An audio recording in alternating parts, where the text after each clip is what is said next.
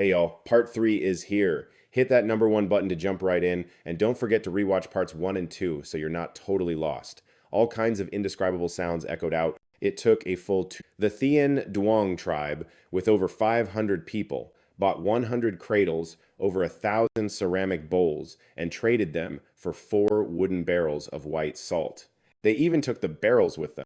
Phuc made a massive haul, getting 50 bulls and cows, 550 white, curly-horned sheep, and 350 full-grown horses of all colors, mostly mares. On top of that, he also got a ton of cowhides, buffalo horns, and beef tendons. This huge score had the entire trade caravan totally hyped. If they could get the herd back to the tribe safely, they knew the chief would reward them big time. The tribe would see them as heroes, and Phuc himself was over the moon. But they had only sold half the goods from their 2 large carts, so he planned on finding another nomadic tribe to sell off the rest. To keep the chief from worrying, Phuc called over 2 young guys who were good at writing Han characters and had them use charcoal to write down their findings on a piece of goat skin. The message included the location of the large lake, the grasslands, the situation with the nomadic tribes, details of this deal, and their next moves. Then he tied this animal hide letter to the leg of his eagle, Azuka, to have it fly back to the tribe with the news. The eagle, Azuka, was sensitive to magnetic fields, so even though it was a 1,000-mile journey, it flew incredibly fast. Delivering the message would take 2 days at most. After sending the eagle off, the trade caravan hit the road again. They brought along 2 ox carts, 40 zebras, and horned deer. They had 950 newly bought livestock, including cattle, horses, and goats. The group only had 40 people to herd this massive crowd, which was a seriously tough job. Even though the Han people had herded horses on the plains before, they had never managed a herd this massive. Luckily, the animals were domesticated and pretty well behaved. However, they were short-staffed and had no sheepdogs. The herd was constantly being harassed by wolves and wild animals, and in just one day, they lost over 20 sheep. Although the warriors were equipped with longbows, they hadn't been trained in mounted archery. They couldn't use their full strength on horseback, so they had to watch helplessly as the wild animals wreaked havoc. These beasts were extremely cunning, even using hit-and-run tactics. The warriors could only stand by and watch the sheep get snatched away. People got discouraged and wanted to retreat, thinking they should take their loot back to the tribe first. If they kept going like this, the losses would only get bigger. Hearing everyone's concerns, Phuc started to hesitate too. Looking at the remaining herds of cattle, horses, and goats, along with the leftover goods, he let out a frustrated sigh. In the end, he decided to push on for 1 more day. If they didn't find another nomadic tribe by then, they would turn back. All the members agreed to this compromise. In the evening, the group arrived at a lush area with plenty of grass and water by a lake. They let the livestock eat and drink, and the members who weren't on horseback patrol took turns going down to the lake to rest, restock on food and fresh water, and also hunt some water birds for dinner. Just then, a few strange figures appeared in the distance, led by a shirtless young man around 17 or 18 years old named Lang. His muscles were solid, he wore an animal skin skirt around his waist, and rode a reddish-brown horse. He was leading 3 young women on horseback, 2 of whom were holding small children. Over a dozen sheepdogs were herding nearly 100 sheep towards the lake. Lang also came to the lake's edge to let his flock drink and took the chance to hunt some water birds for food. He didn't interact with Phuc's group, just rode his horse along the shore, drew his bow, and shot an arrow towards a flock of low-flying wild ducks. Phuc's warriors saw the arrow fly up into the sky but miss every single duck, and they couldn't help but snicker. But just a split second later, the tragic cry of a duck hit by the arrow rang out. It turned out Lang had perfectly calculated its flight path in advance. The injured duck struggled in midair. It means they got chased and caught by some sheepdogs, which then carried them right back to Lang. The dogs were even wagging their tails and barking like, "Good boys!" This whole scene had the merchant caravan totally jealous. One of the guys grumbled, "When are our 7 wolves ever going to be this well trained?" Another dude pointed out that wolves and dogs are totally different. Dogs know how to wag their tails and bark, woof woof. But wolves just howl. Oh, woo. Someone suggested they should try to trade with Lang for a few of his dogs. The dogs could help guard their herds. Who knows? They might even be able to breed some wolf dogs with their own pack of wolves. Phuc thought that sounded like a solid plan and told his younger brother, Da, to take an earthen pot and a small pouch of white salt to go feel. So Da galloped over to where Lang was. The second Lang saw someone coming, he immediately drew his bow and got all defensive. Da gestured that he wanted to trade the pot and the white salt for a dog.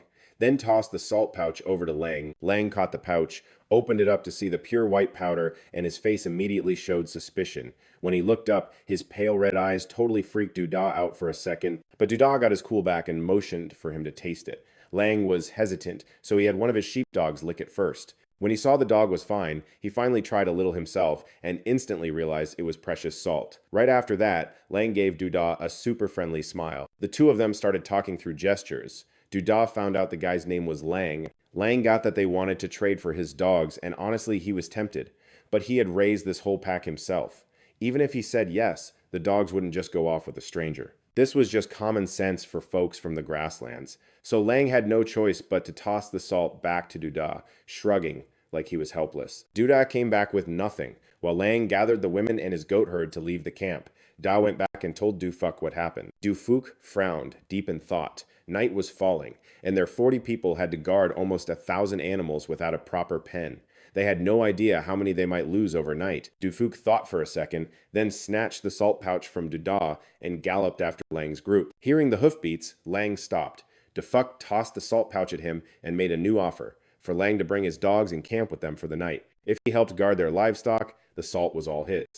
Lang got the message and happily accepted the deal. And, just like that, the two groups teamed up and found a safe spot to make camp.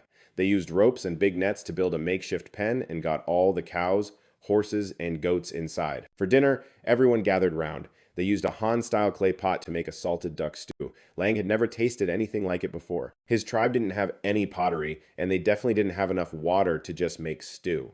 Lang and the women even tried using chopsticks to eat the meat and sip the soup. Over time, he got pretty friendly with Du Phuc, and they started chatting using hand signals. Lang explained that he was originally from a big tribe of about 700 or 800 people, but because he was born with red eyes, the tribe shaman saw him as a bad omen. Some people even wanted to kill him. Others just wanted him banished, so his mom had to tearfully let him be exiled.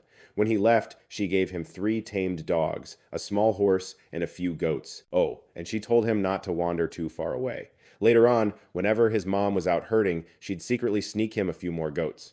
From that point on, Lang started his life as a wanderer, basically becoming a wild man of the grasslands. After a few years of practicing his archery, he became a total pro with the bow and even caught a few wild horses. His goat herd grew to almost 100, and his pack of dogs multiplied to over 30. Once he felt like he could support a family, Lang traded some of his goats with smaller tribes for 3 women. Now, he's got 2 kids, and another one of the women is pregnant. After understanding Lang's whole situation, a certain desire began to stir inside Du Phuc. Lang was a true native of the grasslands. He knew a bunch of different tribal languages, and his skills in both horse riding and archery were top-notch. To the Han tribe, this dude was a real catch. Du Phuc started trying to win Ling over, asking how he planned to survive the winter with a pregnant woman in tow, especially with such a young kid. Ling said he knew a small forest where there were trees to chop for firewood and bushes for his goats to graze. But Du Phuc insisted the Han tribe had sturdy houses, tons of food and water, and that it would be way safer to winter with them. Ling suddenly got suspicious, thinking Du Phuc was trying to steal his goats and dogs. Du Phuc just laughed and nodded, then shook his head saying, if I wanted goats, I could just trade for them with a big tribe. The Han tribe raises dogs too, but not as many as you, and they're not nearly as well trained. This made a lot of sense to Ling, and he started getting curious about the tribe Du Phuc was mentioning, asking about the tribe's location, population, and how much livestock they had. Du Phuc replied, the Han tribe is in the northern mountains. It's more than a month's ride on horseback. The tribe has almost 3,000 people, and besides the livestock with this caravan, we have several hundred more back home. Ling was completely shocked, thinking that with 3,000 people and only a few hundred head of livestock, they would definitely go hungry in the winter. He had seen huge tribes with thousands of people and tens of thousands of goats and cattle. Du Phuc explained, our tribe's horses are for labor. We grow grain to eat. Grain is just seeds that grow on grass, and you can eat them once they're cooked. On top of that, our tribe also knows how to fish and raise other kinds of animals, so we're never short on meat. Our tribe leader is incredibly wise. He taught everyone how to craft things, grow crops, and raise livestock. Ling listened but didn't really get it, especially the whole concept of growing grain, which he just couldn't wrap his head around. The idea of people eating grass seeds was just unbelievable to him. Du Phuc knew Ling didn't get it, but thankfully, the caravan had brought grain with them. He had someone bring over half a sack of rice, scooped up a handful of paddy, and gave it to Ling, saying, these are the rice grains you can eat. Once you remove the husk, it becomes white rice. It's delicious when cooked. I can make some for you to try tomorrow. As he took the handful of paddy, the campfire light made every single grain clear. He thought this was something only for horses and couldn't believe humans would eat it. Ling said he'd seen this type of grass on the plains before, growing in dry places, sometimes reaching as high as his waist, and it would sprout ahead at the top with seeds clustered together that livestock loved. The head of grain even had short barbs. Phuc was completely stunned, guessing that Ling was describing a wild strain of rice. If it could be cultivated on dry land, this would be a monumental discovery for the Han tribe. He excitedly grabbed Ling's hand and asked, "Can you lead me to that grass?" He even promised to give him lots of white salt and pottery in return. Ling was tempted. This grass grew everywhere on the plains, so finding it would be a piece of cake. And just like that, he happily agreed. At the crack of dawn the next morning, Phuc had his men cook white rice porridge and even made a special pot of plain white rice for Ling's family. He was already up super early, sharpening a wolf fang arrowhead and adding a tail to it. Phuc saw this and immediately took out a standard Han tribe bronze arrowhead to give to Ling. He took the arrowhead and was instantly mesmerized, completely amazed by the strange material. Ling's arrows were made from twigs with animal bone tips, worlds apart in quality from this thing. He was in awe, thinking the Han tribe's arrows were true works of art. He asked what it was made of. Phuc replied that it was their leader's invention, and each arrowhead was made of bronze. The entire tribe used this type of weapon. He even emptied out his quiver to show Ling all the arrows, and invited him to try shooting the longbow. After trying it, Ling found that the longbow had a much farther range and was way more powerful than his homemade bow. Phuc seized the opportunity to add, "Our leader is currently making a short bow that's even more powerful. If you join our tribe, you'll get one." Hearing this, Ling's spirits totally lifted, and he asked in shock, "For real?" Phuc was like, "Totally. The Han tribe doesn't shut out outsiders. I used to be a chief of a small tribe myself, and I just brought my people over a few months ago." The two of them ate breakfast together. Ling and the woman had white rice with duck meat, while the other Han tribe members just had some porridge they cooked themselves. Ling tasted the white rice and couldn't stop praising it. He couldn't believe these were seeds from grass. Phuc explained that food is easy to find, the seeds from the grass can be a meal, and the leaves and straw are used to feed livestock, so absolutely nothing is wasted. Ling thought this was a totally brilliant way to get food. After the meal, the group set out to find the next nomadic tribe to trade with, while also searching for the plant Ling had mentioned. Ling's woman and kid rode on the ox cart, while he personally rode a zebra fitted with a saddle and harness. Ling was a master horseman, and with the help of the gear, the zebra ran even faster, not only saving energy but also allowing for a bunch of tactical maneuvers, which is super useful on the battlefield. He thought if the Han tribe had quality short bows along with this saddle gear, they could definitely build a powerful cavalry unit.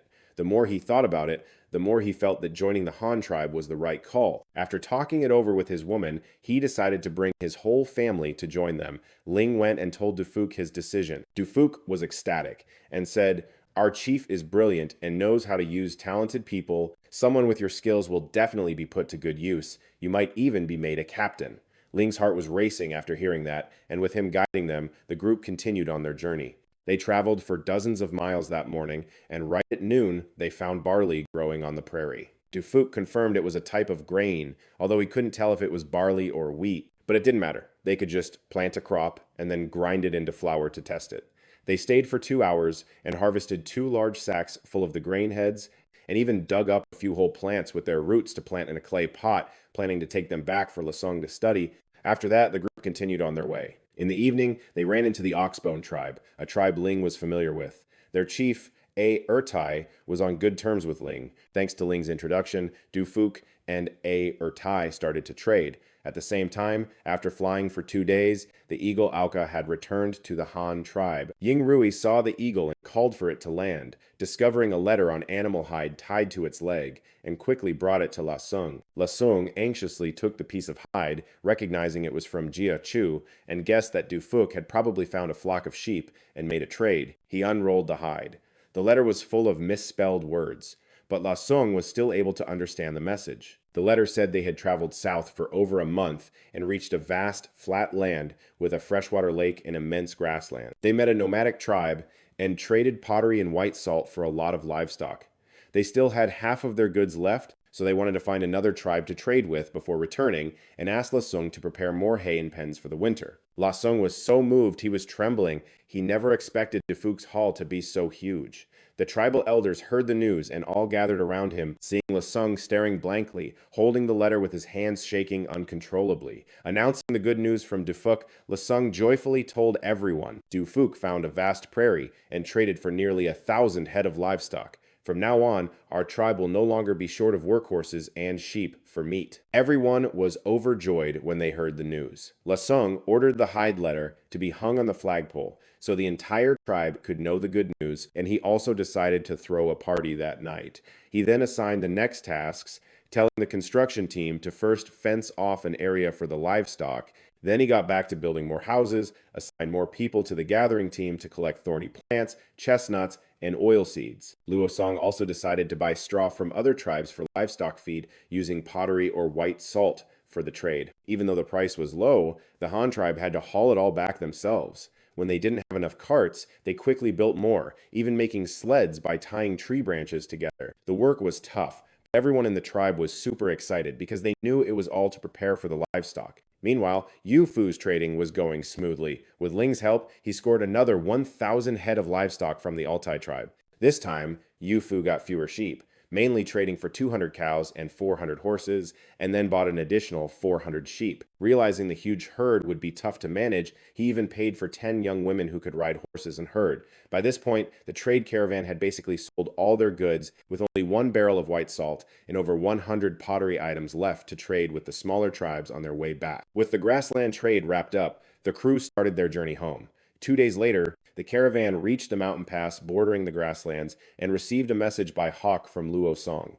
The note was super simple, just telling them to be safe and to hurry back as soon as they sold off the rest of their stuff. Yu Fu was totally thrilled. He was super into the idea of using Han characters to send messages by Phuc and decided he'd learn more Han characters from Luo Song later. Suddenly, he had a brilliant idea and sent a hawkgram back to Luo Song, but this time, instead of writing words, he wrapped a whole stalk of wheat in animal hide, tied it to the hawk's leg, and sent it off. The group continued on their journey. The trade caravan, which started with 40 people, was now 56 strong on the way back, and they were leading 2,000 head of livestock. The massive herd moved through the rugged mountains, looking all majestic and stuff. Wherever they passed, the grass and plants were eaten clean, leaving behind tons of animal droppings. 2 days later, Luo Song got another message by Phuc, thinking Yu Fu was in trouble and asking for help. But when he opened it, he saw it was a bundle of wheat. Luo Song was immediately ecstatic. The nearby chiefs quickly gathered around, tentatively asking, "What kind of plant is this?" Luo Song explained, "This is wheat. Not only can you make porridge with it, but after grinding it into flour, you can make so many more things like noodles, dumplings, pastries, steamed buns, and regular buns. Plus, wheat doesn't need to be grown in flooded paddies. All you need are a few irrigation ditches, even though the yield isn't as high as rice. I'll try planting some tomorrow." As everyone listened to Luo Song explain, they all felt like he was some kind of monster, rattling off dozens of recipes for wheat the first time he'd ever seen it. The elders realized Luo Song had changed way too much, suspecting he was a god or was being guided by one, but either way, they all saw him as a divine figure and followed his every command. Luo Song carefully stored the wheat, preparing for next year's planting season, and then wrote a reply to Yu Fu. He told Yu Fu to gather more wheat seeds and to make sure he returned to the tribe before winter arrived. After getting the letter, Yu Fu immediately hit the road. A few days later, his group returned near the Yu tribe, ready to pick up the 60 spotted pigs they had ordered beforehand. Yu Fu had been away from the Yu tribe for almost a month. The Yu tribe's chief thought the trade caravan had run into some disaster and wasn't coming back. When his tribesmen reported that Yu Fu was back and had brought thousands of livestock with him, the chief was both shocked and jealous. He was worried the Han tribe would stop trading for spotted pigs or would try to push the price down. Yu Fu didn't give the Yu tribe any time to think it over. As the massive herd of livestock passed by, he just unloaded half a barrel of white salt and a few pottery items, collected all 60 pigs, and immediately hit the road again. The trade caravan made much better time on the return trip. Some of the smaller tribes wanted to trade for livestock or tamed beasts, but Yu Fu wouldn't sell the livestock. Only a few of the tamed beasts. Man, time flies. In the blink of an eye, it was already late fall, heading into winter. Phuc was about to return to the Han tribe, his trip having lasted exactly 3 months. Meanwhile, the Han tribe was building stuff up crazy fast. They had already finished 2 livestock farms and a second warehouse to store hay and dried salted fish. They even dug another underground cellar just to store fermented feed for the pigs. The fences for the livestock area were up. Simple pens were built too. Over in the smelting district, they finished a star-shaped blast furnace with one tower just for smelting copper and another one just for iron, and even heavy-duty equipment like cranes were ready to go. Lasung even teamed up with the carpenters to develop a new casting machine to mass-produce iron pots. A brutal winter was just around the corner, but the Han tribe was 100% ready. Construction on the city walls continued. The land east of the river was being prepped to be converted into rice paddies. And just a week before winter officially hit, the busy tribespeople suddenly noticed a distant sound, like a rumbling landslide that made the very ground shake. It was Phuc, leading the trade caravan back to the Han tribe, loaded down with all kinds of loot. When the tribe saw them, they all erupted in cheers and rushed out to greet them. The whole scene was totally wild, like a massive welcome party for returning heroes. Seeing his people come out to welcome him, Phuc was totally overwhelmed with emotion. He urged his caravan to speed up, and the moment he was close enough, he jumped off his horse. He pulled Lasung into a massive bear hug, and the other members of his crew started hugging each other too, sharing in the crazy excitement. "Chief, we're back. And this time, we scored big time." Phuc yelled, "Check out all this livestock, and we traded for all sorts of treasures too." Phuc was hyped as he showed off the herd they brought back. "Haha, awesome. You guys worked hard," Lasung replied. "This is a major win. Go get the livestock settled first. We're going to throw a massive party to celebrate." Lasung slapped Phuc on the shoulder with a huge grin. Just like that, the entire Han tribe dove into a massive party vibe. People butchered a ton of livestock and threw a huge feast to celebrate the crew's success. During the party, Phuc brought Lin, his family, and 10 young women from the anti-tribe to meet Lasung. He made sure to hype up Lin's skills. Hearing that Lin was a pro at mounted archery, Lasung immediately knew he had to make use of that talent. He decided to keep Lin around, gave him the new name Lin Fong, and tasked him with teaching his skills to the tribe. Through Phuc's quick translation, Lin Fong got what Lasung was saying. He got all emotional, dropped to one knee, and swore his loyalty. "I promise I won't let you down, Chief. I'll give my all for the Han tribe." The young women from the plains were also given houses and put in charge of raising livestock on the farm. So, Lasung had Dathu take them to see their new homes, hand out some daily supplies, and show them the ropes of how everything worked. Dathu showed them how to fire up the heated floors and how to cook. As Lin Fong led his family down the brick roads of the city, he stared at the huge granaries and the perfectly neat rows of houses. He felt like he'd stepped into some kind of paradise. This, he thought, was what real civilization looked like. And when Dathu mentioned that the chief had taught everyone how to make everything there, Lin Fong was hit with this massive wave of admiration for Lasung. Even though the chief was younger than him, he was managing thousands of people with such care, giving them all a prosperous life. If he were in Lasung's shoes, Lin Fong thought there's no way he could pull it off. His family was quickly shown to an empty house. Right away, enthusiastic tribe members started stopping by to help out. Some brought water jugs and wooden buckets.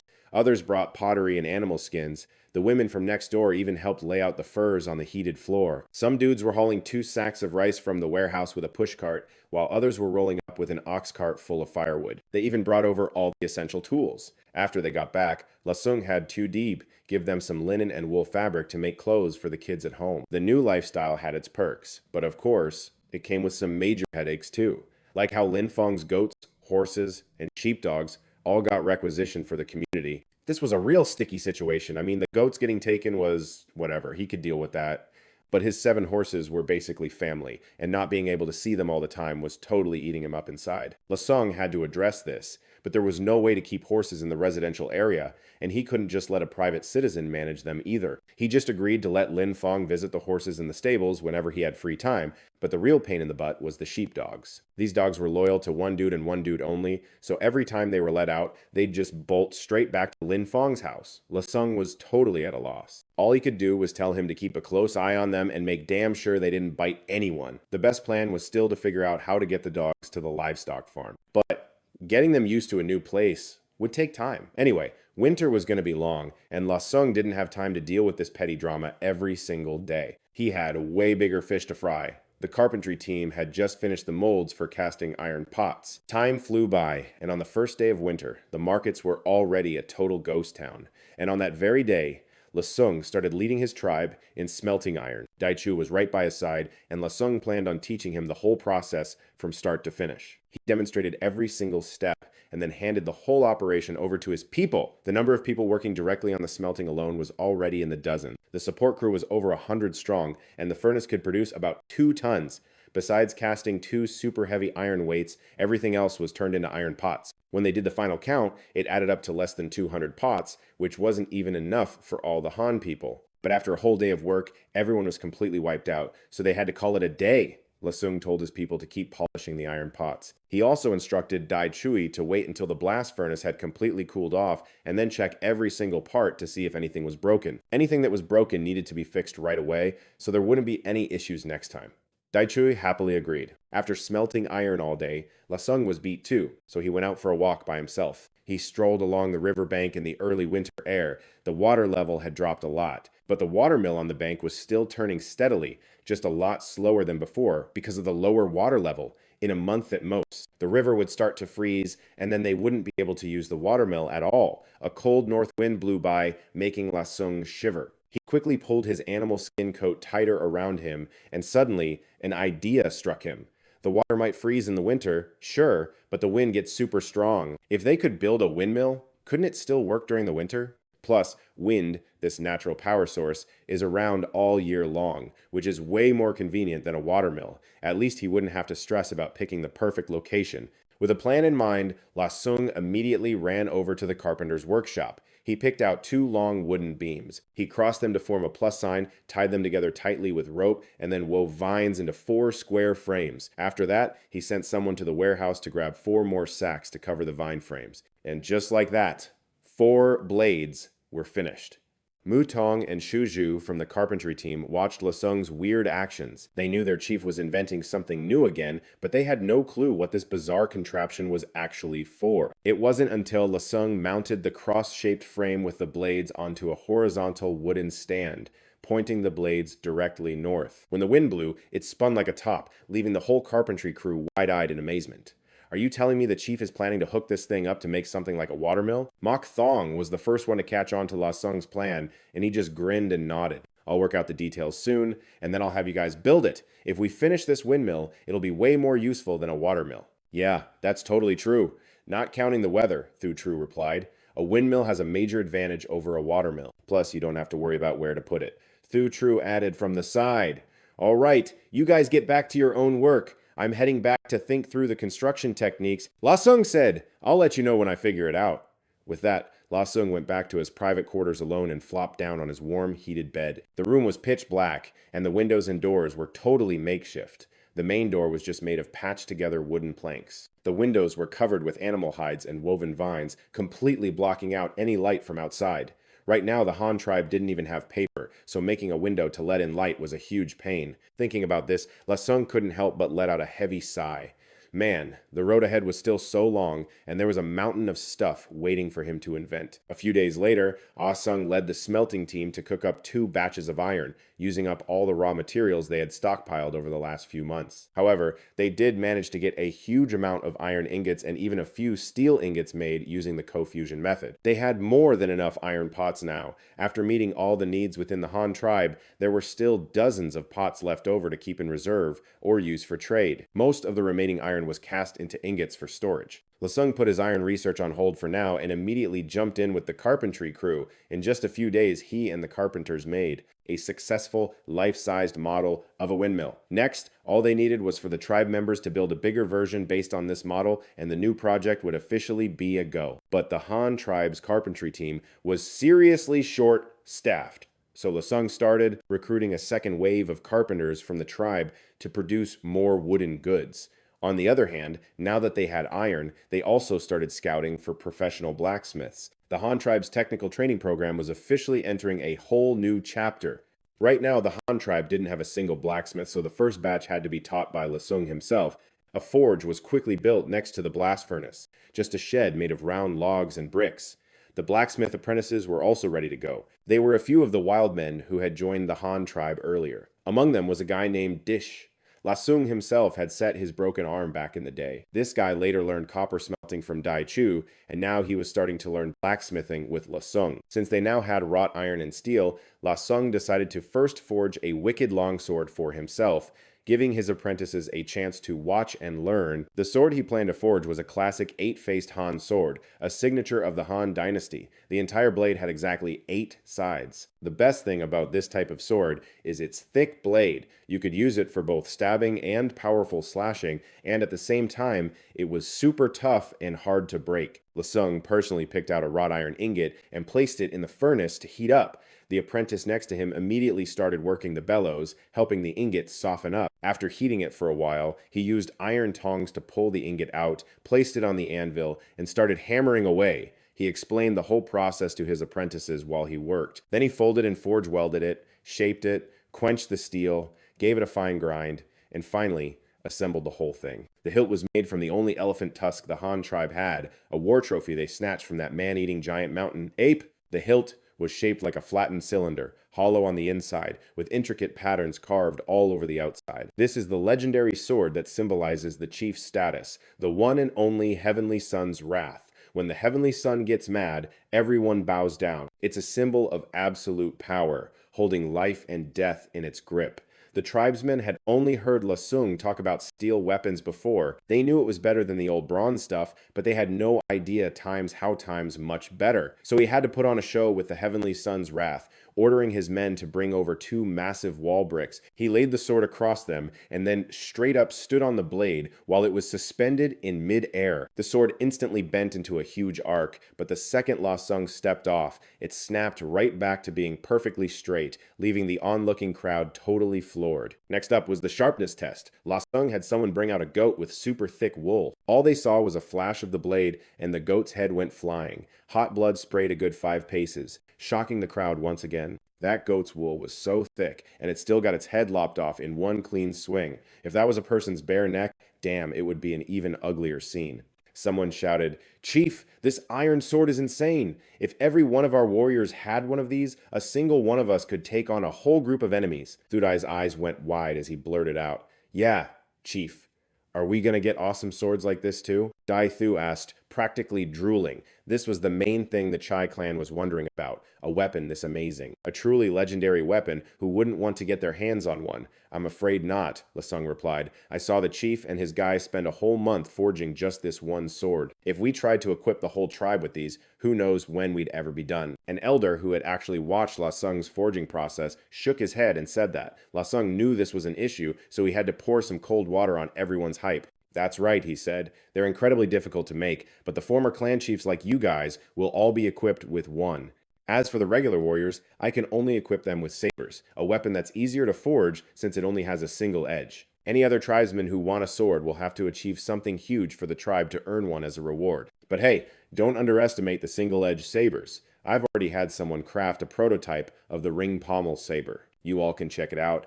Its overall performance is just as good as the longsword. It's just missing the second edge. But that actually makes it safer for anyone who isn't a pro with a sword, because if you're not careful with a double-edged blade, it's really easy to cut yourself. Yo, bring out that ring pommel saber I made for everyone to see."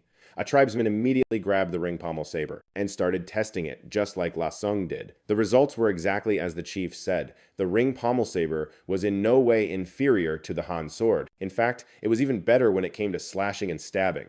Some people even liked the ring pommel saber more. The first month of winter passed, and the Han tribe had only managed to forge one saber and one sword, but other projects like the rammed earth city wall weren't neglected. After months of hard work, it was finally nearing completion. The city wall now reached a height of 7 meters. On top were 1.3-meter high battlements to protect the warriors on the wall. Above the city gate, there was also a watchtower. Inside, 2 winches were installed to raise and lower the drawbridge. The entire watchtower stood 10 meters tall, and on both sides of the inner gate, there were stairs built against the wall. They were 1.2 meters wide, enough for 2 people to walk side by side. This made it super convenient for warriors to get up and down the wall quickly. La Sung was extremely satisfied with the completed wall. The towering structure gave all the tribesmen a huge sense of security. Everyone was cheering their heads off, totally stoked to be living in this impenetrable fortress, which made them feel so So proud and happy, no longer stressing about where their next meal is coming from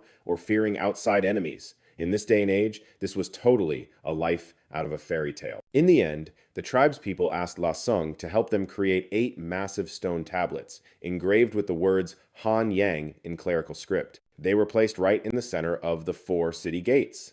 This was the name of the Han tribe's very first city, Hanyang City. This symbolized the Han tribe as a rising sun, destined to soar higher and grow even stronger. By mid-February, deep in winter, La Sung assigned a new task to over 200 slaves. They had to keep building storage, warehouses, and livestock pens. Even though it was freezing cold, La Sung didn't feel a shred of pity for these man-eating freaks. They were slaves, after all, and it'd be a total waste to feed them without putting them to work. He figured that even though he was working them to the bone, La Sung didn't skimp on their benefits. Each one was given animal hides that covered their entire bodies. They got 3 square meals a day, and there was plenty of white salt to go around. There wasn't a ton of actual meat, but they could drink as much meat broth as they wanted. During the freezing winter, just getting to slurp down a steaming bowl of hot broth was pure bliss. Even back in their old cannibal tribe, they never had it this good. So yeah, the slaves were pretty damn obedient. The rule was simple: work and you eat, slack off and you get a beating. And escaping? Not a chance, especially since they'd built the city walls with their own hands, and every gate was guarded. Even if they sprouted extra legs, they weren't getting out of there. For the Han tribe's people, these massive walls were a safe haven, but for the slaves, they were an inescapable cage. A month and a half later, the carpenters finished the windmills, making 2 sets in total. The first windmill station was set up next to the blast furnace, fitted with 2 sets of blades. One powered the forge hammer, and the other ran the stone mill, helping the Han tribe keep grinding ore into powder all winter long. The windmill ran smoothly for 2 whole days without a single hiccup. Once the test was over, La Sung immediately ordered them to build more windmills. This time, it was another 2 similar sets, but these were for the carpentry team, basically the Han tribe's woodworking shop. Using the power from the windmills, they built a few wind-powered sawmills. This would jack up the speed of their woodworking production by a ton. I mean, the Han tribe's houses still didn't even have doors or windows yet. That's because nobody had the time to saw that much lumber. But once this workshop was up and running with a massive supply of raw timber, the Han tribe could crank out anything super fast, whether it was furniture, boats, carts, or even wooden machinery. La Sung had a team of blacksmiths forge the saw blades, and then he showed the carpenters how to build the actual sawmills. He quickly got busy with his next project, which was building an oil press. The Han tribe had a huge stash of oil-rich fruits and nuts, but no way to actually press the oil out of them. With all the new wooden stuff being made, they still had no way to get the tung oil they needed for varnish. So, figuring out the oil press was officially on the to-do list. The process for pressing vegetable oil is pretty much the same across the board. First, you grind the oily nuts or fruits into a fine powder. Then you roast it in a pan and wrap the roasted powder up in cloth or straw. Finally, you use physical force to squeeze out all the oil inside. The press was set up in the new warehouse the slaves had built. La Sung named the place the oil mill. The oil mill was split into 3 sections, with each one specializing in pressing a different kind of oil. One for peanut oil, a second for tung oil, and a third for lacquer tree oil. The design for the press was super simple. First, they cast a bronze tube with holes in the bottom, about 40 centimeters in diameter. On top, they built a big wooden lever-style press that could be raised and lowered with a pulley system, or you could hang bricks on it to add more weight and pressure. La Sung told the oil press workers to adjust the pressure on the fly. Late in February, right when he was showing his people how to build the oil press gear, the gloomy sky just unleashed a massive snowstorm. This time, it snowed all day long without letting up, and the snow in the city square piled up like 3 feet deep. For the Han tribe, who were totally prepared, this snowstorm was nothing. But for the smaller tribes, it was a straight-up nightmare. They were running low on food and fuel, forcing them to risk it all and head outside. In past years, when this kind of stuff happened, they'd usually go hunting to survive. But this winter, there was a new option: the Han tribe's market. Even though they had no idea if it was even open during the winter, they had to go check it out for themselves. I mean, what if it was their only shot at making it through? Speaking of the Han market, since La Sung decided to use livestock as the main currency, the Han tribe was now totally stacked with animals. On top of having enough for the whole tribe, they could even use the extra livestock to make luxury goods, like those awesome leather drums. Last spring, they only had one of those leather drums for the festival, but now they had a whopping 8 of the same size. They were set up on both sides of the 4 city gates to be used as alarms for defense. Over 10 warriors were posted at the 4 gates, with 4 guards at each one. 2 of them were in the gate's watchtower, staying warm by a fire. And that's when Lasung cooked up a genius plan. He was going to build the new city and boost the Han tribe's population all at once. The plan was to set up a permanent market right there in the new city. He'd send a few hundred of his people to guard the place, and at the same time, recruit workers from the nearby tribes. Lasung planned to trade food and supplies for their manpower. These workers would live and eat right alongside the Han folks, and while they were building the city, they'd slowly start to become one of them. Once the city was done, Lasung would basically tell them they had to join the Han tribe if they wanted to stay, and seeing the city they built with their own 2 hands, of course they'd be happy to stick around. And just like that, Lasung only had to spend a few supplies. When these workers officially joined the tribe, all those supplies would just circle back to the Han tribe, like it was all spent on his own people anyway. A zero-loss game, basically. Later on, Lasung used this exact method to grow the Han tribe at a crazy fast speed. Once the population got big enough, he could even split his forces to build a bunch more new cities. The population was going to skyrocket.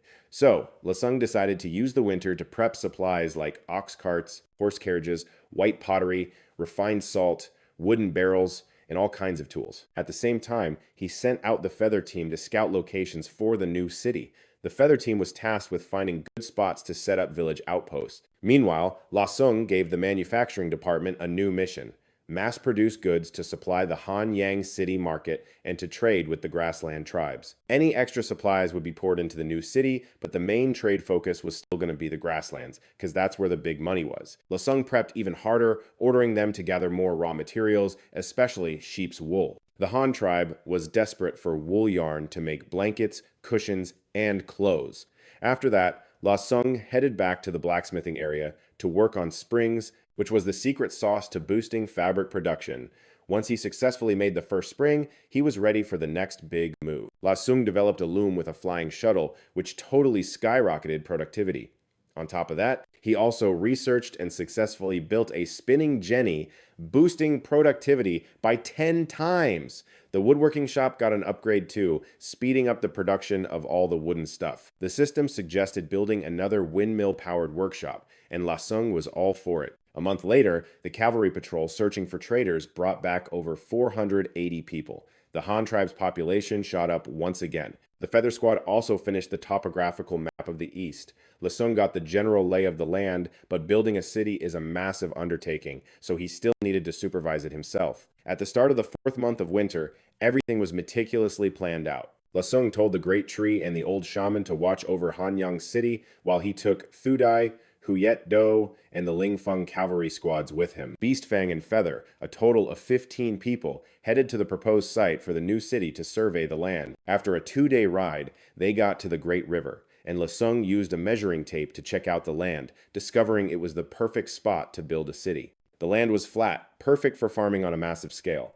This place could totally feed a huge population. Lasung decided he would carefully plan out the new city once he got back. A scout team was sent to check for resources in the nearby mountains, and they discovered swordgrass to the north, a plant that could be used instead of bamboo to make all sorts of stuff like cooling mats, curtains, and hanging blinds. The southern mountains had paper mulberry trees, and their bark and sap were loaded with fibers, perfect for making paper. Plus, there were star, anise, scholar trees, willow, poplar, and pine, all super useful types of wood. The scouts even found a spot perfect for building a village, which could act as a midway point between Hanyang City and the new city, for raising livestock and offering services. After the scout team got back to the Han tribe, Lasung got the survey report. He started planning the new city's construction from his base in Hanyang City, but when spring rolled around, the Han tribe had to deal with plowing and planting, so building the city had to be put on hold until after the spring season. In the last month of winter, the trading cavalry brought back another 300 people. Adding to the previous count, the population increased by 817 people over the winter. The Han tribe's total population hit 4,000 people. Spring arrived, and Lasung was now 12 years old. The Han tribe also saw a new batch of young adults come of age. It wasn't a huge number, only about 100 people, but as spring came around, the big annual festival was held again, but this time was kind of special. It wasn't just the Han tribe folks participating, because spring was back in the air, and the monthly market reopened too. However, this first market of the year wasn't about trading goods, but it was a chance for the tribes who had learned rice cultivation to come to the Han tribe and learn about spring planting And besides learning about farming, the big matchmaking event for the beginning of the year was also moved to the Han tribe's market.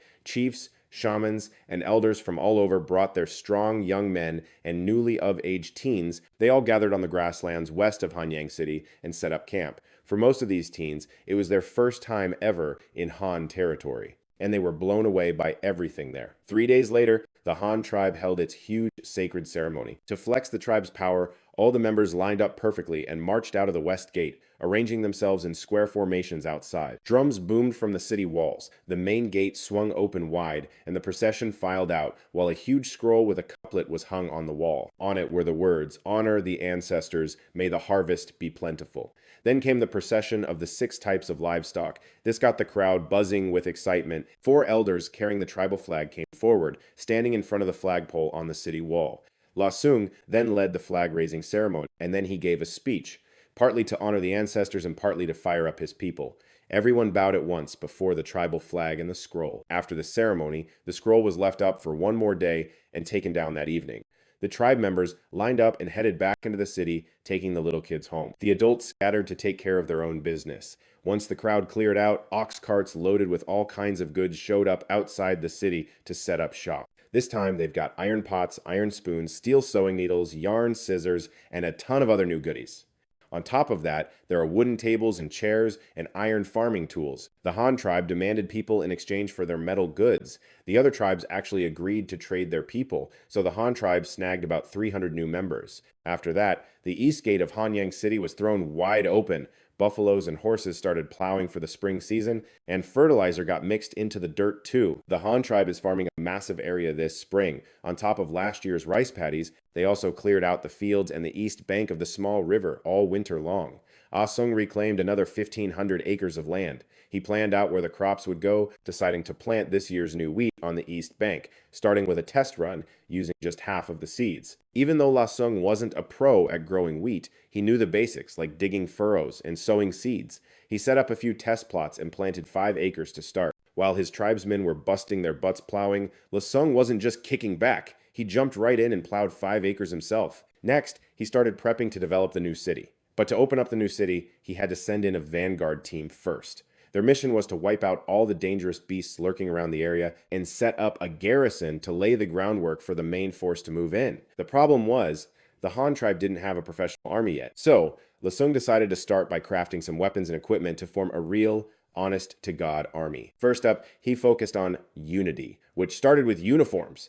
The Han tribe had some hemp cloth, enough to gear up over 100 guys. La Sung ordered his people to dye the fabric iron red. The uniforms were to be double layered, and to top it off, they'd get black, short-style military boots made of buffalo leather. The soles were a combo of buffalo, leather, and ebony wood, and they even carved anti-slip treads into them. Okay, boots are done, but you can't go to war without armor. La Sung decided to go with some simple leather armor made from raw buffalo hide. The infantry armor was basically a pullover vest with a split hem. The front chest plate was painted yellow and stamped with the character for courage, and they threw in 2 leather bracers for good measure. The cavalry armor was even simpler, just a single piece of plate armor strapped on with a belt. The basic design was pretty much the same as the infantry's, but the hem was a little longer and split into 2 flaps on the left and right. They also got leather helmets round with a pointy top, a brow plate, and a crest. Once the leather armor designs were locked in, it was time for a weapons upgrade. The new standard issue spear was forged from steel with a flat 4-sided pyramid-shaped tip and a socket on the end for the shaft. The spear's tassel was actually super important for gauging the power of a thrust, plus it helped distract the enemy. The new standard issue spear also came with a multi-purpose military shovel. The gear for the sword and shield guys was pretty sick too. They got rectangular shields made from wooden planks with a slightly arched surface and reinforced with fixed ribs. The shields had half-moon notches on each side, making it easy to stab through with a sword while in a shield wall. The sword and shield soldiers were armed with the Yanling Dao. It was a decent length, and these soldiers also got a military shovel as a sidearm. The cavalry's main weapon was a lance, and their sidearm was the military shovel, though they'd get Miao Daos later. The Miao Dao is a long saber, which is totally perfect for fighting on horseback. The archers stuck with longbows and were also issued military shovels. By the first month of spring, the Han tribe had finished up all the spring planting and weapon crafting. Lasung started picking out soldiers from the strongest young men in the tribe, forming the first ever professional army that was exempt from normal labor. The entire tribe had over 4,000 people, but for now, they could only put together one unit of 155 soldiers. After the trade fair for the second month of spring wrapped up, Lasung gathered all the adult men in the central square. He announced he was going to select a group of elite warriors, 155 of them in total. These soldiers will get some seriously sweet perks. They'll only answer to the chief, and their job is to protect the tribe and its people while also expanding their territory. The selection process is split into 4 different military units, and everyone will get standard issue gear. Sung had 4 models show off the new gear, and the tribe's people were totally wowed. After that, the first round of tryouts kicked off. The men had to run 4 laps around the city walls, and the first 300 to finish would be chosen. Lasung used this long-distance run to make sure his soldiers had top-notch stamina and could handle the weight of wearing armor in a fight. 1 lap around Hanyang City was almost a mile, making 4 laps nearly 4 miles long. For these primitive people, this was a hell of a challenge, but Lasung believed they could pull it off. During the tryouts, he stood on the wall watching everything. After 1 lap, the pack started to thin out, but nobody was giving up. By the second lap, a few guys collapsed from exhaustion or started throwing up, getting helped off the track and cut from the competition. By the third lap, everyone's pace had slowed way down, but most of them were still hanging on. At the end of the 4th lap, Lasung was waiting for the top 300 guys at the city gate. He handed them identification tokens. The first group of 20 who finished were all potential candidates for officer positions. The second group of 80 people were a good fit for the sword and shield unit. The third group, with 120 people, were slated for the spearman unit. The rest of the runners trickled in after that. Once he counted 300, Lasung gave the signal to end the round. The guys who didn't make it just collapsed on the ground to rest. The 300 qualifiers returned to the square, waiting for the second round of eliminations. This time, another half would be cut. After a half-hour break, Lasung announced that round 2 was a martial arts tournament, and participants would draw lots to choose their opponents. No weapons were allowed. You had to take down your opponent with your bare hands to advance. The young men drew wooden tags, found their opponents, and lined up. Lasung called out each pair, with 30 people fighting at the same time per round. The matches began. Everyone was using pure brute force, no special techniques to determine the winner. Lasung noticed one group fighting back and forth fiercely. Then there was the scrawny Chai Dada and the chubby Hu Manchang, who were wrestling so hard it was impossible to tell a winner. He was seriously impressed by these two and was already planning to give them priority. Sung offered to fight both Chai Dada and Hu Manchang. One was fat and one was skinny, a total contrast. One tall and one short, creating a striking visual. Lasung had a commanding presence. His aura was extraordinary, and his eyes radiated confidence and determination. Hu Manchang was built like a truck, with clearly defined muscles, giving off a vibe of unpredictable power. Chai Dada, on the other hand, was skinny, and his movements were nimble, with a clever sparkle in his eyes. The 3 of them stood in the middle of the ring, while the surrounding tribespeople watched, holding their breath. They were waiting for a legendary showdown. The match began. Chai Dada rushed in first, using his speed advantage to charge at Lasung like a whirlwind. He planned to use a Heart Blossom kick to take his opponent down, but Lasung was already prepared, effortlessly dodging and launching a lightning-fast counterattack.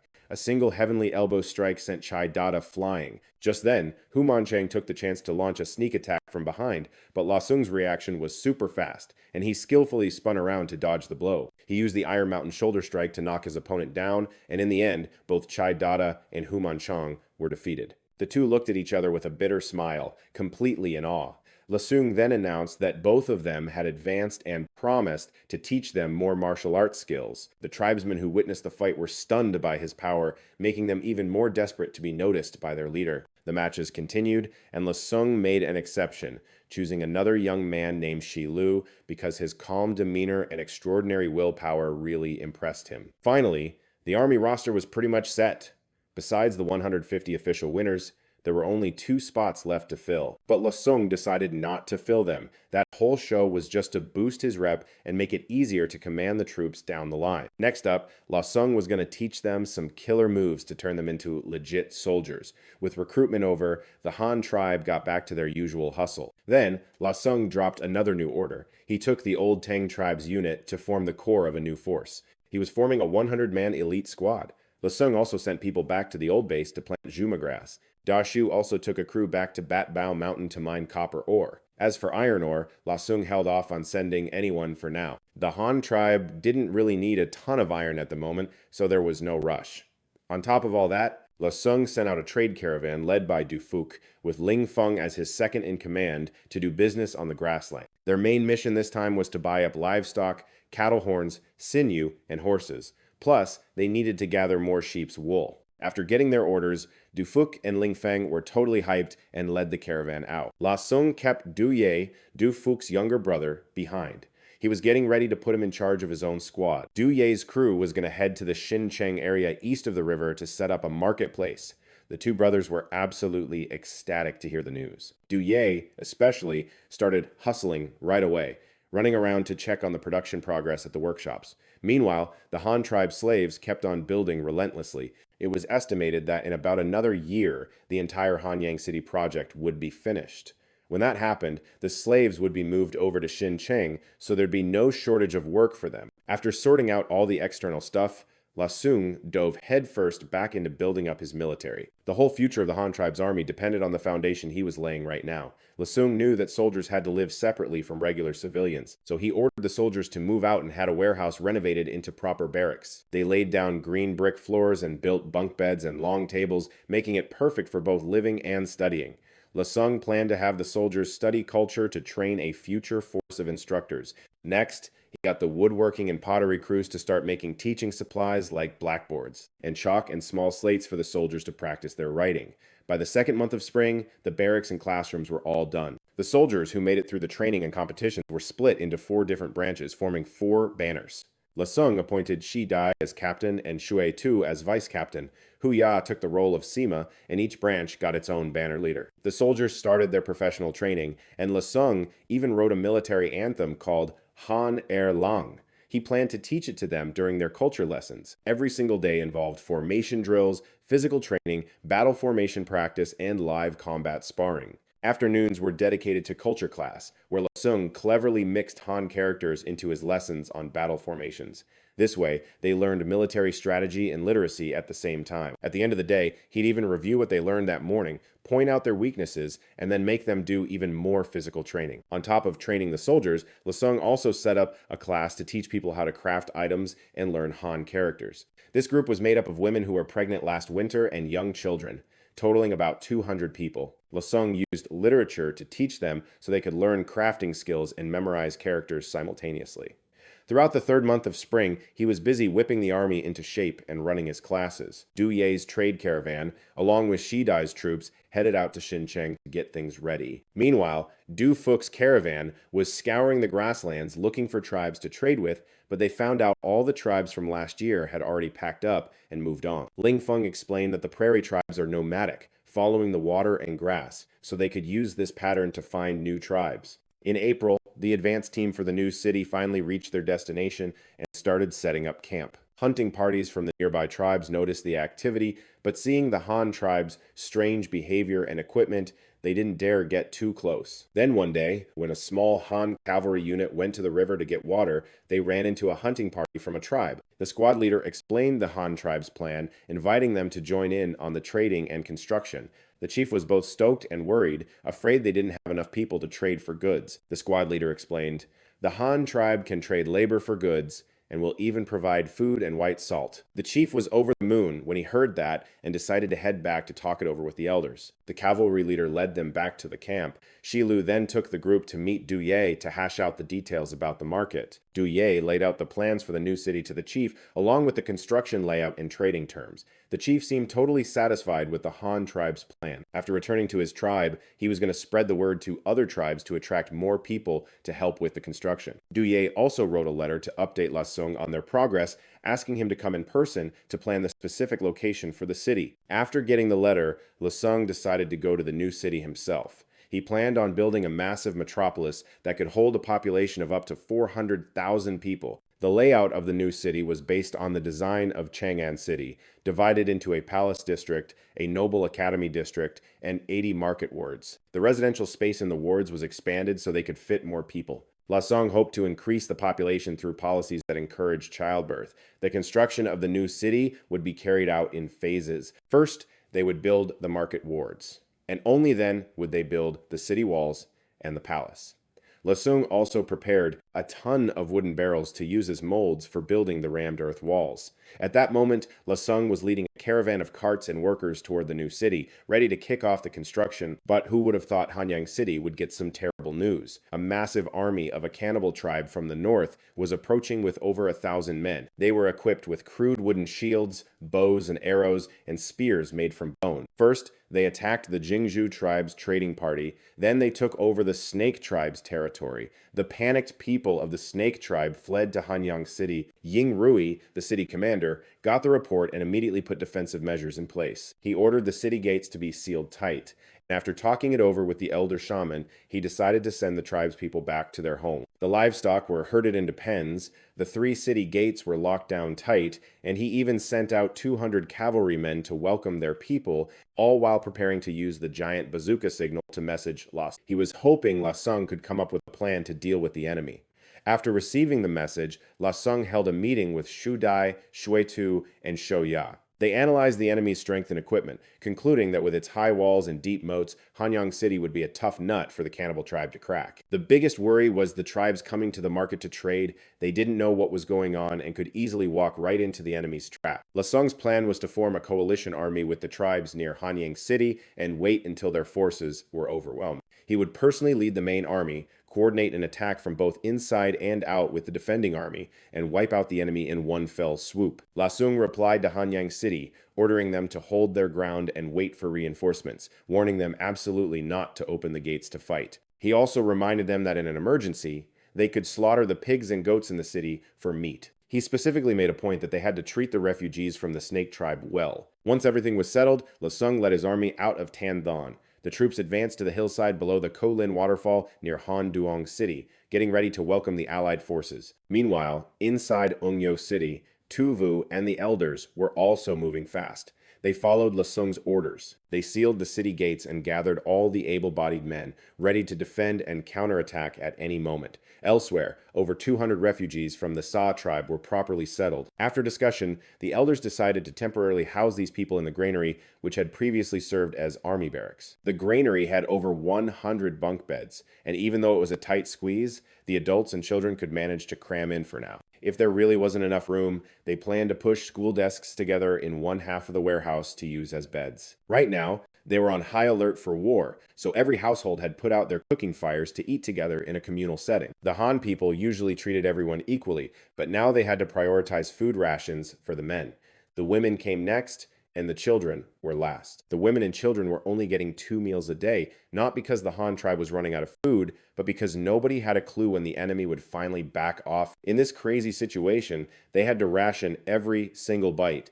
Every bit they saved meant they could survive for one more day. Just as Han Duong City finished its war preparations, Lasung started his journey back. By then, the army of over 1,000 cannibals had already closed in on the city walls just as the sun was coming up. These savages were shirtless, wearing loincloths made of animal hides or some kind of green leaves. Their bodies were covered in mysterious white pattern. They had some kind of unknown vines wrapped around their foreheads. And even though they weren't in perfect formation, they weren't totally disorganized either. You could faintly see multiple squads, each with about 40 guys, led by a captain rocking a necklace of hand-sized skulls on his chest. Their gear was exactly the same as the cannibals they'd met before, but their ranks didn't just have humans, there were also a ton of man-eating red-furred giant apes. This time they brought over 40 of them. Even standing among a force of over 1,000 people, Lasung still stood out like a flame in the pitch-black night. Prisoners from the Za tribe and the Kin Jiak tribe were also being marched along with this army. They were tied up in long chains, with the restraints right on their vital pressure points. Every single one of them looked completely out of it, like a starving ghost. Their necks were locked in yokes, lined up in a long row, about 30 of them in total, guarded by a few monkey demons. The giant apes held the ends of the ropes, dragging them like a pack of hunting dogs. The 200 antelopes they caught yesterday were already half gone. They must have been fed to those monsters. The remaining herd of less than 100 was also tied together and led with the army through the dangerous mountains and forests, finally appearing. They emerged from the southwest, which was the Spirit Tribe's original territory.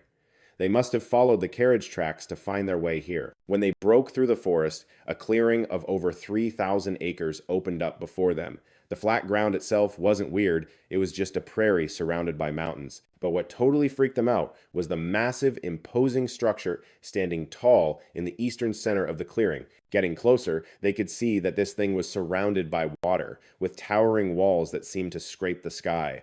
The entire surface was made of green bricks that looked just like mountain rock. The wall was perfectly smooth, with no gaps, offering no place to climb, like a sheer cliff carved by the heavens. The only thing was, right in the middle of each of the four walls, there was a gigantic wooden plank covering the surface. The curious crowd moved toward the west gate. They saw that the carriage tracks on the ground led continuously right up to the western moat and then just vanished without a trace. Looking at the huge wooden plank right where the tracks ended, it seemed like everyone suddenly got what was happening. Just then, a racket from below the walls totally caught the guards' attention. It was barely dawn, so visibility was still pretty hazy. About 10 soldiers from the watchtower poked their heads over the ramparts to see what was up. The second they looked down, they saw countless bronze warriors swarming below the city walls, along with these giant apes that were like twice the size of a normal person.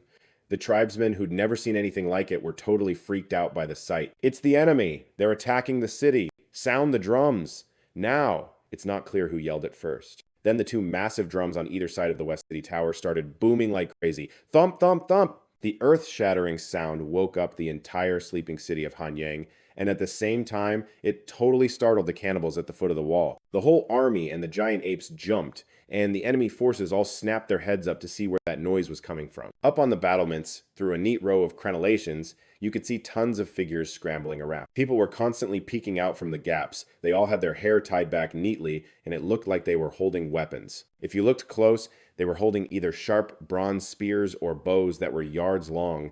This sight immediately got the enemy's full attention. The hairstyles weren't the main thing, though.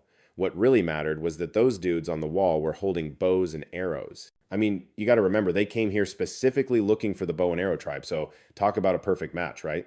Outside the west gate, the red-furred giant ape spotted the people on the wall too. It let out a furious roar, got a running start on its short legs, and then launched itself high into the air. It cleared the 13-foot-wide moat and slammed right into the smooth wall, but damn, the giant ape only made it about 16 feet up. It lost all its momentum and couldn't climb any higher. The wall was too smooth, no grip at all, so in the end, it just scraped at it uselessly a couple of times. Then with a massive splash, the giant ape fell right into the moat, sending huge waves everywhere. Water crashed against the city wall and the far bank, soaking the other giant apes and bronze warriors nearby like drowned rats. The air was instantly filled with a bunch of cursing and the angry growls of the giant apes.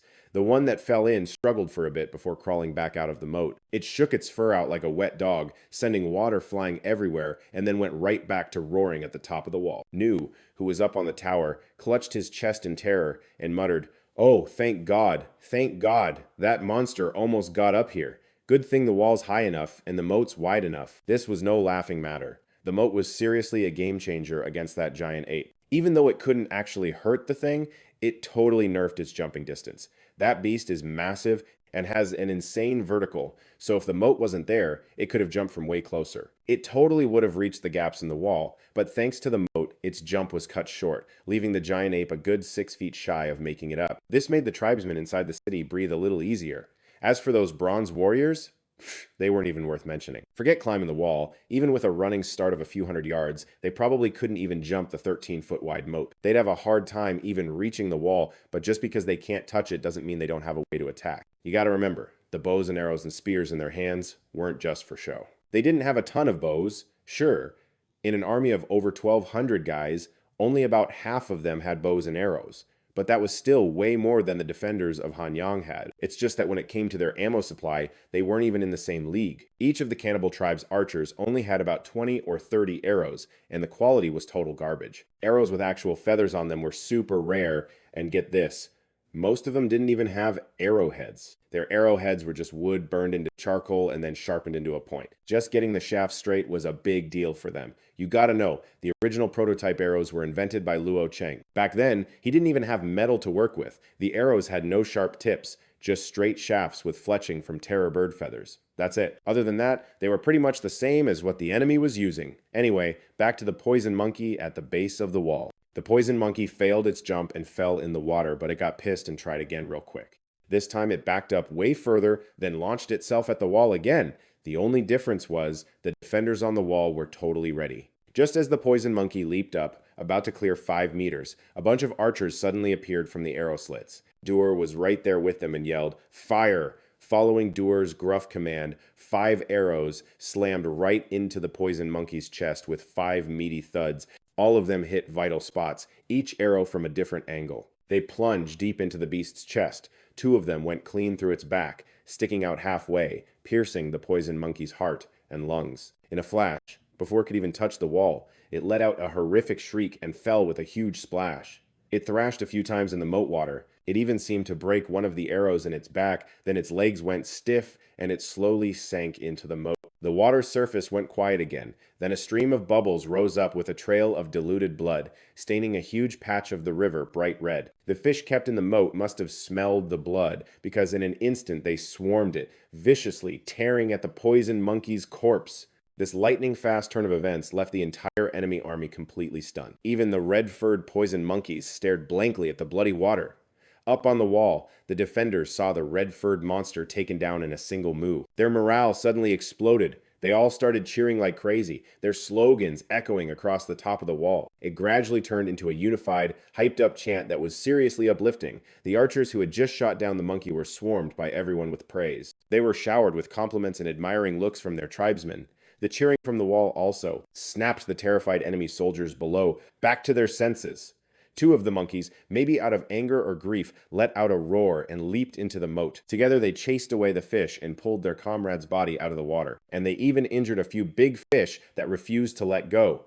The 2 monkeys grabbed the fish from the corpse and chucked them right at the top of the wall. They didn't hit anyone. The soldiers dodged them easily. The other monkeys immediately ran over, surrounding the body and screaming non-stop. One of them even pulled out a Han tribe arrow stuck in the corpse, and with all its might, snapped it in 2. Seeing their comrade's body, the remaining monkeys went completely ballistic. They all charged the base of the wall at once, trying to leap up and kill the people who murdered their friend with arrows. Ying, Rui, and Duer saw the situation and quickly arranged their forces, moving all the archers behind the battlements. Just as the horde of monkeys leaped up, the archers all let loose a deadly volley, followed by another round of sickening thuds. This time, 2 or 3 monkeys that charged up together all got hit and fell. The ones hit with multiple arrows died on the spot, but some of them weren't too badly wounded. After falling into the water, they quickly climbed back onto the bank, baring their white fangs, and forcefully yanked the arrows out of their bodies. Every time an arrow was pulled out, it took a whole chunk of flesh with it, or made the old wound way bigger, and the blood just wouldn't stop flowing. Even though they're not dead yet, they're probably goners. This round of fighting ended with the wooden monkeys getting totally wrecked. After taking some heavy losses, the wooden monkeys finally got a clue and stopped their suicide mission of climbing the wall. That thing is seriously way too high. There's no way they could have made it to the top anyway, so they finally just gave up. But that didn't mean they were done trying to attack in other ways. It's not clear who gave the order, but about 600 archers suddenly rushed up to about 20 meters from the base of the wall. Then they all drew their janky-ass bows and unleashed a storm of arrows at the defenders on the wall. Arrows were flying everywhere like they were free. They just rained down on top of the Thien Duong wall. But for real, how much damage can you really do with some shoddy bows and arrows? The bows were all lopsided, so how were the arrows supposed to fly straight? You could just hear them thudding uselessly against the wall non-stop. Some arrows didn't even make it and just dropped onto the cliff face, while others completely overshot the wall and landed somewhere inside the city. Meanwhile, the soldiers on the wall were already ducking behind the battlements, so forget casualties. They didn't even get a scratch. The 600 cannibal archers fired like 7 or 8 volleys and got absolutely nothing for it. The captains down below were screaming at them to stop shooting. That's because they were already running low on arrows. Each guy only had like 30 or 40, so they couldn't just be wasting them like that. Seeing the enemy's arrow storm do jack squat, the soldiers on the wall started cheering their heads off, their morale totally skyrocketing. The enemy down below was a different story though. Some were all mopey and fed up. Others were freaking livid, but there were a few clever ones in the mix. They knew their gear was trash, so they decided to switch to a more primitive strategy. Some dude yelled out an order, and right away a big chunk of the crowd at the bottom of the wall broke off and started running for the river. They didn't even glance at the wild rice paddies, just spotted a main path through the fields and followed it straight to the water. The rice paddies were just a muddy mess, and nobody was about to slog through that crap. A few hundred of them ran to the river and were back in a flash. Each dude was lugging a few river stones, and they started piling them up at the foot of the wall. The giant red-furred apes saw the rocks and their eyes totally lit up. Without wasting a second, they snatched up a rock and chucked it right at the silhouettes on top of the wall. Yingwei had just stuck his head out to look down when he saw a dark blur flying straight at his face. He yanked his head back, and a second later, bam! The heavy thing slammed into the wall. The fist-sized rock smashed right into the edge of the wall and then bounced off into the protective moat down below. That was all the inspiration they needed. The other giant apes and the warriors all jumped into action, scrambling to grab rocks and hurl them at the city wall. In an instant, hundreds, maybe thousands of river stones started raining down like crazy. The soldiers hiding behind the wall's edge were all curled up, covering their heads. A bunch of them got hit and started screaming in pain, and some got injured right on the spot. "Get off the wall now! Leave a few guys in the watchtower. Everyone else, get down here immediately." Yingwei covered his head and bolted into the watchtower. Hearing the command, the other soldiers scrambled to get off the wall. One dude got clocked by 2 rocks on his way out, his face all twisted in pain, but he got lucky. In the end, they all had to make a mad dash through the hailstorm of rocks. They ran down to the inner base of the wall to avoid the flying stones. The elder and Ziyu, who were watching from the gate, were totally shocked by the whole scene. After thinking for a sec, the elder immediately gave an order. "Go check the workshop. I think I remember a bunch of spare shields in there. They're the ones the chief got ready for the army expansion. Bring every last one of them here. If not, even wooden planks will do, as long as they can block the rocks." One ear, who was standing nearby, heard this. His eyes instantly lit up. Without a second thought, he bolted straight for the lumber mill. The other warriors immediately ran after him. The rock shower didn't last long and stopped pretty quickly. That's because every time they run to the Stone River, their supply is limited, so they run out of ammo after a few volleys. Right when they were running back to the Stone River, Wood Ear and the others brought a ton of shields and wooden planks from the woodshop. A whole crew swarmed back to the top of the wall. The warriors who just got injured were taken to the medical tent in the barracks to get patched up. The clan chief saw about 10 wounded soldiers being carried down and immediately rushed to find Ziyu and the elder to ask for herbs and medical supplies. He needed to get ready to treat his clansmen's wounds. The Snake Clan was known for being great at healing, after all. They even supplied a ton of medicinal ingredients to the Han clan in their daily trades. This was the perfect time for them to shine. The elder was thrilled to hear it and personally led the Snake Clan chief to get the supplies. A few minutes later, the second wave of the rock attack started. But this time, the warriors on the wall were totally prepared. Some guys held shields alone, while others teamed up in groups of 2 or 3 to carry the huge wooden planks. The sound of rocks thudding against the wooden planks was non-stop, but this time, nobody got hurt. Their morale, which had just taken a hit from the rock attack, came roaring back. Ying Rui got even cockier. He propped up a giant wooden plank to block the arrow slit, just to flex on the enemies below. "I've got a shield now. You still can't do squat to me." This taunt worked like a charm. After hearing the pitiful screams from the wall earlier, the savage warriors below got all hyped up again. They thought after trying everything, they'd finally found a way to deal with them. So they started chucking rocks even more furiously, but after just a few waves, the top-knot defenders on the wall already had a way to handle it. Seeing the dude in the shiny silver helmet on the wall ducking behind a huge plank and smirking, the savage warriors below instantly lost all their will to keep throwing rocks. Only the flesh-eating apes refused to back down, stubbornly chucking rocks right at Ying Rui's plank. The strength of those giant apes was insane, making the plank slam and rattle, and even forcing Ying Rui to stumble back a few steps. He didn't dare to stay out in the open anymore. After taking more than 10 hits, he ducked back behind the arrow slit. After that rock assault, the savage warriors of the cannibal tribe had basically run out of options. A whole bunch of them just circled the city walls a few times. They still couldn't find any weak spot to break through, so they were forced into a standoff with the defenders of Hanyang City. All 4 gates are blocked. Let's see how you're going to handle this. You can't just not eat or drink forever, right? If you don't go out to hunt, you'll starve to death. Let's see if you'll poke your heads out then. It was pretty normal for them to think like that. They'd never actually been inside Hanyang City, so they had no idea what it was like. They definitely didn't know what the citizens ate and just assumed they had to hunt every day, just like them. As the fighting died down for a moment, Ying Rui went to patrol the city walls. Seeing all 4 gates blocked, he could only shake his head helplessly. Even though he had the power to break the siege, Luo Chong had already given strict orders not to leave the city to fight. Besides, if they actually fought back, the Han clan would definitely take some losses too. The chief probably figured as much. Otherwise, why wouldn't he let them counterattack? The 2 sides were stuck in a stalemate. Meanwhile, Vu had his men gather up the rocks the enemy threw and bring them to the top of the wall. This way, they didn't have to gather their own rocks and could just drop them right back on the enemy's heads. The siege of Hanyang City had hit a total stalemate.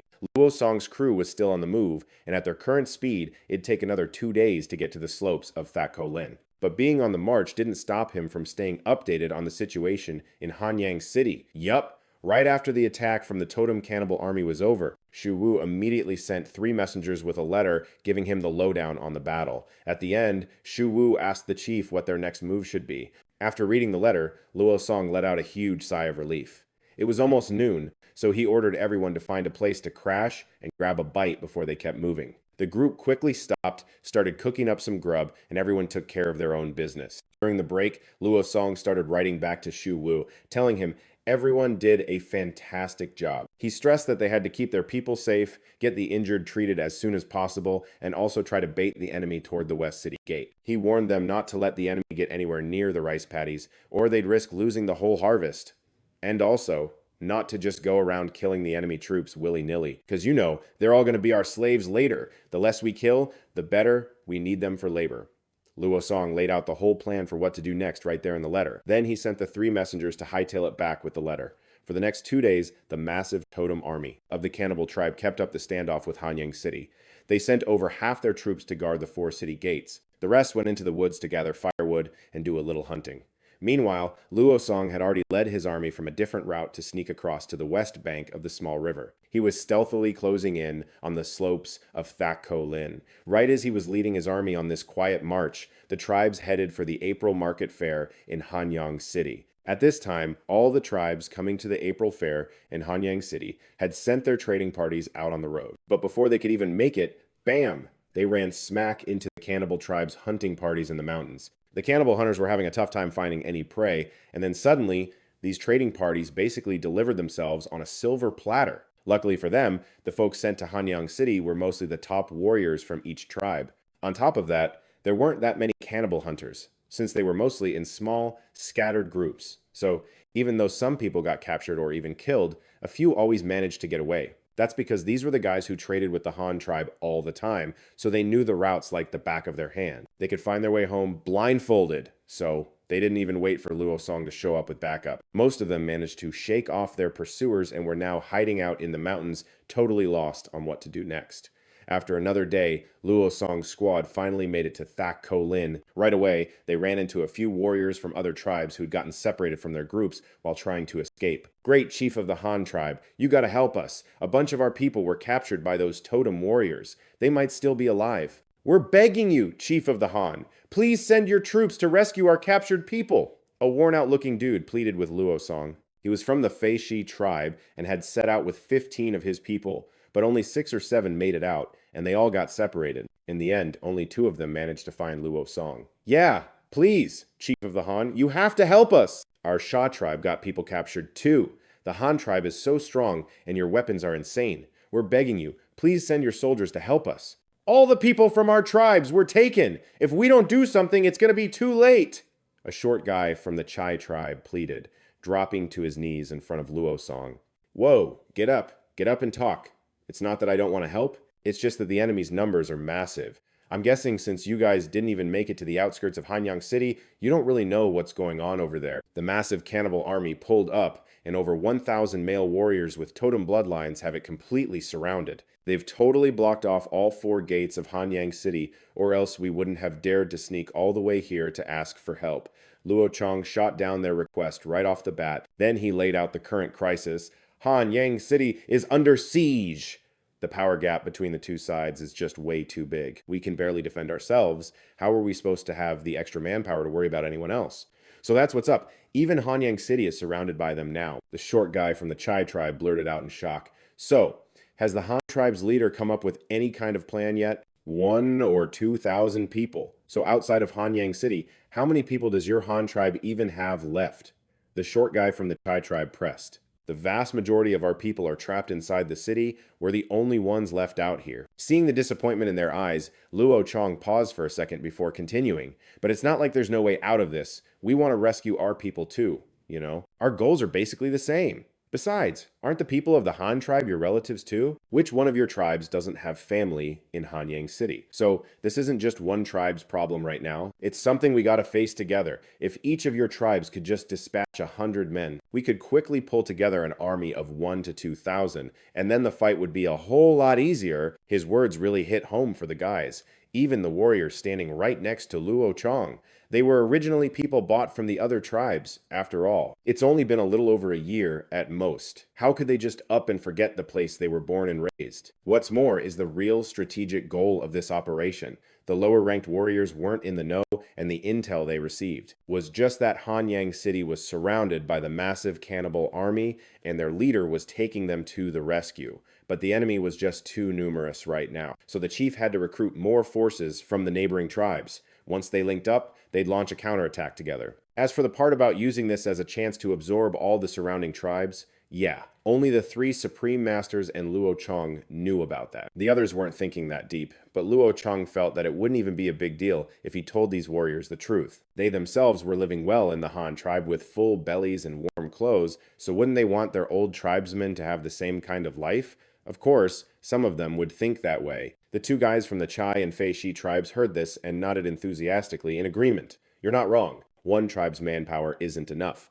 So if everyone pitches in, we can definitely gather 1 or 2,000 people. Leader of the Han tribe, your analysis makes a lot of sense. But even if our 2 tribes send people, we'd only get 200 or 300 guys at most, which is still not enough to match their numbers. The short guy from the Chai tribe said, yeah, just our 3 tribes is obviously not enough. But I've got a way to get the other tribes to send troops. The Zhao and Shi tribes were also attacked. The remnants of the Shi tribe's army already got into Hanyang City. Now they're trapped in there and can't get out. But the Jiao tribe also has 3 of their people inside the city. I can find a way to get them out. Tell them to go back to their tribe and round up troops. They can probably gather 100 to 200 people, and the other tribes will definitely come to back us up. A Chong laid out his analysis for the group, but their tribes were all super far away, and the round trip would definitely take a ton of time.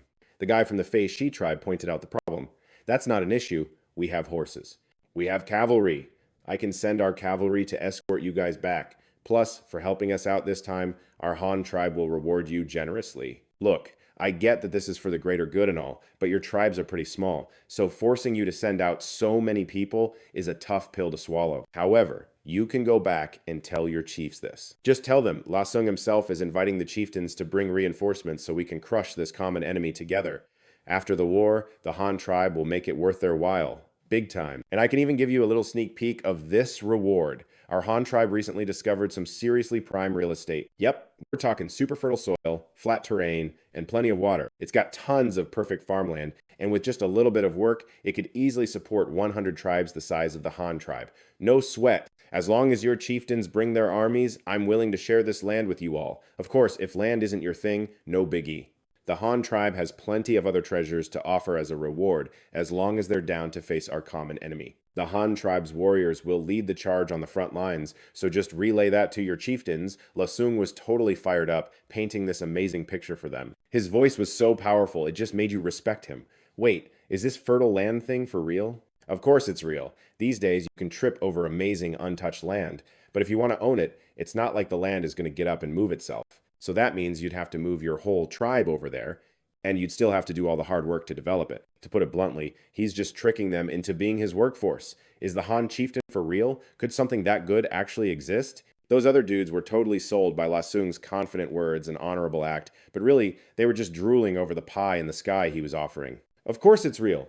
I'm the chief of a massive tribe with thousands of people, and I've got more treasures than I can count. You think I'd lie to you guys over something so petty? Just relay my message exactly as I told you, and I promise I'll make good on my word. La Sung guaranteed it with a totally chill look on his face. All right, we'll head back right away to rally our troops. We just hope the Han chieftain can send some people to escort us.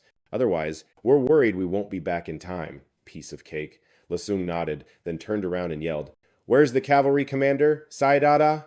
I need you to immediately pick some cavalrymen under your command and find 2 warriors from their own tribes. Give each of them 2 horses to take them back to their tribes, to gather their people." Sai Dada heard La Sung's yell. He rushed over from the back, lifting the black breastplate of his armor with one hand, and knelt on one knee, clasping his hands. "Your humble general obeys." "All right, get to it. Go pick your men. Tell them to be safe and to hurry back." Lasung waved him off to go make the selection. The guys from the Du and Phythark tribes quickly followed him. In no time, the whole group was galloping off on their horses. I mean, their tribes are pretty far from Handong City. It's at least a few days' journey. On foot, a person can cover 20 to 30 miles a day, max. But if you're blasting along on a horse, a full day's journey takes only about an hour. Reaching even the most distant tribe would take a day at most. So this whole call for backup is happening at lightning speed. It's expected a huge army will be showing up any day now. Once that was all sorted out, Lasung sent a message back to Handong City via Falcon. He ordered for 3 members of the Team Jiak tribe to be flown out by Eagle and then sent cavalry to escort them home too. Of course, he fed them the same sweet lines as before. So while Lasung was busy setting up his call for backup from the other tribes, Thudar was leading the sword and shield unit and the archers, spreading them out in every direction in combat units of 12. They patrolled all over the northwest and southwest areas of the mountains. They linked up with the scattered soldiers in the forest and brought him back to Lasung's spot. He hit him with a 1-2 punch of logic and a pep talk, while also selling them a pretty sweet dream. I sent the cavalry back to spread the word. Today, at the start of summer, was supposed to be the day the Han tribe held its big trade market. But since the enemy had the city on lockdown, the market was a no-go. And yet, the tribes that were supposed to show up for it still came on schedule, and the end result was them getting totally massacred by the enemy. Luckily, the Han tribe's elite soldiers were there to back them up deep in the woods. They managed to save a few people from each tribe in the end. These survivors were then sent back to their own tribes to call for backup. Horses fly like the wind, and they aren't picky about the path like wagons are. These messengers on horseback stuck to shortcuts and back roads, so they were blazing fast, pretty much making it back to their tribes the same day they left. The tribal chiefs got the seriously bad news right away. The sky was pitch black, with 2 bright full moons hanging high above. Over at the Snake Tribe's settlement, their chief, a guy around 30 years old, was chilling by a fire, holding a bowl of white rice. He was staring, totally stunned, at the 2 guys in front of him. One was his own subordinate he'd sent to the market, and the other was a Han tribe cavalryman decked out in red and black armor, who, plot twist, you said what now? Hanyang City is surrounded by over 1,000 enemies, and they've taken our people hostage. Yeah, that's right. That's why the Han tribe's chief sent us back with the news. He wants you to bring your warriors to help out. He's promising a hefty reward. We just gotta send people. The short dude immediately repeated everything Lasung had said, word for word. The Snake Tribe chief narrowed his eyes, then looked over at the Han cavalryman. Chief. The Han chief really did say that. I swear on it. The cavalryman, quick on the uptake, caught his drift and immediately backed him up.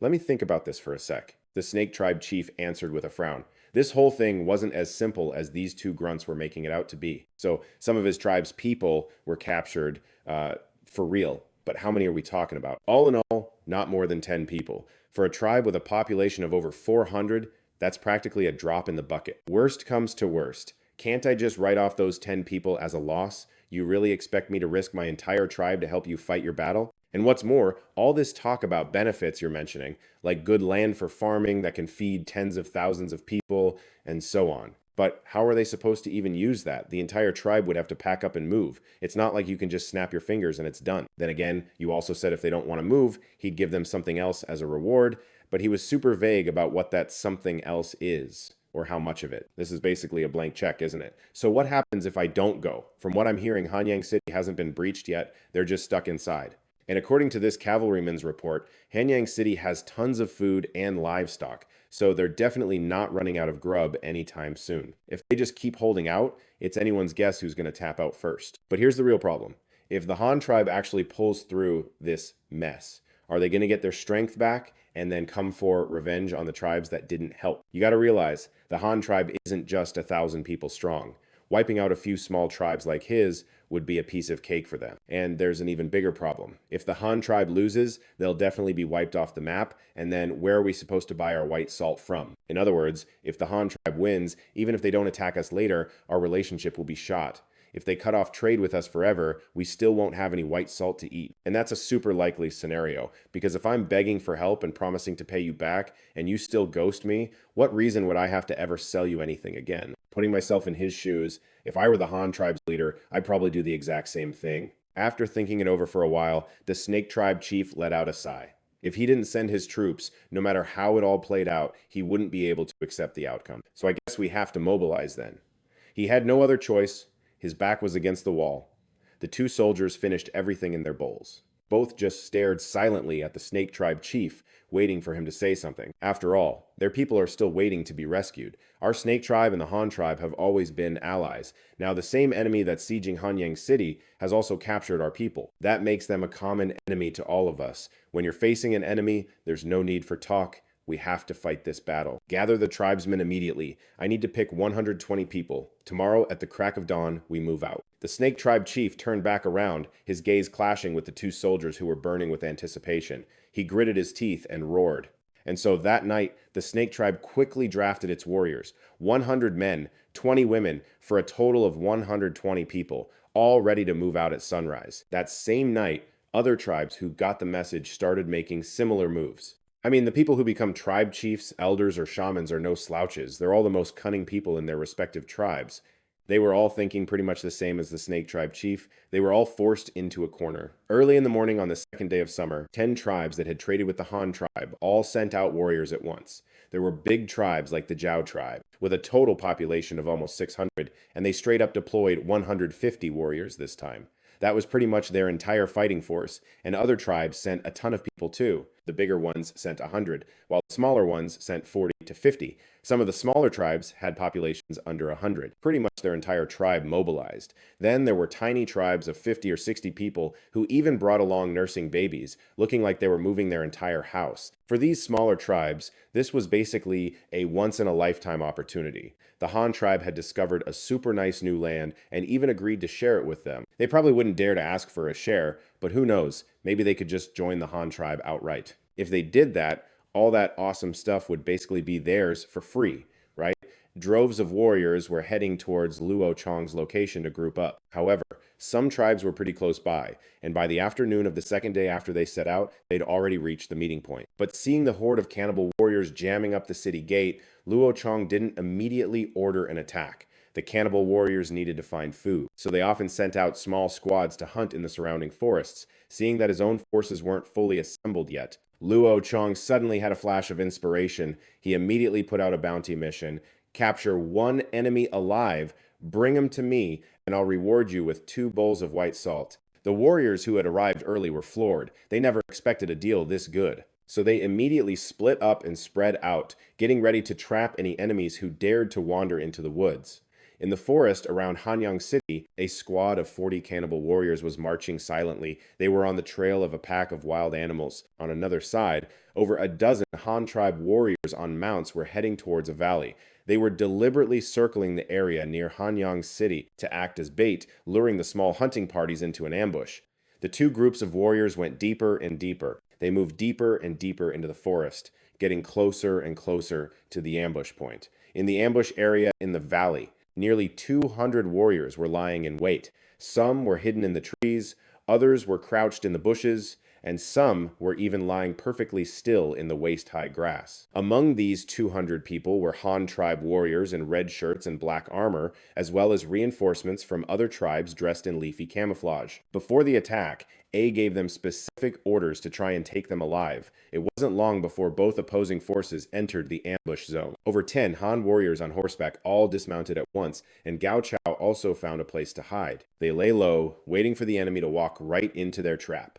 A squad of 40 totem warriors followed the tracks of the cattle herd. Before long, they appeared halfway up the mountain, but the cattle tracks, which had been clear and orderly, suddenly became chaotic. Human footprints suddenly appeared around the cattle tracks, startling the leader at the front. Could someone else have gotten to the herd? But looking closer, these tracks didn't seem human. That's because all the Han warriors wore military boots. The hardwood soles were carved with anti-slip patterns, uniform in style and only differing in size. The cannibal tribe had never seen footprints like these before, so they couldn't be sure if they were human or not. But before they could even think it through, suddenly, over 100 people popped up from all sides, shouting as they completely surrounded them. The cannibal warriors' faces went pale. The people in front of them were dressed incredibly strangely, with red shirts and red pants, their entire bodies covered in black armor that protected their vital points, leaving only their faces exposed. The weapons in their hands were also extraordinarily sophisticated, a world apart from their own crude bone spears. They weren't even in the same league. Still, they were battle-hardened warriors and reacted incredibly fast. The 40 of them immediately formed a back-to-back circle. The ones with wooden shields stood on the outside, one hand raising the shield, the other resting a long spear on it. Those without shields also held their bone spears high, pointing them straight into the air above the shield line.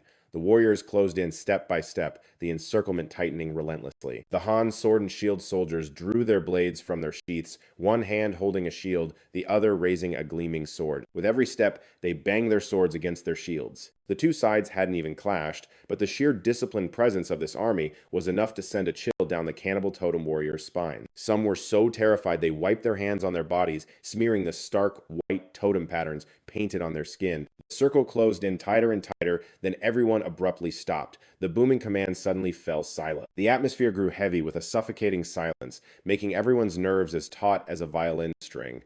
The cannibal totem warriors were completely bewildered. They couldn't understand what these strangely dressed people, these warriors who looked like a heavenly army, were trying to do. Why surround them all of a sudden? Now that they were trapped, why weren't they attacking? Just then, a piercing whistle suddenly echoed from the gorge, the sound reverberating non-stop throughout the valley. Following that, a loud rumbling sound arose from the opposite direction the cannibal tribe had come from. At that moment, Thien Duong's fellow tribesmen were slowly advancing through the mountain forest. All they could think about was hunting and plundering, but who would have known that in the blink of an eye? A group of warriors in strange outfits suddenly appeared.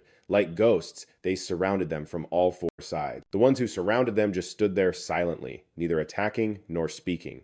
The air was filled with a bizarre silence. Thien Duong's warriors looked at each other, their eyes filled with confusion.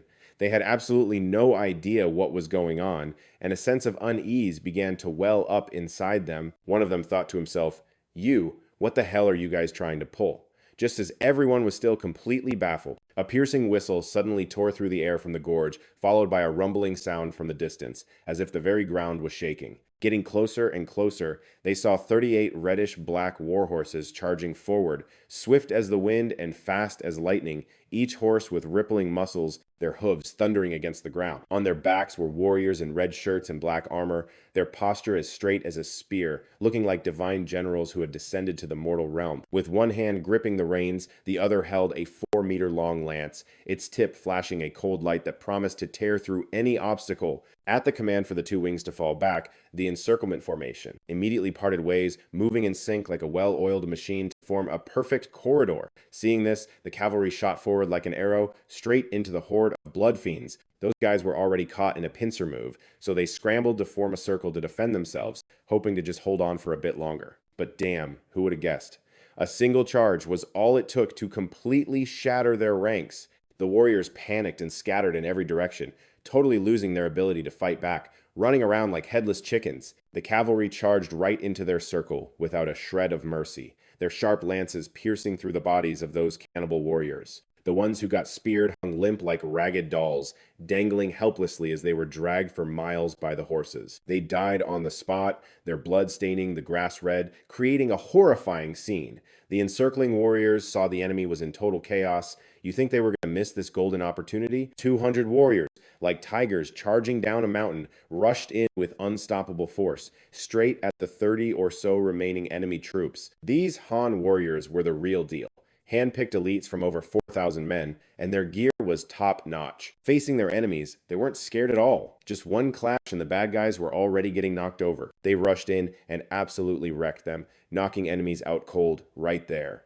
The sword and shield guys were especially badass, with lightning-fast reflexes and crazy good coordination. They'd block the enemy's bone spear perfectly with their shield, then with a smooth swing of their sword times swing times, they'd slice the spear in half, stomp their foot, and knock the dude right over. The backup dude next to him wasn't about to be shown up, swinging a massive club right into the enemy's head. Bam! The enemy dropped like a sack of potatoes, out cold. The Han spearmen were totally dominating. When they went up against the enemy, spear wielders. Their spears were longer, letting them strike first, but this time, La Song ordered them to capture everyone alive, so the spearmen had some special training for this. They'd skillfully use their spear shafts to deflect the enemy's spear, and the second their opponent left an opening, they'd whip the shaft around and smack him. With a loud times whack asterisk, the enemy would go sprawling. Before they could even get their bearings, backup would rush in and tie them up with ropes. Even without their bows, the archers were still absolute beasts. They held a short club in their left hand and a military shovel in their right, like they were holding some legendary world-conquering weapon. When an enemy spear came thrusting at them, they were totally unfazed, not even flinching, just using their club to solidly block it. Then, the military shovel in their right hand would come swinging down hard, shattering the opponent's weapon in one go. And right after that, they'd close the distance in a flash, aiming right for the enemy and unleashing a relentless barrage of blows, with every single punch landing true. Their combat power was just insane. Of course, the chieftain of the cannibal tribe was no joke. He was crazy strong and super agile. In the middle of all the chaos, he grabbed a wooden club and just started swinging it like a madman. The thing was whistling through the air, and anyone who got too close was sent flying. The sword and shield banner general, Hu Manshang, saw what was happening and his brow furrowed into a deep scowl. He thought to himself, "Oh hell no. I can't let this dude keep going wild like this." Without hesitating, he raised his armored shield and charged forward like a raging bull, carrying the force of an entire army. He sent the enemy chieftain flying backwards. Before the other guy could even get his footing, Hu Manshang swung his blade in a backhand slash with a loud times "Sheeing asterisk." The enemy's arm went flying through the air, and blood sprayed from the stump like a fountain. Hu Manshang flicked the blood off his blade and roared, "This is their leader. I'll be the one to finish him." The dozen or so shield bearers got the signal and went totally feral. Like a pack of starving wolves, they roared and rushed in, and in a flash, it was all flashing blades. With a few sickening squelches, the badass chief of the cannibal tribe was literally chopped into bits. That gnarly, bloody scene made the rest of the enemies and their motley crew of reinforcements turn white as a ghost. Their legs went all wobbly, and they were shaking like crazy. The Han warriors picked them off and captured them alive, easy peasy. This battle was a total landslide victory for the Han tribe. They took out all 42 enemies, with 5 dead and 37 captured alive. And get this, our side miraculously had 0 casualties. Talk about a flawless victory. Over the next few days, the Han allied forces were tearing through the jungle like a pack of hardcore hunters. They kept pulling off successful ambushes one after another, and with every win, the soldiers' morale just shot through the roof. Some guys even got so pumped they started yelling slogans about taking the fight straight to Hanyang City, but our boy Lasung, he was keeping a cool head. Lasung knew it wasn't the right time to go all in. They needed to rally more allies and wait to see how the enemy would react. They had to get a clear picture of the enemy's strength to score a decisive victory, and these enemies weren't idiots. It didn't take them long to realize their hunting parties were just disappearing, and that was a huge problem. With no food coming in, everyone started starving. They had no choice but to send more guys into the forest. This time, it was a squad of 100 dudes, and they even brought some giant apes with them. They figured a force that big would definitely bring back some food, and they could also look for their missing guys. But little did they know, after all those constant fights, Lasung had already captured over 300 enemies and killed dozens more. So outside Hanyang City, the enemy was down to just 800 men, their forces seriously depleted. Early morning, April 8th, the start of summer. The sun was just starting to rise when a cavalryman galloped up to Lasung in a hurry to report. 2 enemy squads, 100 men each, had taken the bait. They were following the trail we laid right into our trap. He figured they'd walk into the ambush zone by noon. After hearing the report, Lasung immediately asked, "How many giant apes are with those 2 squads?" The scout replied, "The main squad has 6 of them, and the one from the southwest has 5. Lasung paused to think for a sec, then told the scout, "Go back and tell General Shu Dai that since our allied forces are huge this time, let them handle the melee fighting. Tell our archers to stay back and not get into the thick of it. Their job is to snipe those giant apes from afar. We need to take down those beasts first to avoid getting wrecked." And remind Shu Dai, with those giant apes in the mix, things could get chaotic real fast. To keep the situation from spiraling, we might not need to take any prisoners this time. Everyone's safety comes first.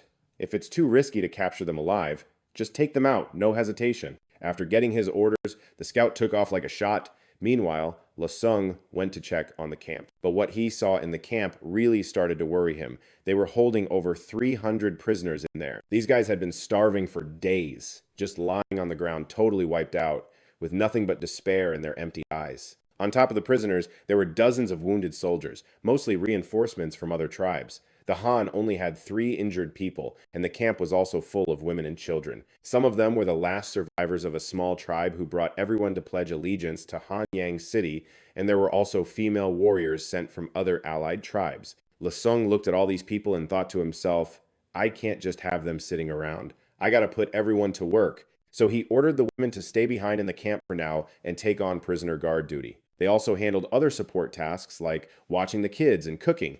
By noon, the ambush was all set and ready to go. A huge battle is about to go down, and the ambush spot they picked is genius. It's mostly open land with no trees, specifically to keep those giant monkeys from climbing them. Because if those things got up high, their attack power would go through the roof, and dealing with them would be a total nightmare. The game plan is pretty much the same as last time. Let the enemy walk into the trap and then surround them. But this time there's a twist. Before the cavalry charges in, there's going to be a relentless barrage of long-range attacks. The archers are all set, ready to greet the enemy with some pointy gifts, their eyes locked on the target from way back. They're aiming for the giant apes, letting loose a rain of poisoned arrows. Some of them took like 7 or 8 arrows and just dropped dead right there, while others only got hit once or twice and were still trying to squirm their way out. When the apes got about 60 meters from the circle, the shield bearers scrambled to form a shield wall. Behind that shield wall are just rows and rows of spearmen, their long, sharp spears poking out from between the shields like a deadly forest of steel,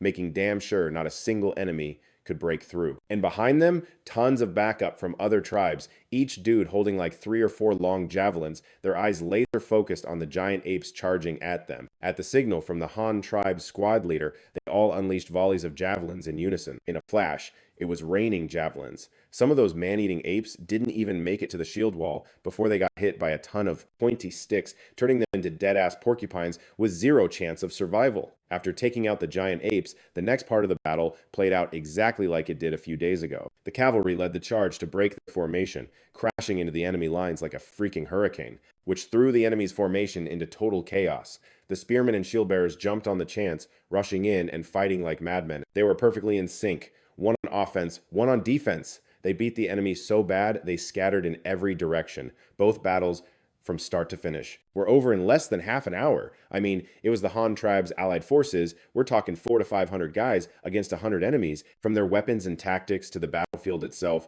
the allied forces had every single advantage. This victory was totally in the bag. Once the fighting was over, the army started cleaning up the battlefield in an organized way.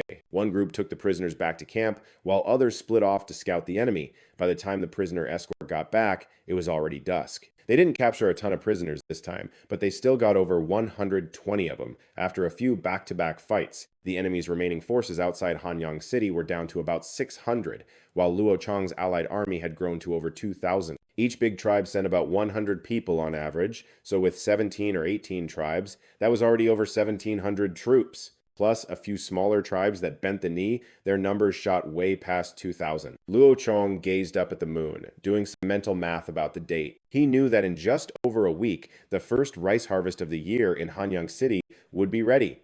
Harvest time waits for no one, so Luo Chong made a snap decision. He decided tomorrow was it, the day of the final showdown. That night, Luo Chong immediately sent a message by Eagle to the troops defending the city, telling them to coordinate with him for a full-scale attack tomorrow to completely wipe out these invading pests. He even laid out the specific, detailed plan for tomorrow's epic battle for them. The next morning, Luo Chong left over 300 guys to hold down the fort and guard the 430 prisoners. Then he led his army of over 1,900 soldiers and marched straight for Hanyang City. This force was made up of 1,800 allied troops and over 100 elite soldiers from the Han tribe. They started marching at the crack of dawn and kept going until around 3 or 4 in the afternoon. Just as they were about to leave the forest and mountains, Luo Chong ordered the army to stop. He knew everyone was wiped out and needed to eat something to get their strength back, so the soldiers started pulling out the rations they'd made that morning. They had grilled rice and roasted meat, and everyone scarfed it down. After resting for an hour until 5 p.m., the army split into 2 flanks, one heading southwest and the other southeast. Like 2 sharp blades, they tore through the forest and mountains, forming a pincer attack to corner the enemy to the west of Hanyang City. The guards on the wall saw their leader approaching with the grand army from a distance. They immediately erupted in cheers. The enemy had besieged the city for over 10 days, and they'd been praying for reinforcements day and night. Now, their leader had finally appeared with the allied army. How could they not be deliriously happy? As for the enemy outside the city, they were completely stunned. their jaws dropping as such a massive force poured out of the jungle. It was probably only then that they realized why their warriors who went into the mountains to hunt had all vanished without a trace. Even the 200 men sent out to search yesterday never returned. Now, seeing this crowd, they didn't need to wonder anymore. It was definitely this group's doing. The only thing they couldn't figure out was why these people dared to stand against them. While the enemy was still stunned, our army parted to make way. From the back, two colossal elephants slowly advanced. On one elephant's back was a man wearing a golden crown. It's him. It's really him. That's one of our war elephants, the very two that went missing in the dark forest, the autumn before last. Back then, our entire squad was defeated. Only the three of us managed to escape and get back. One guy screamed, and those two elephants were lost too. I can't believe that guy managed to capture them. That was one of the cannibal warriors who had attacked the Tang tribe. He roared from within the crowd. On his shoulder, he still had a round scar, the wound from an arrow shot by La Sung that year. It's just that back then, La Sung's arrows were just regular arrowheads, so the wound wasn't too severe. That's how he managed to escape injured, even taking the arrow still stuck in his body back to his tribe. That's what led to the events that followed. His scream didn't cause much of a stir. To the cannibals, it didn't matter who was in front of them, they were all enemies. Their reaction was incredibly fast, though. As soon as they saw so many enemies appear, one of them immediately. A guy who looked like the captain yelled for the men at the east and north gates. They gathered all the warriors who were blockading the four city gates to form a battle line against the enemy outside the west gate. La Shung saw what they were doing and didn't stop them, thinking to himself that it would save him the trouble of splitting his forces later,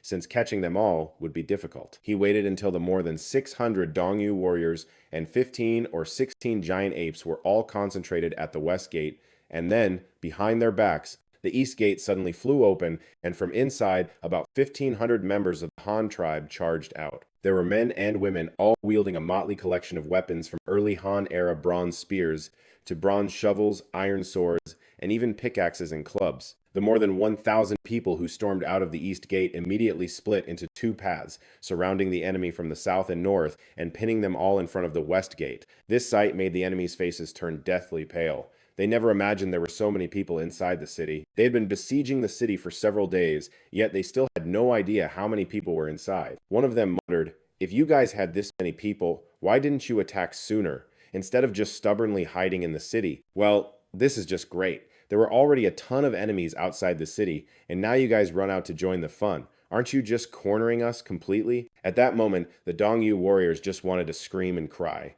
Even their retreat path was surrounded. There was absolutely no escape. Just then, the Allied army stood with their backs to the setting Sunday. The beast, that Sima was riding. On horseback, he was going all out, waving a massive banner that was as big as a sail. The bright red flag just flapping like crazy in the wind. This was the signal for an all-out attack on the defenders of Hanyang City. On the city walls, the war drums started booming, and everything went nuts. Suddenly, tons of people popped up at the arrow slits on the west wall. There were the OG female archers from the Han tribe and the marksmen who were trained later. In total, there were at least 100 of them, plus countless regular tribe members. Even the adult members of the Snake tribe showed up on the wall. Sung ordered the Beast Fang soldier next to him to switch up the flag signals. The drums on the west wall immediately went silent, and in a flash, hundreds of arrows rained down like a hailstorm straight at the dozen or so giant apes at the foot of the wall. These arrows were all dipped in poison from the Tongko mushroom. It's this paralyzing fungus that the tribe had been collecting. It was all meant to one-shot these monsters who had insane fighting power. You could hear the sound of arrows sinking into flesh. Half of the dozen or so giant apes went down in a second. The rest of them freaked out and tried to book it. They couldn't attack the people on the wall. They had already tried a bunch of times over the past few days, so running was their only option. But outside was a circle of 2,000 troops waiting for them. Luo Hung's side started letting loose with a non-stop barrage of arrows and javelins. The man-eating apes were completely wiped out in an instant. At this point, the remaining bronze warriors started panicking even more. They began to fall back over and over, quickly retreating to the edge of the moat outside the west gate, with no way out. However, a few of the cowardly soldiers straight up jumped into the river to escape, trying to swim along the moat to get out of the encirclement.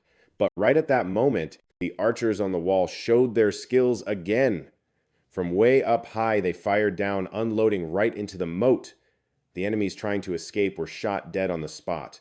The other tribe members who didn't have bows also threw down a bunch of rocks they had been stockpiling for the past few days, smashing them right into the middle of the enemy troops at the bottom of the west wall. They got hit with this insane shower of attacks. Countless enemies were hit in an instant. It wasn't that they didn't want to dodge, but they were packed in like sardines with their own comrades, nowhere to run. However, with the pressure from the crowd behind them, the army was forced to push forward, getting them out of the range of the flying rocks from the wall. But this was exactly what Luo Sung wanted. The enemy's advance exposed a perfect opening in front of the west gate. The war drums started booming again. Amidst the fast, hype-up beat, the drawbridge of the west gate was quickly lowered. The two red-painted wooden doors swung wide open at the same time, revealing a perfectly organized cavalry unit ready to go. Seeing the gate open, honestly, those Bronzevine warriors were planning to just risk it all and charge in, hoping it was a way to survive. But little did they know, the gateway was completely blocked by these ridiculously huge four-legged beasts. Right after that,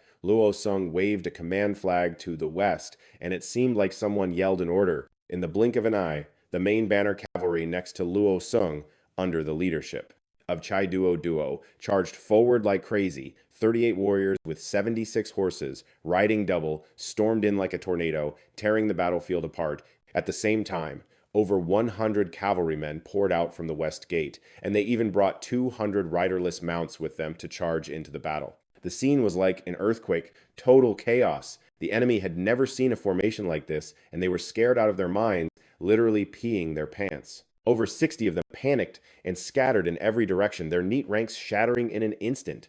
Luo Sung seized the moment, drew his longsword, and charged. Over 3,000 soldiers of the Han Tribe Alliance immediately attacked like tigers descending a mountain, just swarming them. They dealt the enemy a totally devastating defeat. In this insane battle, everyone was going all out. Thudai was gripping his straight broadsword with both hands, using his scabbard like a freaking club to block and bash anyone who got too close. Meanwhile, Huet Do was whipping his jet black staff around, and man, every swing was like a mini tornado. Anyone who got hit by that thing was either dead or seriously messed up.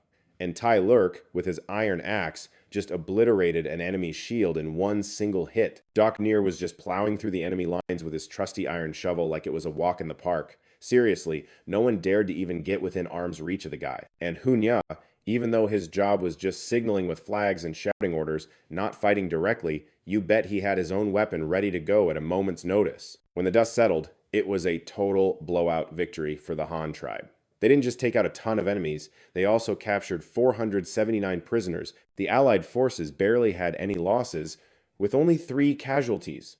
But our boy Shung had zero plans to go easy on these new prisoners. He had them thrown into the dungeons, planning to let them starve for a few days to knock that arrogant attitude right out of them. You know, wear down their will to fight back and teach them that the Han tribe is not to be trifled with. And hey, a win means it's time to party hard. So right away, Lashung invited the Allied forces into Hanyang City for a massive victory feast. Everyone gathered in the central square, and the Allied tribesmen, led by Lashung, got their first real look at how the Han tribe lived. They were like kids in a candy store, totally amazed by everything they saw. The streets were filled with tons of kids running and jumping all over the place. They were all busy helping the adults move tables and chairs, and trailing right behind them were these adorable, fluffy puppies. They were from the pack of sheepdogs Ling Feng brought back, just a couple of months old, yapping and chasing after the children. The older kids led the warriors from the other tribes to the wells at the end of the alleys so they could get some water and wash up. These guys were totally blown away by the wells.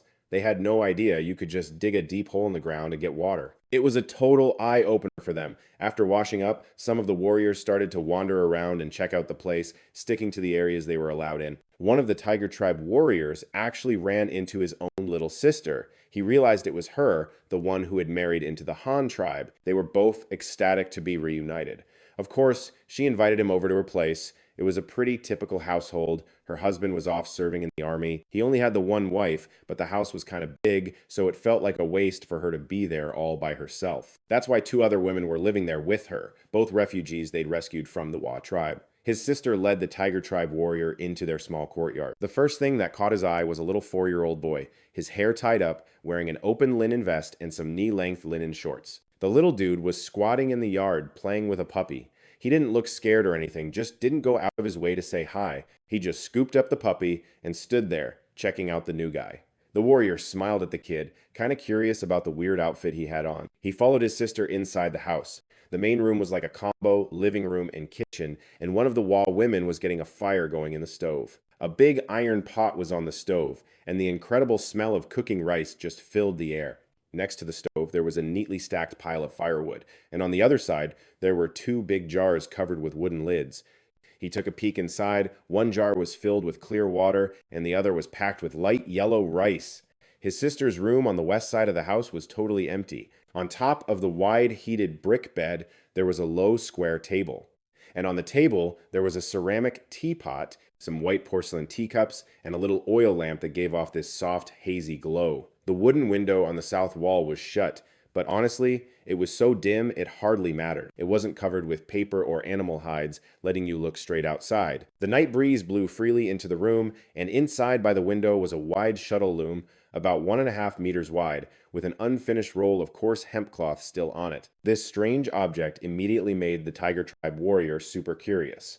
After a young woman explained how to use it, he finally understood what the thing was for. The young woman also mentioned that the chief had invented it, which left the man stunned as if he'd met a deity. Who knew the Han tribe's chief wasn't just a master of war, but was also this multi-talented to be able to create such an incredible device? Similar scenes were playing out all over the Han tribe's territory. Some were allowed to tour the woodworking workshop, where they watched a giant windmill turn in the wind, driving a complex system of wooden gears that spun automatically. This ultimately controlled a row of saw blades moving up and down rhythmically. In the blink of an eye, a round log was turned into planks, leaving the onlookers in complete awe. Others were invited to visit the livestock farm, which had goats, sheep, antelopes, and every kind of farm animal you could imagine. Even the herd of 100 Saiga antelopes bought last year, 80 of the females had already given birth to their first young, each having 2 or 3 calves. The size of the Han tribe's antelope herd had grown from 100 to over 300. Luo Chong wasn't sitting idle either. He was gathering the chiefs of the various tribes. He led everyone up the walls of Hanyang City, looking down at the panoramic view of the tribe from above. By this time it was late afternoon,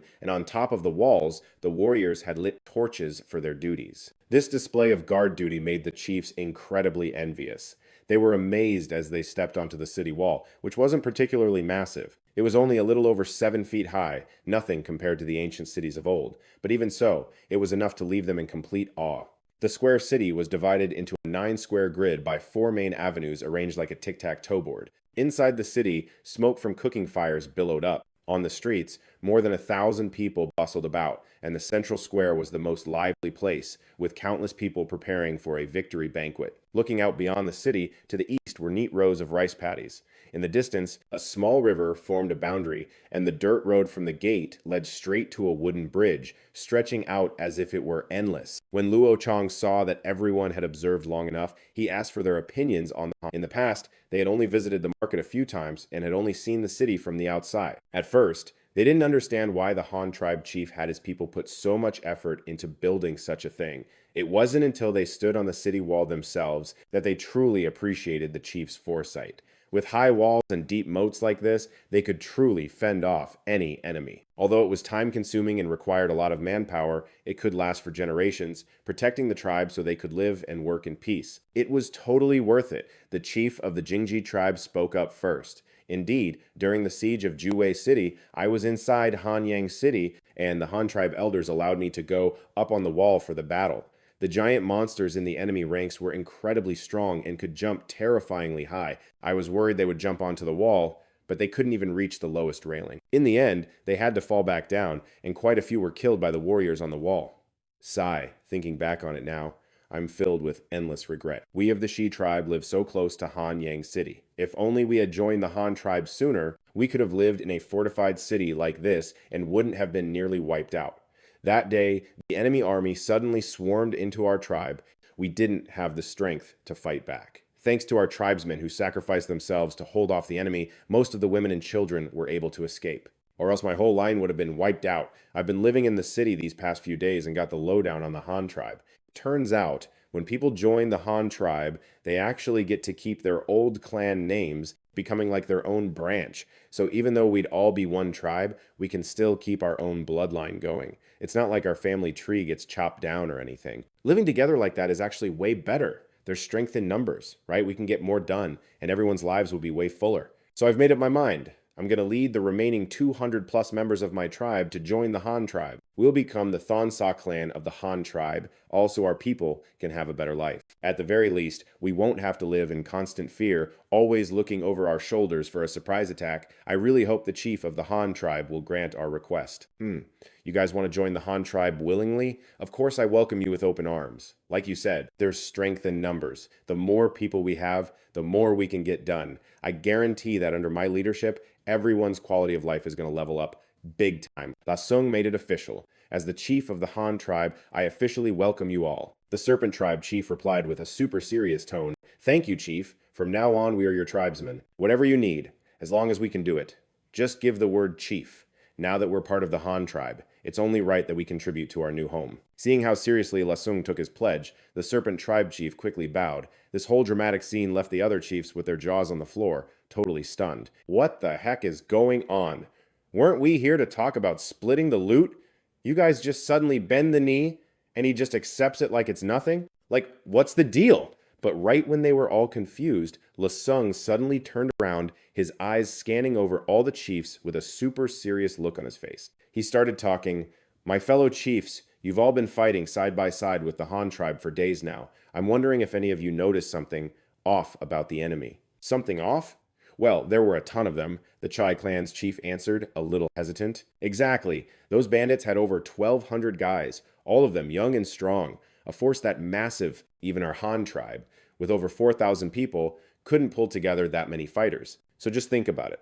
How ridiculously powerful do you think this enemy tribe is? They're already operating this far out. There's no guarantee they won't come back. And who knows how many more soldiers they've got stashed away. This time around, every tribe took a hit. The Serpent tribe got it the worst. Now they're homeless and had no choice but to join us for safety. But if those bandits come back, who knows which one of your tribes will be next on the chopping block. I'm the one who called you all to this fight, and I promised I'd make it worth your while, and I already paid a part of that by trading the prisoners for white salt. When you all head back to your tribes, I'll give you more stuff as compensation, but from now on, the Han tribe will probably be closing down the market. La Sung slowly dropped the bomb he'd been planning all along. The chiefs heard more stuff and were just starting to grin from ear to ear, but the very next sentence he dropped sent them all into a total panic. Chief of the Han tribe, if you close the market, where are we supposed to trade for white salt and other stuff? Yeah, for real, chief. You absolutely can't shut down the market. Everyone, just chill for a sec. I already explained it. The enemy this time is way too strong. Even our Han tribe would have a tough time fighting them off alone. We're lucky we have these sturdy city walls, so keeping our own people safe is no big deal. But what happens if we keep the market open and the enemy decides to launch a sneak attack? The second they swarm this place, Hanyang City itself could be totally wiped out. And what about all the people from your tribes who come here to trade? How am I supposed to guarantee their safety? So, I've decided to shut down the market for good. Hanyang City is also going on a strict lockdown. We'll only open one gate a day to keep our people from getting hurt. So because of that, it's going to be pretty much impossible to keep looking after you guys. All I can do is my best to protect our Han tribe. What we thought was a sweet deal turned out to be just a final handout. Sure, it's a huge score this time, but what about the long run? In the long run, this is basically cutting off their own lifeline. But La Sung's got a point. You can't really argue with him when it's about the safety of his own tribe. When you're in danger, of course you got to protect your own people first. You can't seriously expect them to lay down their lives for outsiders, can you? Chief of the Han, you guys can't fight off the enemy alone, but it's a different story if you join forces with us. If those bastards dare to show their faces again, our tribe will immediately send reinforcements. So why do you have to cut us off completely? How are we supposed to survive in the future? The Xiong chief said in a low voice. Your plan is one option, but it's not always going to work. What if next time the enemy army is way bigger? Or what if the Han are trapped inside the city walls? How would we even send a message for you guys to dispatch troops? We were lucky this time that my people were stationed outside the city and hadn't clashed with the enemy head on, so we were able to call for help. But who's to say we'll be that lucky next time? Besides, it's not like crafting things is easy for the Han tribe. It's one thing to trade with you guys for some useful materials, but the payment for asking you to send troops just once is way too high. My tribe can't afford to call on you guys every single time. We'd go broke ourselves. La Sung shot back a look and argued, but if the enemy comes again, you, Han, have your city walls to hold them off. They can't touch you, so they'll definitely come to the surrounding areas and take it out on our tribes instead. The Zhou tribe chief's voice trembled as he spoke. Lasung raised a hand, sighed, and replied, "Well, there's nothing else I can do. I can only prioritize protecting my own people first. If your tribes get attacked and you're willing to pay a worthy price, our Han tribe can send troops to help. But that's only on the condition that Hanyang City itself isn't under siege and if we can even spare any soldiers." The other chiefs heard this and just rolled their eyes. Some of them just straight up frowned. I mean, that all sounds nice and dandy, but asking the Han to send troops? Forget about not having a worthy price to pay. Even if they could come up with the payment, by the time they send a messenger to the Han tribe and the Han send troops to help, their tribe would have probably been wiped out like 8 times over before the messenger even reached Hanyang City. Are you kidding me? For one, they don't have fast horses or messenger eagles, and for two, they don't have fortified city walls like the Han to hold their ground. How the hell are they supposed to wait for reinforcements to arrive? So basically, everything Lasung said was a whole lot of nothing. The surrounding chiefs immediately got lost and thought, what were they supposed to do now? If the enemy comes back, are they just supposed to close their eyes and wait to die? Or should they migrate? But where the heck would they even go? Just abandon the fields they've worked on for years? Give up their ancestral lands?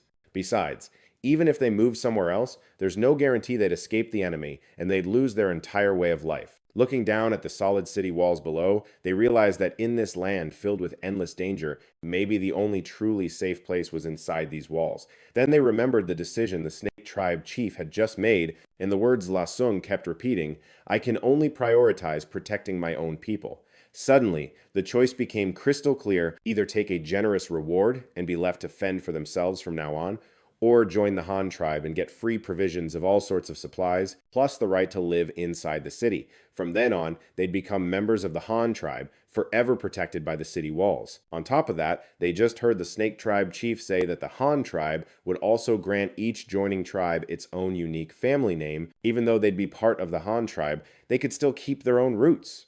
Their traditions wouldn't actually disappear, they just exist in a different way. The perks were seriously massive. Thinking about it like that, one of the chiefs immediately made his decision. "Chief of the Han, this time our Beast Fang tribe doesn't need any more rewards. Our tribe is small and we don't have the ability to build a city like this for our own protection. We can't just move to some unknown place far away, and we definitely can't live without the Han tribe's goods. It's way better to just join the Han tribe directly than wait to be wiped out by the enemy."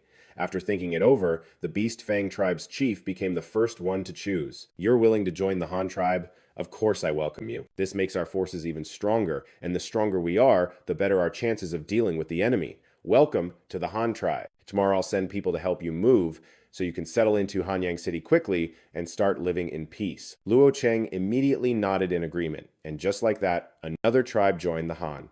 The other chiefs looked at each other. They were still a little indecisive, but when they looked back at the people bustling on the city streets and the rows of houses with smoke rising from their kitchens, someone else quickly made a decision. Hanyang City is only so big, and space is limited. If they hesitated any longer, even if they wanted to join the Han tribe, they might not get another chance. Next up were the Zong tribe, the Cave tribe, and the Wen tribe. Having figured this all out, in the blink of an eye, 3 chiefs stepped forward and announced in unison their decision to join the Han tribe. All 3 chiefs were stunned, not expecting others to step up at the same time as them. "What do we do now? Hanyang City only has so much land. Don't leave my tribe behind." With that thought, the 3 of them became even more determined to join the Han tribe. They pleaded urgently, "Please agree. Let us into Hanyang City for protection. Haha, thank you 3 chiefs for thinking so highly of us. Since you all want to join the Han tribe, then of course I welcome you with open arms. Rest assured, even though Hanyang City doesn't have much space left, I will absolutely make proper arrangements for everyone. After all, your people will be my people, and I will naturally protect them with everything I've got. Furthermore, after this incident, to better protect the Han tribe's safety, I've decided to recruit a new team of elite soldiers from the new tribe members. We're expanding the Han tribe's army, and once chosen, you'll receive powerful weapons, just like the other Han soldiers. Former chiefs like you can even get unique, custom-made weapons." Luo Cheng smiled happily at the 3 of them, seeing that 3 more tribes had made their decision, but Hanyang City's land was still limited. Add that to Luo Cheng's promises of recruiting elite soldiers, expanding the army, getting mind-blowing equipment, and the chiefs even getting custom-made weapons. With this series of bombshells dropping, the other chiefs couldn't hold back any longer. "Chief of the Han, our tiger tribe wants to join too. Can you forge a powerful weapon for me?" The Tiger Tribe's chief, a young man in his early 20s, seemed to be around the same age as the Beast Fang chief, and had also performed well in battle. Forget a custom-made version, he'd be thrilled just to join the army and get a standard-issue steel sword like the Han soldiers. The second the Tiger Tribe chief finished speaking, their close neighbors, the Sharp Horn Tribe, also made their decision. Chief of the Han, our Sharphorn tribe, wishes to join as well. The Han tribe is able to raise so much livestock. You're obviously way better at it than we are, since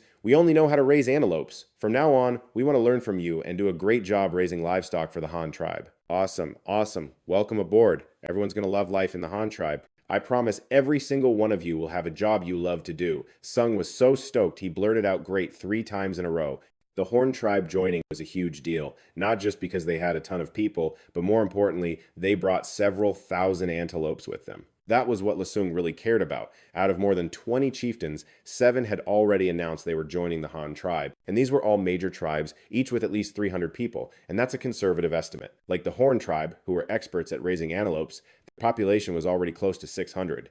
Even though the average wasn't super high, these 7 tribes combined brought in 2,600 people. Definitely leveling up the Han tribe's power. Out of the 20-plus chieftains, about 17 led tribes of around 300, while the rest were only about 100 strong. There were 4 small tribes, each with less than 100 members, who had already shown they wanted to join the Han tribe before the fighting even started. Adding the 7 tribes that just joined, the population boost was almost 3,000. Lasung was absolutely hyped. Hanyang City already had over 4,000 residents, so with this extra 3,000, the total population of the Han tribe was finally getting close to the 5-digit mark. Getting his excitement in check, Lasung turned his attention to the remaining chieftains. He was playing hardball by closing the market, basically backing the other tribes into a corner. If they didn't join the Han tribe, they'd lose their access to white salt for good and have to go back to living like cavemen, constantly dealing with lurking dangers. Unless they were completely insane, they'd obviously choose to join the Han tribe. Who wouldn't want to be well-fed and warmly clothed?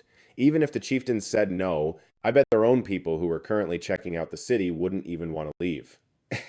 The chieftains who were still on the fence glanced at the leaders who had just surrendered, then looked over at the jam-packed Hanyang City, feeling a bitter taste in their mouths. Now they wanted to join too, but they were worried there wasn't even any space left. Chief of the Han, our Jade tribe wishes to join you too. But this Hanyang City seems so small and it's already crammed with people. If even more tribes join, will there be enough room for us all? The Jade tribe's chieftain looked totally bummed, kicking himself for not speaking up sooner. He was worried that at this point, they wouldn't even be wanted anymore. Right then, all the other chieftains were super worried about the living situation in the Han tribe. They figured there was no way it was big enough to house several thousand new members. After Lasung took the time to explain everything, those chieftains were finally able to let go of their concerns. They were secretly so impressed by Lasung's leadership skills, they practically wanted to kowtow. The biggest of their own tribes only had about 600 people, and just managing their daily work was a total nightmare. But here was Lasung, running a tribe of several thousand people so smoothly, everything was organized, and every family had a specific job. The tribe was just getting more and more prosperous, and now with more tribes joining, the population was exploding. But somehow, it seemed like Lasung still felt like he needed more people. The Han tribe always had a million things to do. The work never stopped. But that was actually a good thing. The chieftains wouldn't have to stress about what to do next. They just had to do the jobs. Lasung assigned them, and everyone trusted that he would definitely lead the Han tribe to become even stronger. All their questions had been asked, and Lasung had explained everything crystal clear. The chieftains had all made up their own minds, and so most of them decided to join the Han tribe, with only 2 or 3 still hesitating. Seeing that everyone else was joining, they pretty much had to go along with it. This made Lasung feel incredibly smug. Just from the big tribes with over 300 people, 17 of them already surrendered. The total population shot up by 5,800 people, and with a few smaller tribes joining up willingly, the population straight up blew past 6,000, which is even more than the original Han tribe had. Right now, the Han tribe's total population is over 10,000. They've basically become a mega tribe, and that's not even counting the slaves and prisoners, which would push the number over 11,000. But with the Han tribe being so big and powerful now, those slaves can't even think about stirring up trouble. After dealing with all the tribal chiefs, Luo Song was feeling super chill. He took them to a victory feast in the main city square. All the tribe members showed up, and families brought dishes potluck style. It was just white rice. And while there wasn't a whole roasted goat, they had this big pot of lamb and cabbage stew that was rich without being greasy, perfect for everyone to share. Luo Sung sat at the head table, which was loaded with all kinds of fancy dishes like lamb and cabbage soup, spicy scrambled eggs, tomato and egg stir fry, stir-fried pork with dried tofu, and super fragrant roasted peanuts. These were all dishes Luo Sung had taught Xiao Dai how to make, and now they're super popular all over the city. The chiefs couldn't stop praising the food as they ate. They were secretly stoked they joined the Han tribe. I mean, the food alone made it totally worth it. During the meal, the chiefs started asking about the migration plan. Luo Sung told them, in about 8 days, the rice in Hanyang City will be ready to harvest, and we'll be busy for a whole month planting the second crop. Your tribes grow rice too, just about half a month behind Hanyang City, so you guys should move over at the end of next month, after you're done with your harvest. Luo Sung gave a special heads up to the Horn tribe. You guys don't grow rice, you specialize in raising antelopes, so you can start moving right away. I'll even send a squad of soldiers to help you out, to make sure your herd of Saiga antelopes gets to the Han tribe safely. After the feast, the chiefs and their warriors crashed in the city for the night. The next morning, Luo Sung sent out a troop to help the Horn tribe with their move, and to bring back the several thousand Saiga antelopes while they were at it. The other tribes headed back to get ready, planning to move after their harvest was done. Luo Sung also sent out another squad to escort the prisoners and women to Xincheng to get them ready to help build the new city. A few days later, Luo Sung got a report from Yu Jia. He said the city walls of Xincheng were almost finished, and even though the main gates weren't installed yet, they could use temporary barricades. Right now, Xincheng has over 300 laborers, and that number keeps growing. The construction speed of the city walls was moving super fast. Then, Luo Sung got a message from Yu Fu. He reported that their latest trade brought in 280 cows and 450 horses, plus they bought a ton of sheep's wool. Yu Fu asked Luo Sung if he had any other orders. He told him to take the livestock directly to Xincheng, but to bring the wool and animal hides back to Hanyang City to be processed. In the blink of an eye, it was mid-April, and the rice harvest in Hanyang City was massive, with golden stalks of rice covering all the fields. The tribe members were all hyped up for the harvest, since this new rice supply was key to the Han tribe's growth. In just another month, the other tribe's rice would be ready to harvest too. When that happens, they'll bring a ton of food with them when they move. That would solve the food problem in Xincheng too, because feeding over 10,000 people is no joke. They were going through tons of rice every day. So, luckily, Yu Fu brought back a bunch of livestock. This time, the Han tribe could clear even more land. Luo Sung planned to get the whole migration done in a month and a half, and within 3 months, clear 3,000 mu of fields in the Xincheng area. This would make sure Xincheng could feed itself this winter, and also store up enough feed for the livestock to make it through the cold season. The whole Han tribe was going hard on the rice harvest, and in just a day or two, the streets and squares were already piled high with rice. It took 8 days to harvest and wait for the rice to dry before it could be stored. Next up was plowing, fertilizing, and planting the second crop of the season. Right when the Han clan was busy farming, Fu Dai led his Horn tribe people back, a total of 580 people and over 3,100 Saiga antelope. La Sung could finally breathe a sigh of relief. With this herd of antelopes, they wouldn't have to worry about a meat shortage this winter. After the Horn tribe joined them, La Sung let them rest up for a bit in Hanyang City. That evening, when he gathered all the residents of Hanyang City, he asked who wanted to move and live in Xincheng. Right now, Xincheng was nothing but rammed earth walls. Moving there meant building houses, clearing land, and farming. The tasks were pretty heavy duty, but the perks were also pretty sweet. The plots in Xincheng were twice as big as in Hanyang City. You could build a 5-room main house, and you'd even get a separate kitchen and outbuildings. In the end, over 70 households from Hanyang City and 80 households from the Horn tribe decided to move to Xincheng. The remaining 50 families moved into the empty houses left behind in Hanyang City.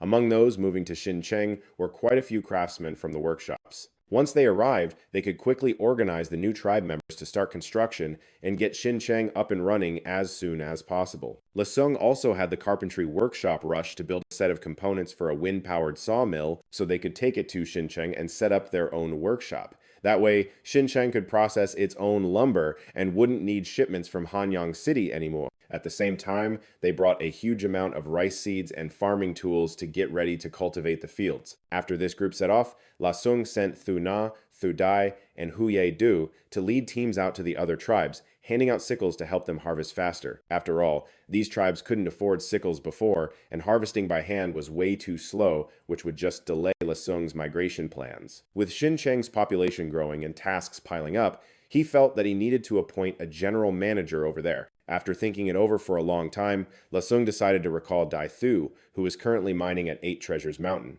Dai Thu had been with him for years and was super capable. In the past, whenever Lasung was away, Dai Thu was the one who acted as the temporary manager. So he immediately sent a message by Falcon to summon him back, sending Chung Vu Mao to Eight Treasures Mountain to take his place.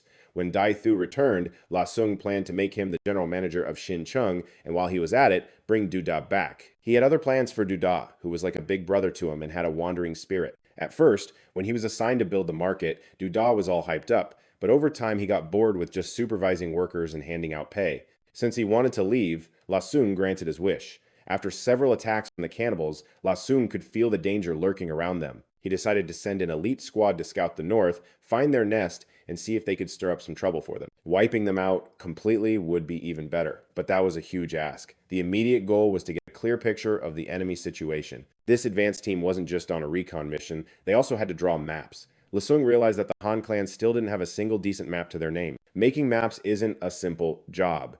You need to know math, geography, and have the skills to use a compass and ruler. The most important thing was a magnetic compass. Without one, you'd have to navigate by the sun, and the maps you'd draw would be wildly inaccurate. Luckily, the Han clan now had the materials to make a compass, bronze, and magnets. Lasung ordered his people to forge a diamond-shaped needle from refined steel, magnetize it by rubbing it against a natural lodestone, and then cast a round base out of bronze. The bronze disc was about 3.5 inches in diameter, etched with the 8 cardinal directions and 360-degree markings. When the compass needle goes haywire, you can use sun shadows to figure out the direction. With this tool, map making becomes way more reliable. The compass Lasung whipped up is seriously useful, especially up in the northern lake region. In places with strong magnetic fields, the needle totally freaks out, but the sunlight isn't affected by magnetic fields, so using sun shadows to get your bearings is still the most accurate. Lasung had someone make a fancy wooden box for the compass and even used the stake and shadow method to pinpoint true north and south. The shortest shadow of the day points straight to true north. Using this method, Lasung could even measure the planet's magnetic deviation. The compass was finally good to go, no matter if it was spring, summer, fall, or winter. The direction of the sun's shadow was always consistent. This is the real deal. The most accurate method, now that he's got the compass. Next up is prepping the map-making tools, especially the marking stakes, which are a must-have. Lasung also recruited a few guys and taught them the basics of geography and math, along with the simplest way to draw a map. The easiest way is using a scale and a grid method. For example, with a 1 to 10,000 scale, 10 centimeters on the map equals 1 kilometer in real life. First, you draw a 10 centimeter grid on the paper, then you plant stakes to mark the coordinates on the ground, and use a measuring rope and the compass to figure out the other 3 points. And just like that, you've mapped out 1 grid square. Then you just keep expanding until the whole map is filled in. This method is simple, sure, but it's got its flaws. For instance, you can't measure elevation above sea level, so if you hit high mountains or hills, you're pretty much out of luck. But given their limited resources right now, just getting a rough sketch of the terrain like this is already pretty awesome. Anywhere that needs contour lines, they'll just leave it blank and make a note. They'll add it in later when they have the means. The maps drawn this way are going to be huge. A single animal hide probably won't hold much. But it's cool. He'll just have the surveyors draw everything out meticulously first, and Sung will combine it all into one big large-scale map. That way, they can see the entire continent at a glance. The plan was all set, just waiting for the clansmen to finish moving and for the tribe to get settled again. Lasung will send Duda out to survey and draw maps, which is way better than letting him sit around the tribe getting bored and stirring up trouble. 2 days later, Dai Thu returned to Thien Duong city. Lasung gave him a few simple instructions and put him in charge of managing the new city district. If you don't get something, just send a message and ask me. Dai Thu happily accepted. His only request was to bring his wife and kids along. Lasung was cool with it, and 3 days later, Dai Thu arrived at the new city district, finally letting Duda come back. Duda galloped back to Thien Duong city like a bat out of hell. The second he saw Lasung, he started whining, "Chief, you finally let me come back." It was so freaking boring in the new city. There's nothing there. I just watched those laborers work all day. I was about to suffocate. I'd so much rather be in Thien Duong. It's way more lively here. I'll do whatever you tell me to do. Lasung shot him a warning glare and said, Wasn't there plenty to do over there? You had free time and didn't think to go work with them? Duda quickly tried to explain himself. I wasn't slacking off. Chief, you gotta believe me, right? I really wasn't being lazy. It's just that people from the surrounding tribes kept coming to find me. You put me in charge of recruitment at the market. I couldn't just ignore them to go do manual labor, could I? Lasung didn't answer. He just took him for a walk along the city wall and then asked, so according to you, a lot of people came looking for work? Duda let out a chuckle. At first, the guys from the other tribes didn't trust the Han tribe. They'd work one day and demand their pay right away, afraid of getting scammed. But it wasn't even a few days before they got totally hooked on the Han tribe's food. Duda used that stir-fry method you taught him to cook up some massive meals using peanut oil, and man, the smell was incredible. The guys from the other tribes thought even the vegetable leaves were delicious. Some people even packed that day's rice in a huge bowl to bring back to their families. A few days later, even more people showed up, and this time they brought some women along. Du Ye told them to help out with the cooking, but they refused to take white salt, saying they only wanted rice. Whenever they managed to save up 10 pounds of rice, they'd take turns hauling it back to their tribe. Du Ye asked around and found out that ever since the Han tribe moved in, the wild animals in the area had pretty much vanished. The tribe's warriors couldn't hunt any meat, and the kids were so hungry they were practically delirious. Du Ye saw this as a prime opportunity to recruit more people, so he told them to bring all their kids. Older kids could do light work and get 3 square meals, and even the toddlers would get fed. And what do you know? Those other tribes actually brought all their kids over. The big kids herded goats, the little ones followed their moms, and soon enough, whole families, adults, women, and children all flocked over. The tribe saw that the Han people were true to their word. If you worked, you ate, and you could even build up some savings.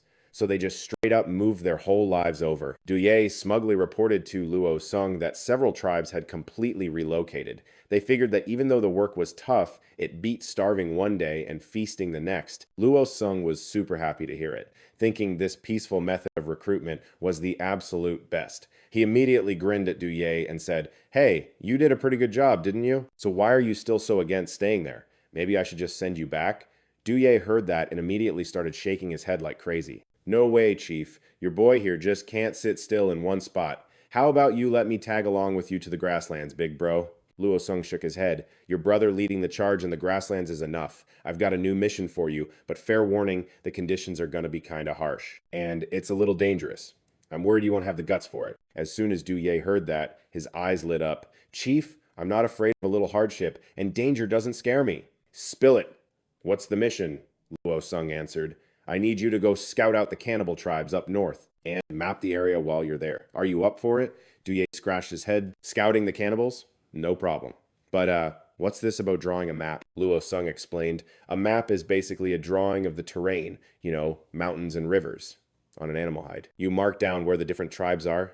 Didn't you and your brother used to have one of those?" It suddenly clicked for Du Ye. He shot up straight and said, "Don't you worry, Chief. I guarantee I'll get the mission done over the next few days." Luo Sung handpicked 11 tribesmen to form a 12-man squad with Du Ye. This crew included a smooth talker, an expert hunter with insane survival skills, a god-level archer, a battle-hardened warrior, a guy who could actually read, and even a gifted artist. Every day, Luo Sung drilled them on how to use a compass, understand scale and coordinates, and even taught them some drawing skills. He even took them out to survey the land around Hanyang City, using clay to make 3D models of all kinds of terrain. Once they got the hang of it, Luo Sung started prepping their gear. They got marker stakes, survival knives, long swords, military-grade shovels, and most importantly, bows and crossbows. Luo Sung ordered the carpenters to craft some new models, composite recurve bows and crossbows. He had the survey team take the new gear out for a real-world test run. About half a month later, the team's training was complete. Du Ye couldn't wait to get going and lead his crew. The 12 of them, each with 2 horses loaded up with supplies, stakes, bows, and crossbows, and charged towards the north. And so, Du Ye led his 12 tribesmen from the newly named Fierce Tiger Survey Team on their journey north. Meanwhile, Luo Sung took some of his own people to the new city district to check up on how the new tribe members were settling in. When Luo Sung got there, the sun was already setting. A lot of the tribesmen were cleaning up after a hard day's work, getting ready for the best part of the day, dinner time. The ones who recognized Luo Sung gave him a friendly hello. As soon as Da Shu heard he was there, he ran out to greet him, reporting on their work with a huge smile on his face. "We've already cleared a pretty good amount of wasteland by now. All 900 slaves brought here have been put on canal digging duty. To get it done faster this time, we're making the canal about 6.5 feet wide and 6.5 feet deep. Just enough to get the water flowing is all that matters. The dirt we dig up is being piled right on site, and after we finish planting, we'll use it to build brick kilns. Right now, most of the tribe's people are busy plowing the fields, and we've put every single available ox and horse to work. When we run short on oxen and horses, we even have to get people to pull the plows. So far, we've cleared 600 acres, and we'll for sure hit our goal of 3,000 acres within a month. La Sung nodded, totally satisfied. La Sung then asked how the vegetable farming was going. Da Shu quickly pointed north of the small city, explaining, "The veggie fields are on the north side of the city. We've already cleared them and planted some cabbage. But we're still running a little short at the moment. I've got people clearing more land, and we're planning to plant more long beans and loofah, so we should have enough to go around real soon." La Sung then asked about the new tribespeople who joined, and also about the tribes that came to work in exchange for food. Da Shu replied with a serious look. "A few of the new folks have been complaining because they don't have houses yet and have to crash in grass huts, but they really love those straw mats we gave out. It's hot right now, so sleeping outside isn't a big deal. And another thing is our city walls. That's got them super pumped, because the whole reason they joined the Han tribe was fear of getting attacked again. Now that they get to sleep on their mats inside the city, they feel a whole lot safer. Plus, with all this land clearing, everyone's working their butts off. They've farmed before, so they all get that food is literally life. Nobody dares to slack off when it comes to this stuff. On top of that, now they're using our metal farm tools and have oxen and horses to help out, which is 1,000,000 times better than their old bone and stone tools. Everyone's totally hyped. Before they knew it, the two had wandered over to the riverbank where La Sung asked about the snake tribe. "This river is so wide, there's got to be a ton of fish in it. Has the snake tribe started fishing since they got here?" Da Shu answered. "They tried a few times after arriving, but they didn't catch much, so I told them to pause for the time being. Right now they're helping out in the fields. The snake tribe chief said this river is too deep for them to stand in and spearfish. I had our own people try using small traps and nets, but that didn't bring in much either. The river's just too wide. Those fish don't even bother swimming near the bank. I was thinking maybe we could build a few boats this year that would make fishing way easier." After hearing him out, La Sung said thoughtfully, "Yeah, that's definitely an issue. Don't you worry about it anymore. I'll handle it from here. We've got a woodworking shop over in Hanyang City, so next time I'll just have someone bring the parts here and we can assemble the boats on site. As for the rest, we'll deal with it after the workshop here is finished." The two of them headed back into the city, talking as they went. In the northwest corner of the city was a massive pen, where thousands of well-fed antelopes were just chilling and relaxing. To the southwest was a huge stretch of grass huts with cool mats laid out underneath. A few people were sitting there having a meal, and in the city center, there was another big grass hut with a few simple earthen stoves built inside. Out front, a long line of people was waiting to get their food. La Sung wasn't in a hurry to have Deshu get him any food. Instead, he just took a chill stroll around the hut area, his eyes falling on the tribespeople having their meal. Then he spotted a few kids under a small, low-roofed shed, sitting on a cool mat and quickly slurping down their dinner. La Sung stepped in front of them, making the kids immediately cower. One of them timidly asked, "Are you the leader of the Han tribe?" La Sung smiled and was like, "Yup, how'd you know?" The kid naively said, "My mom told me so. She said the guy riding the giant beast and wearing those cloth robes is the leader of this tribe." La Sung then asked, "So you're not one of us then? Do you like our tribe? You want to join us?" The kid's eyes totally lit up. "Heck yeah! Your tribe's food is amazing. I want to eat it forever, but I gotta stay with my mom, so I can't join you guys." La Sung pressed on. "Well, does your mom want to join our tribe?" The little kid clutched his rice bowl and shouted over to the approaching woman, "Mom, you're here! You can just ask her yourself!" The woman looked like she was in her early 20s, and when she heard her kid yelling and saw this strange young dude in a golden crown and a hemp robe, she just froze for a sec. She then hurried over, totally flustered and unsure what to do. Seeing her like that, La Sung asked, "Are you getting enough to eat here in our tribe?" "Is the work too hard?" The woman answered nervously. "Yes, I'm full. Every day after they hand out food, there's still some left over. I can't even finish it all myself." La Sung nodded. "So what do you think of our tribe? Do you want to stay?" The woman's face immediately lit up with joy. "Yes, I do. The Han tribe is so big, and there are so many good things here. I heard my own chief say that everyone will be working here until autumn. If rice really grows from the ground by then, he's going to lead our people to stay here permanently." Hearing this, La Sung finally got what these workers were thinking. Basically, they were all down to join the Han tribe. It's just that they had never farmed grain before. They needed to see a successful harvest with their own eyes before they could fully commit. La Sung got it though. It wasn't a huge deal. Once they got used to life in the Han tribe, even if you told them to go back to their old, tough lives, they probably wouldn't want to. Realizing this, La Sung felt relieved and went to find a shoe to grab a meal. Everyone who'd been working their butts off all day finally got to rest and eat, savoring the hard-to-come-by food. The next day, La Sung stuck around the new city, carefully checking up on how his people were working. If anyone was messing up, he'd personally show them how it's done, and he stayed busy like that until he saw the first batch of rice seeds planted in the ground. Right at that moment, a messenger eagle from Hanyang City landed with a letter for La Sung. It said that Du Fu's trade caravan was back and was currently camped out in the former territory of the Li tribe, waiting for his instructions. La Sung immediately sent a reply telling Ziwu to send a team to take over the wagons, bring the animal hides and wool back to Hanyang City, and start mass-producing wool fabric, and at the same time to dispatch a team to bring Du Fu and the trade caravan, along with the herd of livestock they acquired, straight to the new city. After all, only this place had enough grassland to feed that many animals. Plus, they desperately needed the muscle power to build the new city. This was all stuff he'd already agreed on with Du Fu by letter. When Ziwu got the message, he knew La Sung wasn't coming back just yet, so he had no choice but to send people to follow the orders. Several carts of supplies were sent back to Hanyang City, while the warriors who'd been to the new city before hopped on their horses and led Du Fu's crew eastward. The whole crew traveled light without any heavy baggage, with everyone on horseback just cruising forward. It only took them a single day to reach the new city area, with 280 oxen and 450 horses, a total of over 700 head of livestock suddenly appearing in the new city, which totally shocked the new tribe members and the hired laborers. But mostly, they were just amazed and super hyped. I mean, not only could these animals help out with a ton of work, but they were also a massive walking source of meat and hides. In a flash, the entire new city was buzzing with excitement. Du Phuc quickly met up with La Sung, laughing his head off as he introduced the trade caravan. A few unfamiliar faces popped up in the group. It was only then that La Sung noticed. Turns out Du Phuc had recruited more people from the grasslands. Du Phuc first gave a bow and then said cheerfully, "After being away for so long, we're finally back. I can't believe in just a few months, our second city is already looking so legit. These people are all new members who joined our tribe." La Sung also smiled and led them into the city to find a few grass huts to sit down in. Du Phuc started his report, saying the trading went pretty smoothly. With Ling Feng, a local, leading the way, we dodged a lot of trouble. It wasn't like before when we had to wander around aimlessly.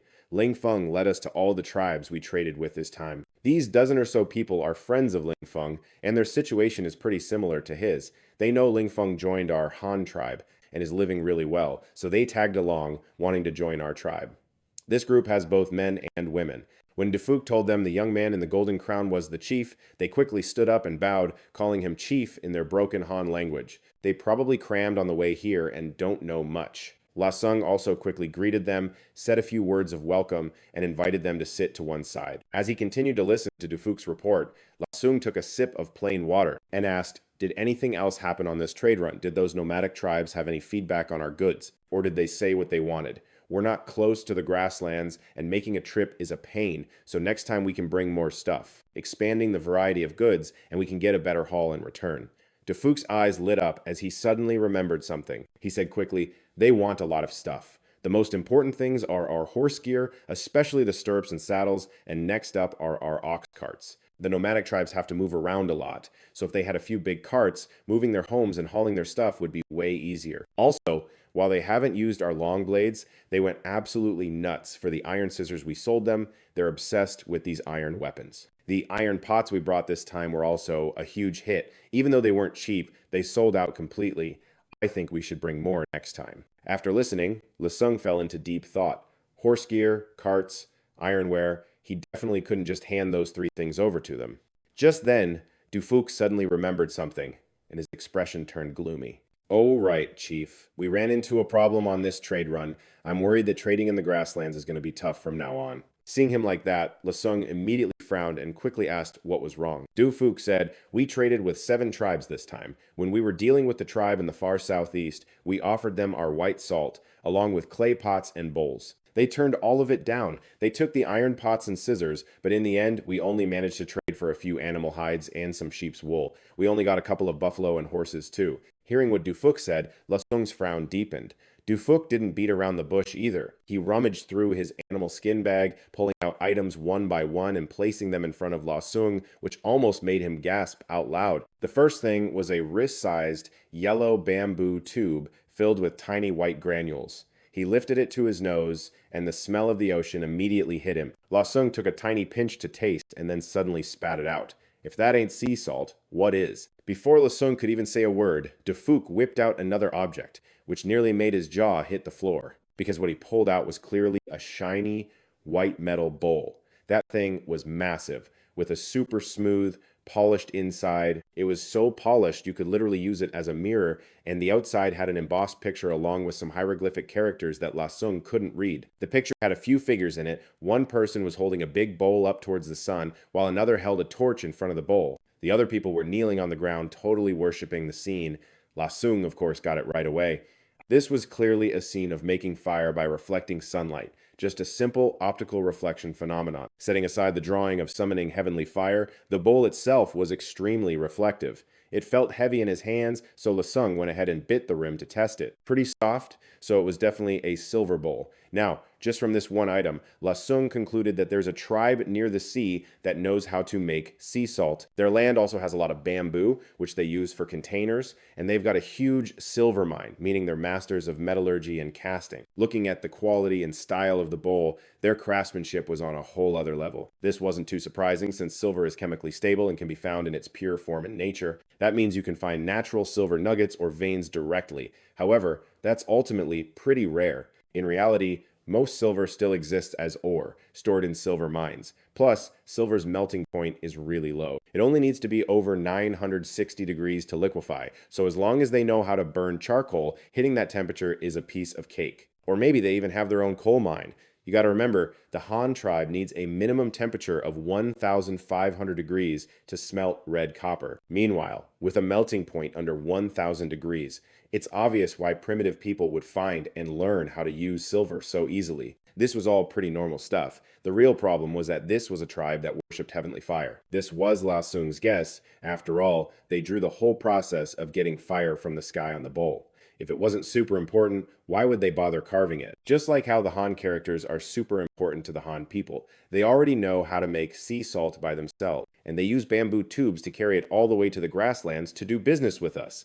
What the hell is this? We're in a primitive society, and I've already got commercial competitors. Based on the information at hand, it wasn't hard to figure out that this was definitely a powerful tribe. La Sung held the bowl in one hand and the bamboo salt container in the other, thought for a moment, then asked Du Phuc, "Is there anything else besides this stuff?" Du Phuc waved over a subordinate, and someone immediately ran to the horses to grab their things and bring them over. The guy lugged over a pile of stuff, not a huge amount, but a full variety, including short bamboo tubes as big as bowls, which they actually used as bowls, and also bamboo cups. There were bamboo canteens with holes drilled in them and tied with hemp rope so they could be carried on their backs. From this, it was easy to see they knew how to make rope. In other words, they were producing goods from hemp. They had other large items as well. For example, cooling mats woven from thin bamboo strips and even bamboo arrows. It seems their land has a ton of different types of bamboo. Another thing that shocked La Sung was the bamboo slips.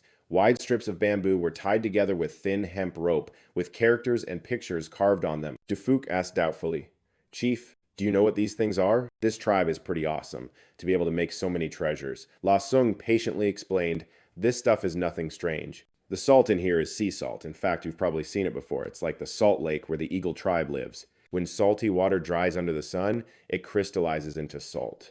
This sea salt works on the same principle. The only difference is the ocean is way bigger than a salt lake. Like, so big you can't even see the shore. They must live by the coast to have figured out how to sun-dry salt. Unlike our mineral salt, you guys have probably already smelled this sea salt. That smell is the smell of the ocean." After La Sung's explanation, everyone in Du Phuc's group who had been to Luo Ying suddenly got it, and it didn't seem so magical anymore. La Sung picked up the other items and continued to explain, and as for these other things, in this salt container, it's actually a type of naturally hollow plant called bamboo. It grows super tall and slender, and you can basically craft it into all sorts of things. Du Phuc and his buddies nodded like it was a revelation. They originally thought all this stuff was some kind of treasure. After hearing La Sung's explanation, it seemed totally normal, just some kind of plant. What really amazed them and made them look up to him was that La Sung seemed to know literally everything. He could tell what it was made of with just one glance, especially since it was stuff none of them had ever seen before. But at this point, they were already used to it.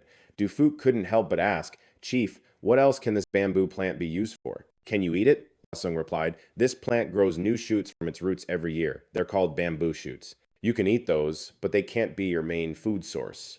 Besides that, bamboo has tons of other uses. On a large scale, you can build houses and make rafts, and on a smaller scale, you can make bamboo spears, pikes, bows, and arrows. You can even make bamboo shields and armor, and also bamboo pens and paper. In short, you can make countless things. You could even consider it an all-purpose material." The crowd's jaws dropped in amazement after hearing this. They never imagined this bamboo plant could be so useful. To think you could make so many things with it. Now, La Sung was also really interested in the tribe that had this stuff, hoping to get a little more information about them. So he asked, "Besides these things you brought back, did you guys hear any other useful information? For example, do they have carts? Do they know how to grow grains? Do they know how to weave cloth? Do they have any other metal items?" Phuc thought back and said, "I asked about that too. They don't have carts, they use a horse caravan for trading, with each horse carrying 2 large baskets and some other things. In short, the group that came to the plains didn't have carts, but it's unclear if they have them back in their own tribe. They probably don't know how to weave either. Those nomads said they wear all animal hides or felt.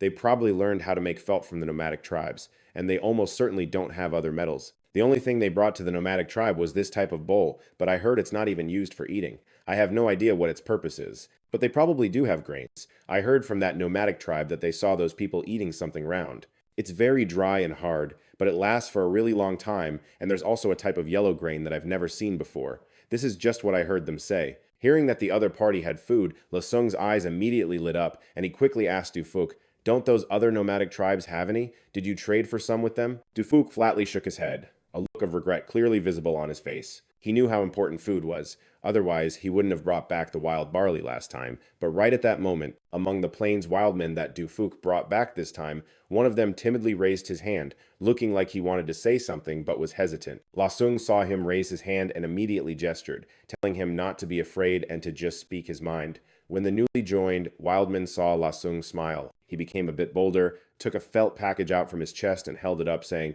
"Chief, when you mentioned food, were you talking about this?" Hearing that, his mood, which had been totally bummed out from not having any crop seeds, suddenly sparked with a flame of hope. Could this be some kind of unexpected jackpot? La Sung immediately got all antsy and unwrapped the cloth bundle. Just then, a young guy from Phuc's merchant caravan returned. He suddenly pulled out a few seeds. Seeing this, La Sung started trembling all over from excitement. This was clearly corn and soybeans. In a flash, he had gotten his hands on 2 vital types of crop. For the Han tribe right now, this was a massive deal. The main food source for the Han people was currently rice, which previously could only be grown in places with plenty of water. Meanwhile, wheat, corn, and soybeans used way less water than rice. This meant that if they could grow these plants, the Han tribe could expand their farming to lands with less water. After all, in this era, having food meant having everything. Rice, corn, and wheat could all become widespread staple foods. On top of that, soybeans were a top-tier crop. They're rich in protein and vegetable oil and super nutritious. Plus, soybeans can be made into so many things like soy milk, tofu pudding, fermented bean curd, and a ton of other stuff. Just thinking about it made La Sung's mouth start to water. Not to mention, planting soybeans also improves the soil. Through photosynthesis, the plants can absorb a lot of nitrogen from the air. Eventually, the nitrogen builds up in the roots. Little nodules grow on the soybean roots, and these nodules are basically natural nitrogen fertilizer. Nitrogen, phosphorus, and potassium. The 3 things plants need to grow. Now they wouldn't be short on nitrogen anymore. This was seriously a god-tier item. Phosphorus could be sourced from animal waste, potassium from wood ash, and now with soybeans in the mix, everything was absolutely perfect. Trying to contain his excitement, La Sung held the 5 seeds and asked the new tribe member, "These are definitely crop seeds. Where did you get them?" The other guy answered, "I've met some people from the plains before and did a few trades. I swapped my fine wool goats for white salt and arrows." And some big baskets, too. I found these seeds inside one of the baskets I traded for. They must have dropped them in by accident. I'd never seen this stuff before, but since it was something they had, I figured it must be valuable. So I dug them out and kept them safe, figuring I could trade them for something later on. La Sung was ecstatic and said, "This is incredibly useful. Go ahead and name your price. Whatever you want, as long as it's within my power, I'll make sure you get it." The man was instantly thrilled. "Really? Chief in that case. I want a steel blade just like the one Captain Phuc has." La Sung wasn't stingy either. He directly unfastened a single-edged military blade from his belt and tossed it to the man as a reward for bringing him the crops. The guy caught the blade, overjoyed, and quickly bowed in thanks. The others watched, their eyes red with envy. They wished they could have been the ones to find some precious seeds like that. Just a few seeds for a blade that nice? That guy really hit the jackpot. Why am I never that lucky? Having unexpectedly acquired two valuable types of crops, La Sung was incredibly satisfied. It was currently summer, the perfect time to start planting, so he decided to quickly bring these seeds back to Hanyang City, personally cultivate them, and rapidly expand their farming area. But right then, Lindu Phuc brought up a new issue. He asked, "So, are we going to continue doing business with them? So what's the plan if we run into the Bamboo Tribe's merchant caravan down the road?" This question was a total headache for La Shung, since it was all about foreign strategy. He couldn't just wing it and decide whether to play nice or go full-on hostile. Suddenly, an idea sparked in La Sung's mind. The grasslands were like one giant, delicious pie. Both the Han tribe and the Bamboo tribe were fighting for a slice, basically making them direct rivals. If the Bamboo tribe was a roadblock to the Han tribe's progress, then they had to be shut down at all costs. With that thought, La Sung glanced at the people around him. There were way too many newbies here who hadn't really developed any loyalty to the Han tribe yet. Plus, loose lips, sink ships, and it wasn't smart to let the grunts in on something this major. So he just said they'd table the discussion until they got back. "You guys have been away from home for a while. Go home and crash for a few days. Besides, if we're going to hit the road again, we need time to prep our goods for the next trip. Everyone, follow me back for now. I also need to get these seeds in the ground as soon as possible." Phuc immediately caught La Sung's drift. It had been months since he'd been home, and he wondered, "I wonder if my little girl will even recognize me." Then he asked, Chief, how come we don't see Duda anywhere? Didn't you assign him to look after the market here?" La Sung laughed and pointed at Phuc, saying, "That kid can't stay put in one spot. You two brothers are cut from the same cloth. I've already given him another mission. He's on an assignment right now. I'll give you the full scoop when we get back." So La Sung stayed in Tan Than for one more day, carefully laying out the plan for the next phase of work. The next day, La Sung led Phuc's group back to Thien Duong Thon, totally pumped to get those new crop seeds in the ground. Meanwhile, way out in the far southwest, the Bamboo tribe's merchant caravan had also received their goods from the Han tribe. They were on their way back to their hometown, Ko Huang. From the grasslands, they headed southwest. It took them over a month, but they finally reached the far edge of the southwest. Their home was just around the corner, an island completely covered in bamboo. On the last day of April, as the sun went down, 50 buff guys wearing conical hats and no shirts were gathered by the seashore. The place was packed with reefs, with absolutely no sandy beaches.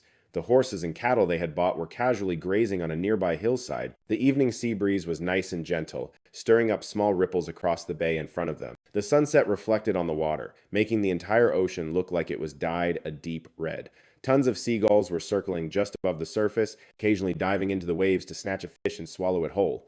In the shallow water near the shore, a few men with bamboo baskets on their hips were wading around looking for oysters. Another guy stood on a higher rock, holding a homemade bamboo bow and arrow, sometimes shooting down a seabird. Every time an arrow hit its mark, a big dog would immediately dive into the sea, grab the prey, and bring it back to its master. Needless to say, this breed of dog was also imported from the nomadic tribe. A little higher up, a group of men was setting up a large iron cauldron on the rocks, with a fire roaring underneath. Seafood was boiling away inside, and they had cornbread stuck all around the rim of the pot. One guy, while sticking some bread on the pot, said to the leader, who was fiddling with a pair of scissors nearby, "Hey boss, what in the world is this cauldron made of? We totally don't have this kind of metal. It's way harder than our platinum, gold, and rose gold. And these scissors too, look how sharp they are. If they made weapons out of this stuff, they'd be crazy powerful. I'm afraid we wouldn't be able to win against them." The leader was clipping his nails with a big pair of scissors and answered without looking up, "Who said we gotta fight them? It's not like that's our call to make. We just take this stuff back to the commander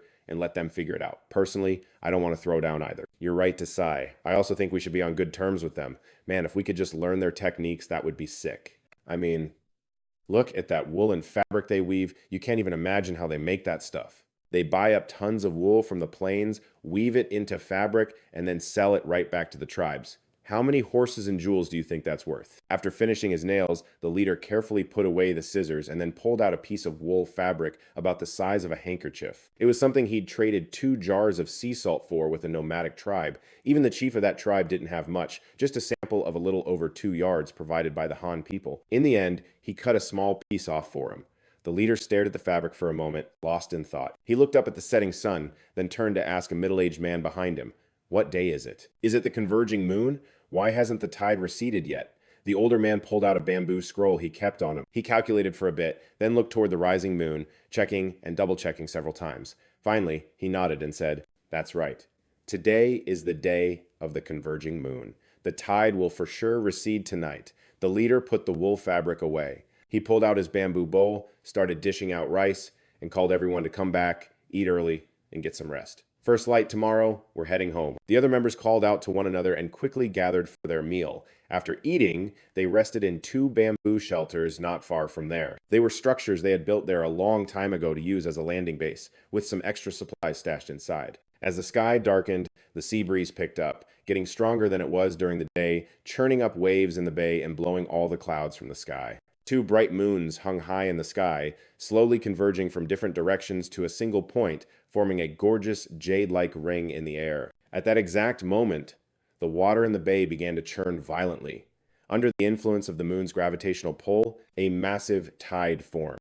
The seawater pulled back like crazy, and the water level dropped so fast you could literally watch it happen. In less than an hour, a wide path suddenly appeared in the middle of the vast bay, connecting the mainland to the bamboo island more than 6 miles away. The small island, which usually stood alone off the coast, was instantly transformed into a peninsula connected to the mainland thanks to the appearance of this mysterious path. This path was the main route connecting Bamboo Island to the mainland. However, it only appeared for less than a month out of the entire year during the periods it was passable. Every time the end of the month met the beginning of the new one, when the 2 moons in the sky aligned to form a perfect circle, the sea would recede, revealing the secret path that was normally hidden underwater. This phenomenon would last for 2 days, and then the path would be swallowed by the sea once more. In the middle of each month, the water in the bay would reach its highest point, then start to go down again. Then, at the start of the next month, the secret path would reappear for another 2 days. In a 14-month year, this path would appear for a grand total of 28 days. The people of Bamboo Island relied on this exact path to get to the plains to trade.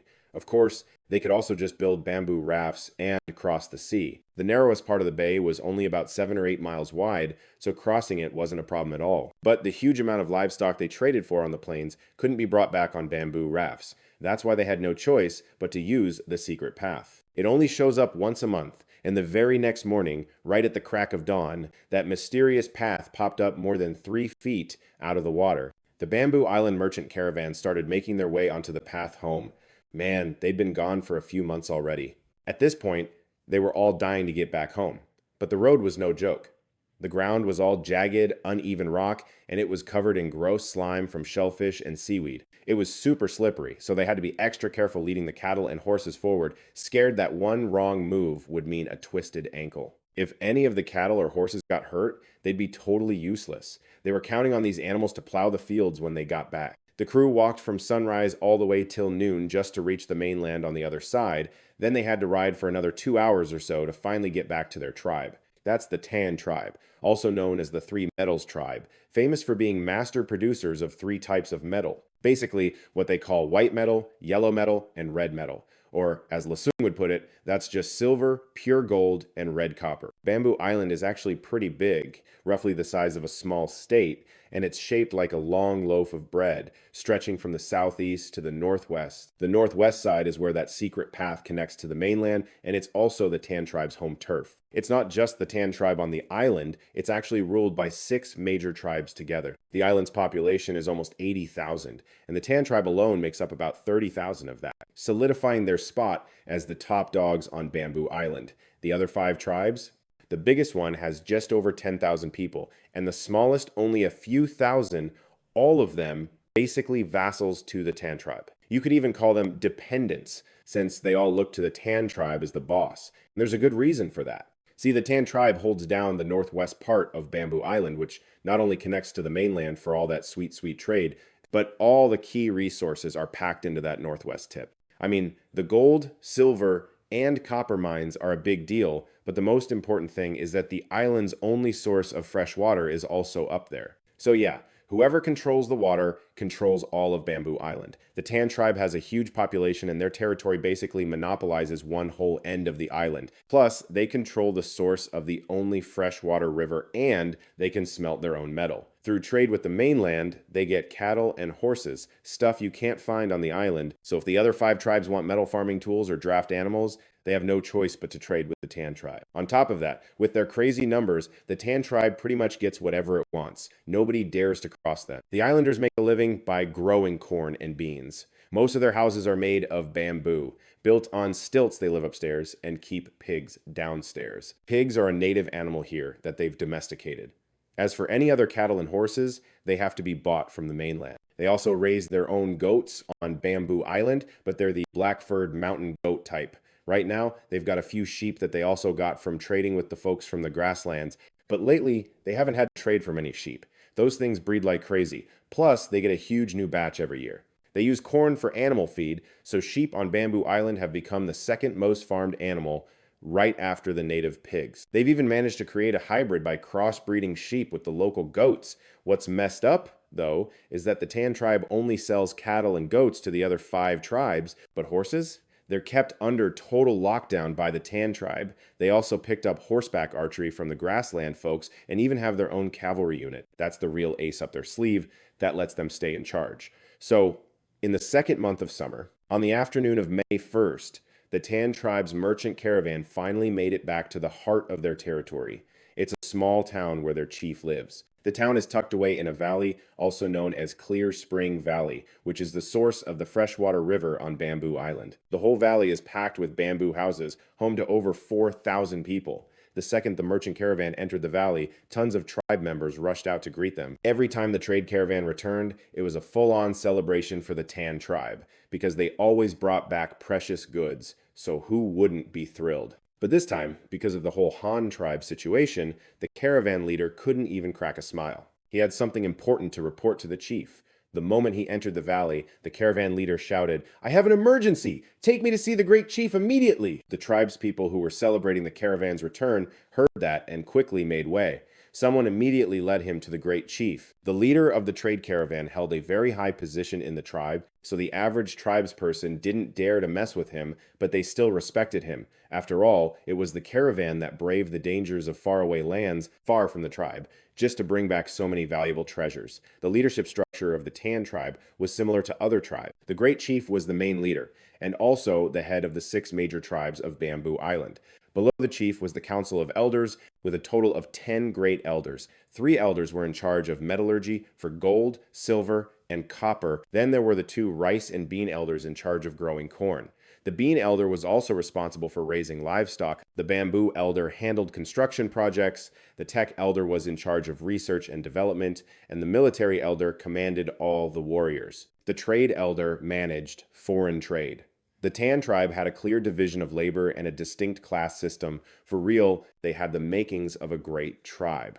The caravan leader's position was just below the elders, reporting directly to the trade elder, but every time he returned from a trade mission, he had to report the situation to the chief. This was standard practice. On the highest hill in the valley sat a massive 2-story bamboo building. That was the chief's residence. At that moment, the Tan chief was sitting solemnly on the upper floor terrace. In front of him was a small bamboo table. The Tan chief held a knife made from a sharpened seashell, intently carving characters onto a bamboo slip. Just then, a guard came clambering up from the floor below.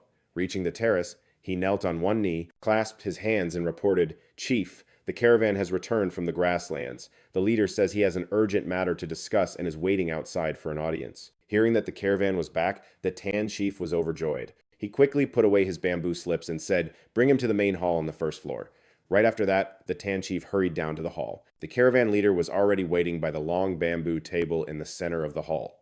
Seeing the chief coming down from the upper floor, the leader quickly stood up and bowed, saying, "Chief, this time we brought back a lot of horses from the grasslands, but we also encountered some special circumstances. There's a tribe that might be even more powerful than us. They're on the grasslands selling goods in exchange for livestock, so I managed to bring back some of the items they were selling. After hearing this, the Tan chief's first reaction was curiosity. He wasn't the first chief of the Tan tribe, but in his entire life, he had never heard of a tribe more powerful than his own. He said urgently, "A tribe more powerful than us? Quick, show me their goods." The caravan leader stood up and called out towards the door. Several members of the caravan were already waiting outside, and they immediately carried all sorts of items, big and small, into the bamboo building. In the blink of an eye, the long table in the main hall was piled high with goods. They quickly withdrew. The various goods from the Han tribe were piled high, leaving the Tan chief completely dazzled. From small stuff like teapots and teacups to big items like wooden barrels and iron pots, the variety was insane. And, get this, every single item had a mark on it that said, "Made by the Han." The new chief picked up a white porcelain cup that had a lid, holding it in his hands, just staring at it. The cup was so delicate, with a smooth, shiny glaze, and he blurted out in shock, "This material has to be pottery, right? But how could they make it so flawlessly? These cups all look exactly the same, like they were made from a mold, and they even have their own written language." The caravan leader chimed in, "That's not all. They even know how to make white salt, and it's way purer than ours." As he spoke, he opened up a red jar and scooped out a handful of white salt. The new chief was shocked all over again, quickly taking the small jar, grabbing a pinch of the white salt inside, and bringing it up to his nose to smell it. It had absolutely no smell. The grains were all uniform, pure white, and smooth. Seriously, way better than their sea salt by a long shot. The new clan's sea salt sometimes even had tiny crabs the size of a fingernail mixed in. The caravan leader then said, "Chief, we also have metal goods that they forged. I heard from the nomadic tribes that they call this stuff ironware. These are a pair of scissors made of iron. They're crazy sharp, and there's also this iron pot and iron spoon. These are their cooking tools. On top of that, this iron is way harder than our three metals. I heard they even have weapons made of iron, but they don't sell them to outsiders, so I've never seen one myself." The squad leader then picked up the scissors, held them firmly, and showed the new chief how to use them. The blades opened and closed, easily snipping off a lock of his own hair. This made the new chief's eyes go wide with amazement. These scissors are incredible, but what are they even used for? Cutting hair? Did the sheep-herding tribes really need something like this? The caravan leader explained that they can cut anything, but they're mostly used for shearing sheep. The new chief was even more stunned. Shearing sheep? The caravan leader confirmed, "That's right. They sell the scissors to the nomadic tribes, tell them to shear all the wool off their sheep, and then they buy all that wool back from them to weave into something called wool fabric. This is that wool fabric made from sheep's wool used for making clothes. Chief, take a look." While introducing it, the squad leader held up the wool fabric for the chief to see. The new chief exclaimed in amazement, "Who would have thought sheep's wool could be turned into something like this? It's so thin, light, and soft. At first glance, it looks like it would completely block the wind, but it's actually super breathable. This is genius." While speaking, the new chief pressed the wool fabric against his cheek, feeling its softness. He then swayed gently, watching the fabric flutter in the breeze, his face filled with disbelief. The caravan leader then picked up a burlap sack and said, "Chief, this is what they use for storage bags. It's called a burlap sack, and it's woven from a special kind of grass. It's incredibly sturdy and can hold a lot of stuff." The new chief took the sack, carefully inspecting it. He felt the rough but durable material with his hand and nodded, looking pleased. "This thing is actually pretty good. It would be perfect for storing rations. If only we could mass produce them, that would be amazing." After the whole presentation, the new chief was filled with curiosity and amazement at the items from the Han clan. At the same time, he also secretly sensed a potential threat. He knew that a tribe capable of creating such exquisite and practical items must have a strength that couldn't be underestimated. The caravan leader watched the new chief's expression and then suggested, "Chief, I think we should call the elders together to discuss this. Let's all study these things. Their strength is probably no joke. We got to figure out a game plan as soon as possible." Chief Tan thought for a second. Thinking the trade captain had a point, he immediately ordered a meeting of the elders. The next day at noon, all 10 elders had gathered. Everyone gathered around the long table, looking totally shocked at the Han tribe's products spread out before them. Chief Tan kicked things off. "All right, elders, this time, the caravan brought back some stuff from the grasslands. All this stuff is from a tribe called the Han. According to the caravan captain, this tribe is probably way stronger than us. The reason I called you all here today is to figure out together if we can copy these things, and how we should deal with the Han tribe." Elder Shang was the first to speak. I took a close look at their refined salt. It's probably specially processed sea salt, but we have no clue what their method is. Plus, I bet this whole process takes a ton of time and effort, and it can't be cheap either. Elder Dujin chimed in. As for these iron tools, I've checked them out. They're a lot like that gray metal we've tried to smelt before. But that gray metal is super hard to refine, and we still haven't figured out a way to mass produce it, let alone making actual tools and weapons out of it. On top of that, we haven't even found a decent, high-quality deposit of gray metal ore. Trying to copy these iron things is just way too hard. Elder Chi picked up a wooden bucket, looked it over, and said, Chief, everyone, take a good look at this bucket. The craftsmanship is insane, the planks fit together perfectly, and the surface is super smooth without a single flaw. I'm guessing they must have used sharp iron tools to work the wood. And this white pottery, the clay they used is totally different from ours. It's got to be some kind of special clay. As for this wool fabric and the hemp sack, they're obviously woven. The sack is probably made from some kind of hemp grass. We could probably find similar materials to try and copy it. It'll take a lot of time and people, but it's not impossible. But this wool fabric, we don't even know what tools or methods they used. Forget about trying to replicate it. Without sharp shears like theirs, even gathering a bunch of wool is going to be tough. Just as everyone was deep in discussion, the caravan captain suddenly remembered something. Oh yeah, Chief, he said, I also heard the Han tribe has this thing called a cart, which can carry a lot of people and supplies. This cart thing is way more convenient than using horses, and it can carry a bigger load too. With that, the captain pulled a small, bamboo-carved model of a cart from his shirt and put it on the table. The moment the elders saw the model, their eyes lit up. Elder Bing said excitedly, if we can build this, moving war supplies around is going to be a piece of cake. Elder Zhu nodded along.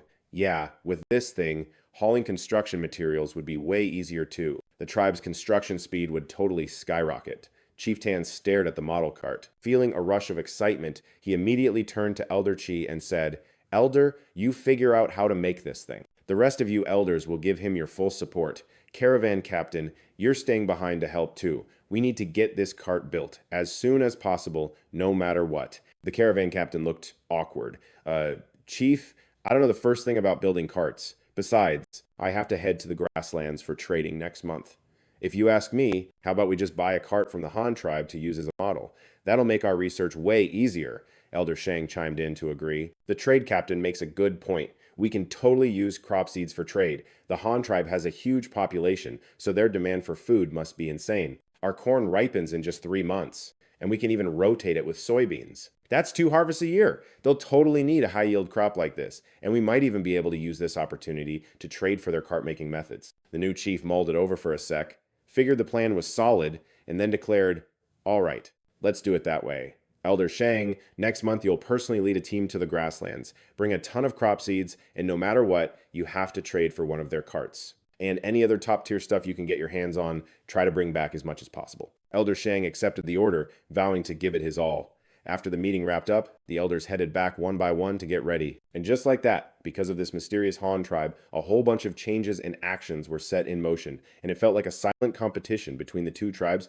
had just kicked off. Right as the Tan tribe was holding their emergency elder meeting, over on the Han tribe side, Luo Sung was just leading his people back to Hanyang City from the new city district. He was clutching 5 precious seeds in his hand, one of the tribe's biggest hopes for the future. When he got back home, Luo Sung planted those 5 seeds right in his courtyard. He picked that spot because those 5 seeds were just too precious, and there were so few of them, he absolutely couldn't afford for anything to go wrong. He just didn't feel safe planting them anywhere else. At home, it was just him and Xiao Dai. Xiao Dai is super gentle and would never, ever mess with the seeds. This courtyard was the absolute safest place for those 5 seeds. After planting, Luo Sung's mind immediately jumped to the upcoming grassland trade. The Han tribe's whole trade game had changed a lot lately. The white salt and pottery markets, which they used to completely dominate, were now a real struggle because their new rivals, the Tan tribe, had shown up. Luckily, the Han tribe still had a solid grip on the wool fabric and iron goods markets. That was an advantage the Tan tribe wouldn't be able to catch up with anytime soon. So after thinking it through, Luo Sung immediately told his people to ramp up production of wool and iron goods. He had to make sure they stayed competitive in the market. After 5 months of careful construction, Hanyang City's logistics and livestock areas were finally finished.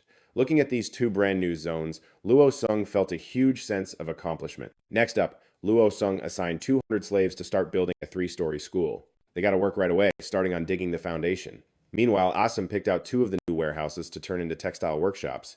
The idea was to get all the looms into one managed area to achieve mass production. One of the workshops was set up as a refining workshop. This one specialized in carding the raw fibers and spinning the thread. The other workshop focused on actually weaving the fabric. Inside, flying shuttle looms were all neatly lined up. Each warehouse could hold up to 60 looms, each one 2 meters long and 2 meters wide. Each machine was operated by a single worker. At that rate, one machine could crank out 10 meters of fabric a day. By that math, one workshop could churn out 600 meters of fabric every single day.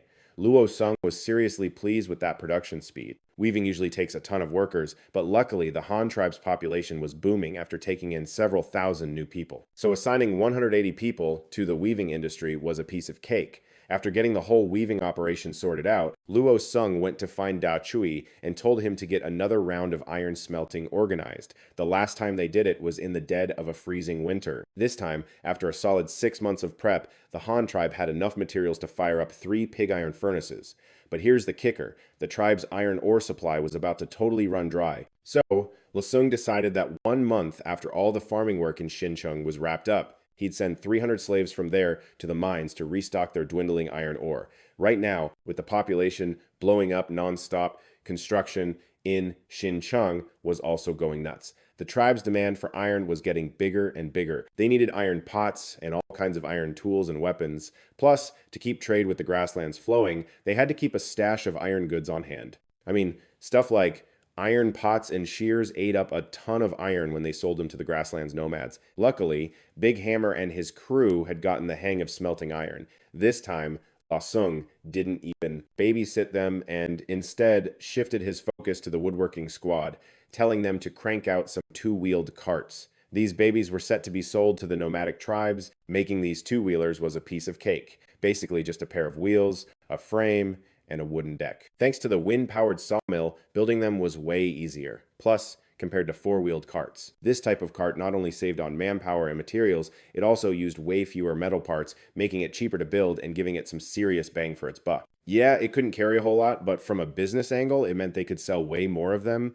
After getting the 3 big projects, cart building, weaving, and iron smelting all sorted out, Lasung ordered his scout to bring the crew from the grasslands back and set up a new cavalry unit. The plan was to make 2 cavalry banners, 76 dudes in total, with each guy getting 2 horses. The main mission for this squad was to escort trade caravans and, muscle in on the trade turf. Let's be real. They had to boot the Shin tribe's caravans out of the market. The new squad was led by cavalry, banner commander Chai Dua Duo, with a few of the grasslands guys backing him up. Lasung was pretty chill about their skills. Once he got all that sorted, he jumped right into another project. Construction on the Han tribe's new lecture hall officially began. This was the first time in the tribe's history that they were building a multi-story building like this. None of the tribe's people had a clue how to do it. So, Lasung had to be there himself, calling the shots. Even though in his past life he never studied professional construction, he did learn how to wreck buildings. And hey, both jobs kinda need you to get the building structure and support system, right? The lecture hall was planned to be a brick and concrete structure. With a building like this, the foundation is everything. The lecture hall's foundation was dug crazy deep, with the wall trenches going down 4 meters. At the main support points, they even dug caissons 6 meters deep. Inside, they just dumped limestone, charcoal, furnace, slag, clay, and gravel, and then packed it all down super tight. This mixture was basically primitive concrete, and it was ridiculously solid. The limestone would kill off any plant, roots, and seeds. The charcoal and limestone worked together as a moisture barrier. Meanwhile, the slag, gravel, and clay handled distributing the weight and holding it all together. The foundation was filled up to 3 meters below the ground. The caissons were filled with a 3-meter thick base layer. The wall foundations were filled 1 meter, and then they used long bricks to build a 1-meter thick foundation wall. They poured lime, furnace, slag, and crushed stone on both sides of the foundation wall, filling the trenches, and then piled dirt on top. Just like that, the whole foundation was 4 units high and 1 unit thick, a setup that was not only waterproof and shockproof and reduced pressure, but was also beastly enough to hold up the whole building's weight without breaking a sweat. What was even wilder was that with just 200 workers, the foundation was perfectly dug in only 10 days. The speed was way beyond what Lasung had anticipated. The lecture hall was built with a mixed brick and stone structure. The main materials were bricks, wood, and tiles, with the walls and pillars made from green bricks. The main and secondary beams were made from massive timber. Thick wooden planks were laid across the rafters to form the floor, and the building's entire support structure relied on the beam system. The building itself was 16 yards wide, 35 yards long, and 3 stories tall. Compared to the ancient tower warships, this thing was basically a tiny little bean. But for the Han tribe, it was a massive and rarely seen architectural masterpiece. The building was super sturdy, you could jump around all day and nothing would happen. But, like, for real, the classrooms were mostly going to be used for lectures. Gym class would be held outside. Over at the construction site for the lecture hall, tons of people were hustling and bustling, and even the slaves were eagerly pitching in. I mean, they had built the warehouse before, so they kind of knew the drill. But there was one little problem. A bunch of kids showed up. There were like 7 or 8 boys who'd been rescued from the fire tribe, most of them just 5 or 6 years old, with absolutely nothing to do and no decent toys to play with. So, of course, they were running all over the construction site. This wasn't just slowing things down, it was also a super huge safety hazard.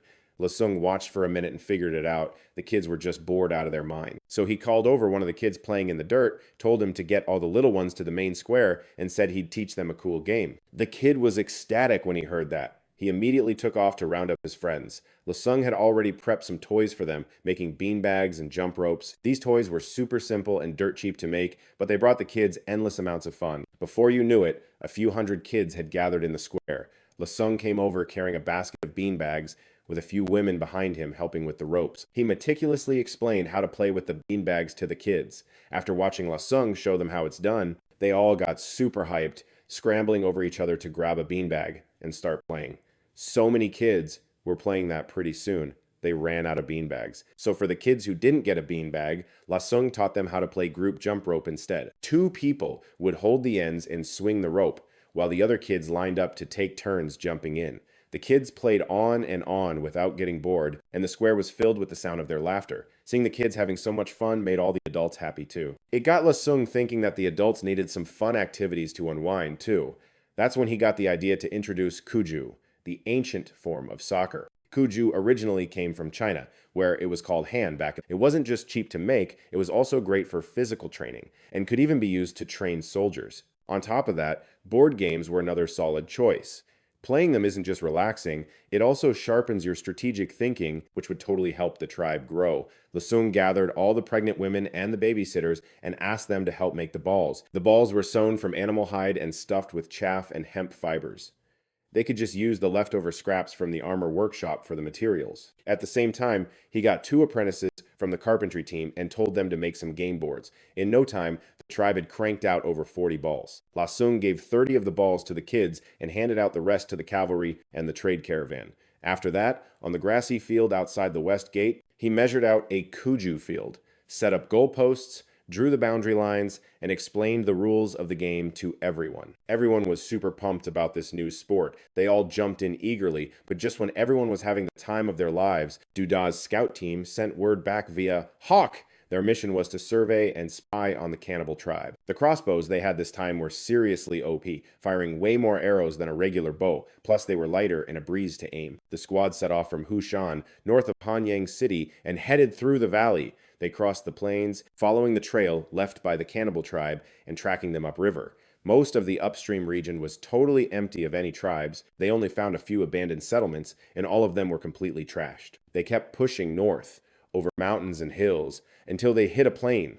Over there, they saw llamas, moose, and maybe even some wild highland donkeys. But that's where the cannibal tribe's trail suddenly went cold. But they didn't give up and kept on searching. Eventually, they found the source of the river. Turns out the small river outside the city was just a branch of the Great River. The Great River upstream was about 50 zhang wide, but the water wasn't deep, so it was easy for people and horses to wade across. Right where the Great River forked, the squad ran into a tribal alliance. This one wasn't the cannibal tribe, so Dudah went to chat with them and learned they knew a whole lot about the cannibals. Dudah gave them some white salt, and the Alliance totally rolled out the red carpet for them. The Alliance had about 2,000 to 3,000 people, made up of over a dozen smaller tribes combined. They didn't know how to farm, but they were experts at taming wild animals. Everyone, from men and women to the elderly and children, were master horse riders, which meant they could bolt fast if trouble showed up. The tribe had an elder, the keeper of their traditional knowledge, who also kept a legendary myth, told through pictures All the nearby alliances knew about this story. The elder showed Duda the carvings on a stone slate and told him the story. The first carving showed a mutant ape that was born in the valley. When it grew up, it was twice as tall as the others. The second carving showed the giant ape. Because it was so huge, there wasn't enough food, so it started eating its own kind. That's why some of the ape men started to migrate. Before leaving, they performed a ritual, and right after that, the mountains crumbled, rocks turned to water, and rivers were formed. The ape men followed these rivers to start their journey. The third carving showed the migration, where they multiplied and became many different tribes. Meanwhile, the giant apes back in the valley just kept multiplying. They left the valley and started capturing people, some to be eaten, and others forced to live and hunt alongside them. The fourth carving showed the giant apes leading their new human followers to capture even more people to eat. After the cannibal tribe got stronger, they went back to the snowy mountain region. The fifth picture showed the migrating people who couldn't take the cannibal tribe's attacks anymore, finally teaming up to form a tribal alliance. This totally matches how the Han tribe banded together to fight the cannibals. But the sixth carving was super weird. It showed a man riding a single-tusked elephant, wearing a feathered crown, and looking exactly like La Sung. What's more, the image in this carving and the Han character on the Han tribe's flag looked crazy similar. The single-tusked elephant was the Gray Mountain elephant, La Sung's war mount. This completely blew his mind. The seventh carving showed La Sung riding the single-tusked elephant, uniting with a bunch of other tribes. The population just kept getting bigger and bigger. The eighth carving was a scene of La Sung leading his tribesmen to the snowy mountains, the home of the giant apes, and winning the war. And that's where the mural ends. The events in this prophecy have already come true in real life. Right now, the only part left is the part where Luo Cheng hasn't gone to Snow Mountain for the final showdown with the cannibal tribe. He was deep in thought. This tribal alliance knew about the prophecy, but didn't unite the other tribes themselves. Maybe it's because the primitive people mainly lived by hunting and gathering. Food resources were limited, not enough to support many tribes living together. Meanwhile, Luo Cheng had promoted farming and animal husbandry techniques in the Han tribe, solving the food problem. That's why they couldn't become the leader. Yu Ya was a total believer in this prophecy. He wasn't sure if he should keep scouting the cannibal tribe's lair or do something else. So he wrote a letter asking for Luo Cheng's opinion, and Luo Cheng thought this was a golden opportunity. If the tribal alliance believes in the prophecy, it proves that Luo Cheng is the leader mentioned in it. They would most likely join the Han tribe. So, Luo Cheng planned to admit he was the person from the prophecy, use it for propaganda, and build momentum, and then establish his own nation. Right now, the Han tribe is growing fast. Its population has surpassed 10,000 people, and they've even built 2 cities. If they keep growing as a tribe, they'll run into a ton of management problems. Therefore, establishing a nation is absolutely necessary. By founding a nation, they can build a complete management system. This is super important for the tribe's future development. Luo Cheng wrote back to Yu Ya, telling him to pull 2 people from the scouting team and invite the leaders of the tribal alliance to Hanyang City, and also to bring the original prophecy stone tablet with them. If they could contact other alliances that believed in the prophecy, he should invite their leaders too. Tell them it's a summons from the Child of Destiny. At the same time, Yu Ya would lead the remaining 10 people to continue scouting the cannibal tribe's lair, to verify if the prophecy's info about the cannibal tribe's lair, the snow mountain, and the river source was accurate. With the letter sent, Luo Cheng started to seriously reorganize the Han tribe's development path, preparing everything related to establishing a nation. He knew that the feudal system of the Zhou dynasty had a lot of flaws and couldn't be used, so he decided to follow Qin Shi Huang's model and implement a centralized government. Since the Han tribe's population was relatively small before, the administrative levels could be set up more simply. The smallest administrative unit would be the city, and each city would have a city lord to manage it. Below the city would be villages, and later, fortresses would be built in places suitable for farming. Using the cities as strongholds to connect into a line, villages would be set up along the routes to act as relay stations. This would strengthen the connection between towns and also boost the development of the surrounding areas. But during this development, they had to ensure the safety of the villages. This would rely on the strength of the cities to maintain. This development model is kind of like militarized expansion. Building cities is like setting up military forts. Many forts would link up to form a perimeter, clearing out all enemies and beasts within the territory. Then send people to build villages and exploit resources. The inland towns would only need a small security force left behind. The main forces would be moved to the border, forming a border patrol responsible for guarding the frontiers. After meeting the border defense needs, they'd pull out a field army to continue building cities beyond the border, expanding the territory step by step. When the territory expands to a certain size, they'll start merging several towns into a county, several counties into a prefecture, and several prefectures into a province. Right now, the Han tribe only has 2 cities, so they gotta build up nice and steady, one step at a time. Basically, the Han tribe's whole motto is to be practical and grow strong one step at a time, relying on hard work to get out of poverty and get rich, and using trade to build a strong and peaceful nation. Meanwhile, that giant eagle finally arrived after a long 2-day flight, and what a coincidence!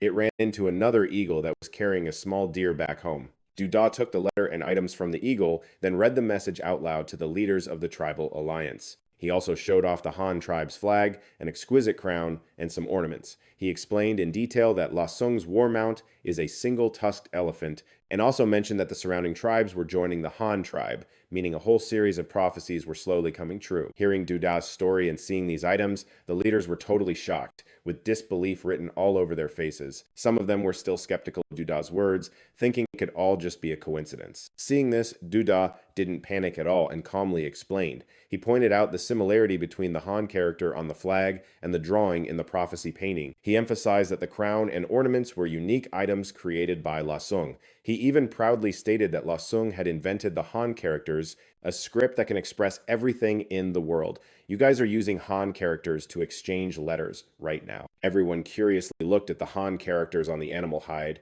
They could feel the unique appeal and the powerful expressive ability of the Han script, and they gradually came to believe in how extraordinary La Sung was. In the end, they agreed to go to Hanyang City to learn more, to witness the legendary Chosen One with their own eyes.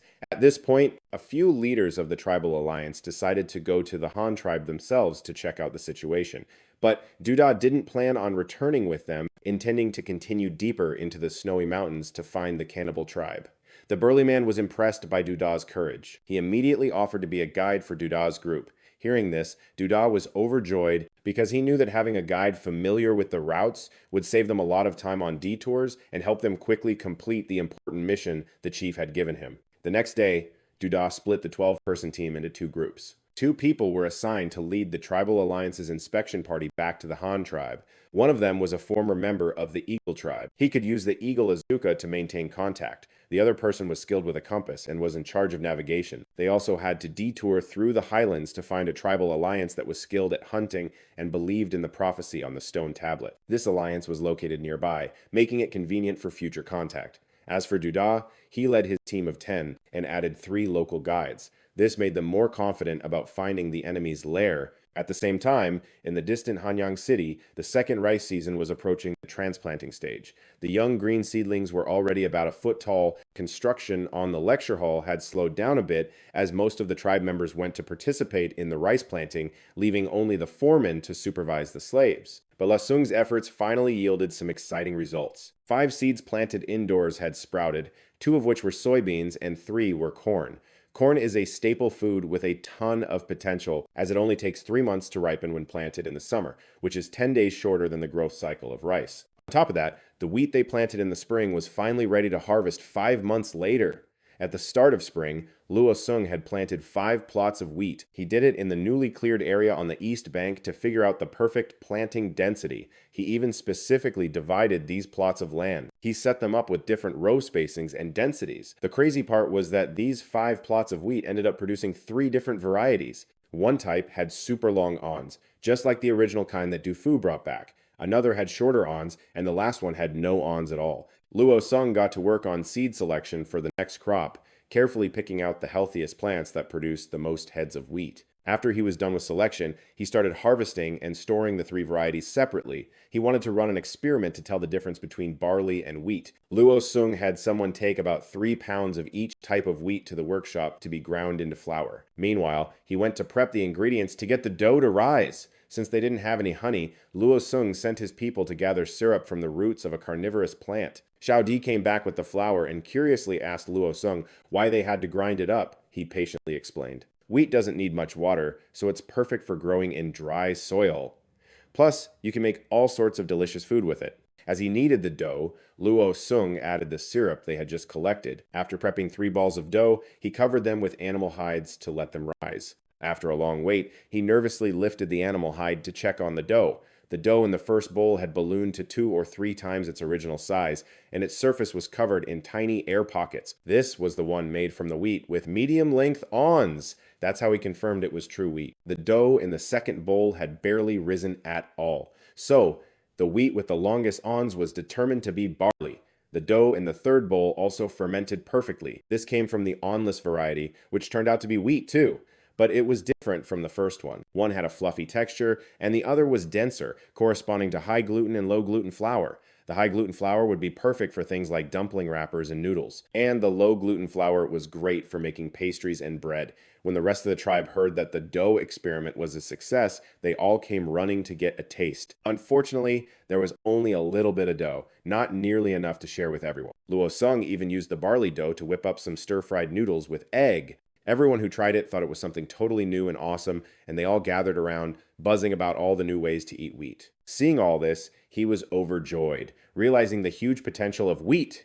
It wouldn't just help fill up the tribe's food storage, they could also rotate it with their rice crops, which would seriously boost their overall food production. And right around this time, the Xiangyong tribe's trading caravan set off, with 120 people leading 300 horses and pack animals to go trade with the Han tribe. On the Han tribe's side, the caravan led by Du Phuc was even more epic. This crew was led by the people of the steppe forest and was equipped with 2 cavalry units totaling 76 men. These guys were all elite troops, and each soldier had 3 war horses, was decked out in full body armor, and had some seriously exquisite gear for their horses. The heavy cavalry carried socket bayonets, their armor had been upgraded, and their helmets had a new design that came with metal face masks. Over the past month, the Han tribe had cranked out more than 400 rolls of natural colored woolen cloth. This fabric was super thin and light, perfect for wearing in the spring, summer, and fall, and it became their main product for foreign trade. The Han tribe was making bank by processing raw wool into cloth. The price difference between the raw material and the finished product was massive, bringing in some serious profits. Thanks to this wool industry, the tribe's standard of living improved dramatically. This time, the caravan brought along nearly 300 horses and over a dozen pack animals, 48 wagons, 76 heavy cavalrymen, and 80 members of the trading party with a ton of different goods. They were heading down the east bank of the small river to make some deals. Luo Sung also told Du Phuc that on his way south, he needed to scout the area, find any tribes with shelters, and then either negotiate or just chase them off, depending on the situation. By the time the trade caravan took off, all the fields in Xinjiang were already planted, and the irrigation canal system was all dug out too. Da Shu led everyone to the salt lake to mine for purple ore. Meanwhile, south of Han Yangcheng, Chief Ju of the Lu tribe was feeling super down. See, the flower pigs his tribe raised used to sell for a really good price, but now that the Han tribe has cattle and sheep, the price for his pigs totally tanked. Even when he tried to sell them himself, he didn't dare ask for a high price. Wanting to trade for some white salt, he went to check in with a neighboring tribe. But get this, he found out they were packing up and moving. Turns out, the neighboring tribe used to buy their white salt from the Shin tribe. They thought the price was way too high, and then the Han tribe built a new settlement and needed a ton of people to build houses and stock up on food, so they started hiring. Kids could herd sheep, women handled the cooking and childcare, and the men did all the heavy lifting in exchange for white salt. The chief of the neighboring tribe saw that everyone who joined the Han tribe was living better and better, so he decided he wanted to lead his own people to join them. He even said that after joining, their old tribe could just become a clan, and the members could still find each other by their old name. The neighboring elder advised Ju to send his people to work for the Han tribe to get white salt, and told him all he had to do was follow the dirt road with wheel tracks through the mountains to get there. Back in his own tribe, Ju started seriously considering this offer. In the 3rd month of summer, Du Ye's survey scout team was getting close to the cannibal tribe's territory. The 2 guys who split off earlier had successfully made contact with the hunting tribe alliance on the plateau grasslands and convinced them to come visit the Han tribe. Du Phuc's trade caravan was heading down the southern grasslands, and a bunch of work teams and trade caravans from the Shin tribe were also heading toward the grasslands. There was a good chance they'd run into each other on the road. Luo Sung wasn't worried about it though. He believed the caravan's advanced gear was more than enough to handle any trouble that might pop up, and even if things got dangerous, they could make a safe retreat. By the 6th month, the rice planting in Xincheng was totally done. This season's harvest meant nobody had to worry about starving anymore. Next up was getting houses and firewood ready for the winter. Xincheng was packed with people, and everyone was super hyped to build their homes. The lecture hall in Hanyangcheng was just getting its roof finished. This building was made of green bricks, with wide hallways, bright windows, and sturdy doors. The floor was made of thick wood, and later they'd even add porcelain tiles. Before, the windows were just wooden frames covered with animal hide, which made summers hot and stuffy as hell. Now the tribe was trying a new method, and Luo Sung planned to use paper for the windows. To make this happen, they needed to make paper and invent ink and brushes. This would solve the tribe's education and hygiene problems. Luo Sung was a man of action. After sorting out the lecture hall and the weaving workshop, he went to Xincheng to get started on making paper. He brought a few carpenters with him and picked a newly built house in Xincheng to crash at. He had the carpenters make the furniture and equipment needed for paper making, and at the same time, he called over Dashu and Shuda. He sent out people in horse-drawn carts to collect pulpwood and swordgrass. The next morning, the two collection teams set out. The pulpwood team chopped down trees in the forest to get the pulp. The pulp was super sticky and had to be thinned out with water. Luo Sung realized the natural pulp fibers weren't strong enough, so he decided to add leftover bark from woodworking and the remaining hemp fibers from weaving. He ordered his men to put the bark and hemp fibers into a huge pot set over a simple stove in the courtyard to cook. In the courtyard, which was 166 meters on each side, aside from the 5-room main house, all the other areas were turned into a temporary paper-making workshop. The workshop had stoves and large pots for cooking the raw materials. The pottery wheel, originally used for husking rice, was now used to beat the pulp, and there was a large thatched shed. Under the shed, a wooden frame held a huge water tank for pressing the paper. Next to it was a table for placing the paper. In the courtyard, people were cooking tree bark, thistle buds, and thistle stems. Turns out, both thistle and hemp stalks can be used to make paper, so nothing goes to waste. The raw materials needed to cook for 1 or 2 days. During this time, La Sung had his men prepare thin mats for pressing the paper. They separated the swordgrass leaves, cut them into thin strips, soaked them in water, and then cooked them for an hour to soften them up, after which they were taken out to dry and woven into mats. This was some seriously meticulous work. It took 2 whole days to finish. La Sung didn't rest for a single minute, and he immediately had his men use bricks to build a paper drying kiln, a device for drying the paper. They put up a brick wall about 2 inches thick, and about 16 inches behind it, they built another similar thin wall, creating parallel passages. Then they used plaster and kaolin clay to seal all the cracks in the bricks, and finally fired it to harden it. The paper drying kiln was complete. When in use, they'd burn firewood in the middle to heat the walls. After the water was pressed out, the paper was stuck to the walls and dried super fast, taking only a few seconds. One person could stick on 2 sheets at once, alternating left and right, making it highly efficient. This method saved time and energy, didn't require wooden boards or a drying yard, and wasn't dependent on the weather. 2 days later, all the preparations started to pay off. The woven mats were finished first, a total of 4 of them, each one about 35 inches long and 24 inches wide, based on an enlarged folio size with a rough border. They'd trim the edges when it was done. A folio sheet could be folded into a quarto and then folded again into an octavo. The paper sizes were pretty standard, and you could fold it again into a size 16. They could also cut it to the size of a large workbook as needed. Since this was their first time making paper, La Sung didn't ask for the mats to be too big, planning to wait until the workers were more skilled before making larger sizes. For now, he was focused on testing the feasibility of the whole paper production idea. After the mats were finished, he made wooden frames to support them. That afternoon, the drying kiln was also completed. After being smoothed down, it was ready for use. The next morning, they finally stopped boiling the raw materials. When they pulled them out, they were white and mushy, but they still needed to be mixed with natural pulp and beaten until they became fluffy to create the liquid pulp stock. A few people took turns beating it for half a day to get it done, and this was just the test phase, so the amount of material wasn't even that large. That afternoon, paper production officially began. La Sung personally oversaw the entire paper-making process. Even though he had no practical experience, he knew some key points, like you had to stir the pulp evenly to get a uniform consistency. When pouring the pulp onto the wooden frame, you had to tilt the frame to spread it evenly, then take the mat out and place the paper on a draining table. After that, they just repeated the process of pressing and laying out the paper. La Sung made a few dozen sheets himself, and once he got the hang of it, he taught the others. To be more efficient, you have to know that paper making is something you only master through long practice. There are no shortcuts. For now, it was all done by hand, and the large water tank was big enough for 2 people to work at the same time. After teaching them the technique, La Sung stood by to guide them. The 2 paper-making workers learned very diligently. They tried to spread the pulp evenly, quickly covering the sheet, all while ensuring the quality was good. The 3 of them made about 200 sheets. When stacked, you could see the pulp was beaten very fine, the fibers weren't broken, and the paper was pretty uniform. But once you stacked over 100 sheets, you could still tell some were thick. The reason was that the amount of pulp spread each time was uneven. Lasung was quick to point it out, and they improved. After 4 hours of hard work, adding more water and pulp when it got low, they finally managed to make 600 sheets. As they got the hang of it, their speed increased from 1 sheet every 2 minutes at the beginning to 1 sheet per minute, and then 3 sheets every 2 minutes. The paper quality also improved, and the thickness became almost uniform. The 600 wet sheets stacked together were as thick as a hand, super waterlogged, not flat at all, and still had the imprints of the grass mats on them. But you can totally fix that by just pressing it dry. The method's super simple.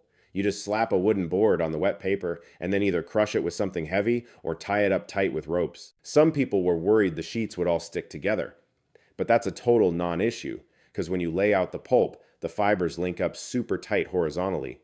Vertically, the water washes them flat so they don't get sticky. Once you press all the water out, a stack of wet paper that was like 10 centimeters thick shrinks down to just 4. The marks from the grass mat totally vanished, and the paper got way smoother, looking like a sheet of off-white cardboard. The final step is to slap the pressed paper onto a heated wall to dry. La Sung had the carpenters whip up a special tool for it, kind of like a squeegee wrapped in tanned antelope leather. He did a little demo first, lighting a fire in the kiln to heat up the wall. Then he picked up a wet sheet, held it by the corner with one hand, and used the tool in his other hand to stick it on the wall and smooth it out. Just like putting up a poster, Dai Thu and Thu Dai weren't really feeling the whole paper thing at first. But when La Sung said paper was crucial for the tribe's future, they started to pay attention. He mentioned they could use it for windows. The 2 of them checked it out and saw that light could actually pass through it. Thu Dai guessed La Sung planned on trading the paper for furs and clothes. Dai Thu was skeptical, thinking the paper was too flimsy and would get ruined by water. But La Sung explained, if you coat it with tung oil, it'll be totally waterproof. Plus, coating it with tung oil makes it even more see-through. They tried it his way, and what do you know? It worked perfectly. Thu Dai got curious and asked what else the paper was good for. La Sung was like, you can write on it. These characters are super important. You can use them to record stuff and send messages. Paper is way lighter than animal hides. We can make it ourselves, and there's no limit to how much we can produce. We can write down and send out tons of information all at once. Thu Dai wasn't really sold on the whole writing thing, but Dai Thu was deep in thought, mulling over the huge potential of paper and written words. He realized it would be a game changer for passing down the tribe's skills. The first batch of 600 sheets came out of the dryer with over 570 perfect pieces. The few that got messed up were just from rookie mistakes while lifting them or sticking them to the wall. La Sung was super pleased they'd actually made a viable product. The paper-making experiment was a massive success. The workshop started pulling overtime, cranking out over 1,000 sheets a day. But even with that, it was going to take a while to make enough for all the windows in Hanyang City.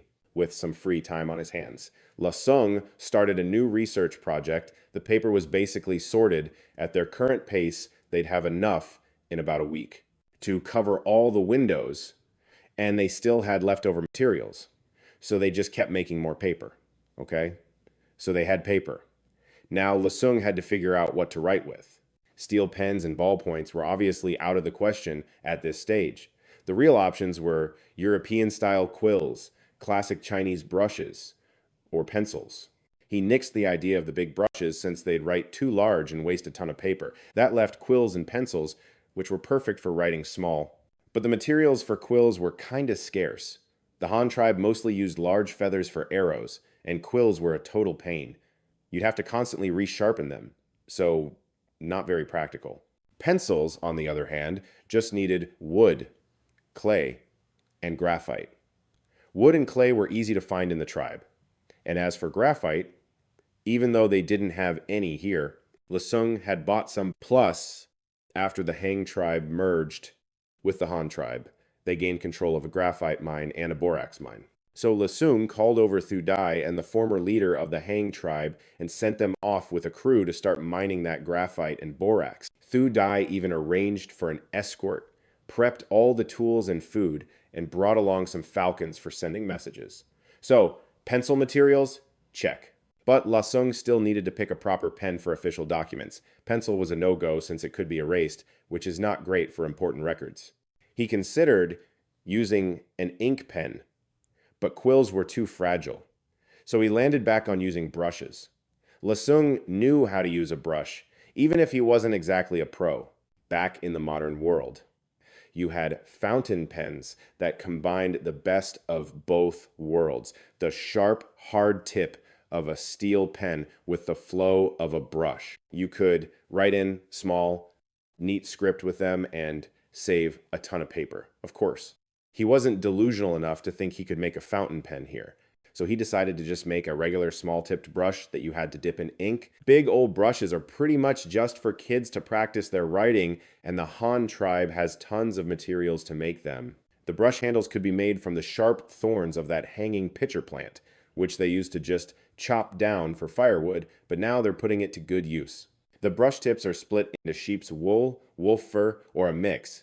Luo Sung has some winter wolf pelts, and the fur is super thick, so he can make a ton of brushes. He was thinking about making brushes while handling tribe business. Then, during a break one summer afternoon, he got some unexpected good news. Back when he was searching for wild rice in the swamp, he ran into the Ling tribe. Luo Sung taught them how to make rafts, and from then on, the Ling tribe got super into raft making. Later on, they discovered bamboo in the swamp, and their quality of life shot way up. They started using their rafts to travel farther to pick water caltrops, and their harvest just kept getting bigger. They even used bamboo to make all kinds of weapons, like bamboo spears, bamboo shields, bamboo bows, bamboo arrows, fishing spears, and bamboo baskets. Because of all that, their hunting and defense abilities got a major boost, and they even conquered a few small neighboring tribes. Their population grew to over 1,000 people. They became the bosses of the whole swamp region. The Ling tribe totally believed their newfound power was all thanks to Luo Sung. In their eyes, he was basically a god. They remembered that he had taken some kind of plant with him and figured it had to have some special use. So they started searching everywhere for it. They finally found the rice plants. At first, they tried a bunch of ways to eat it, but it didn't taste good.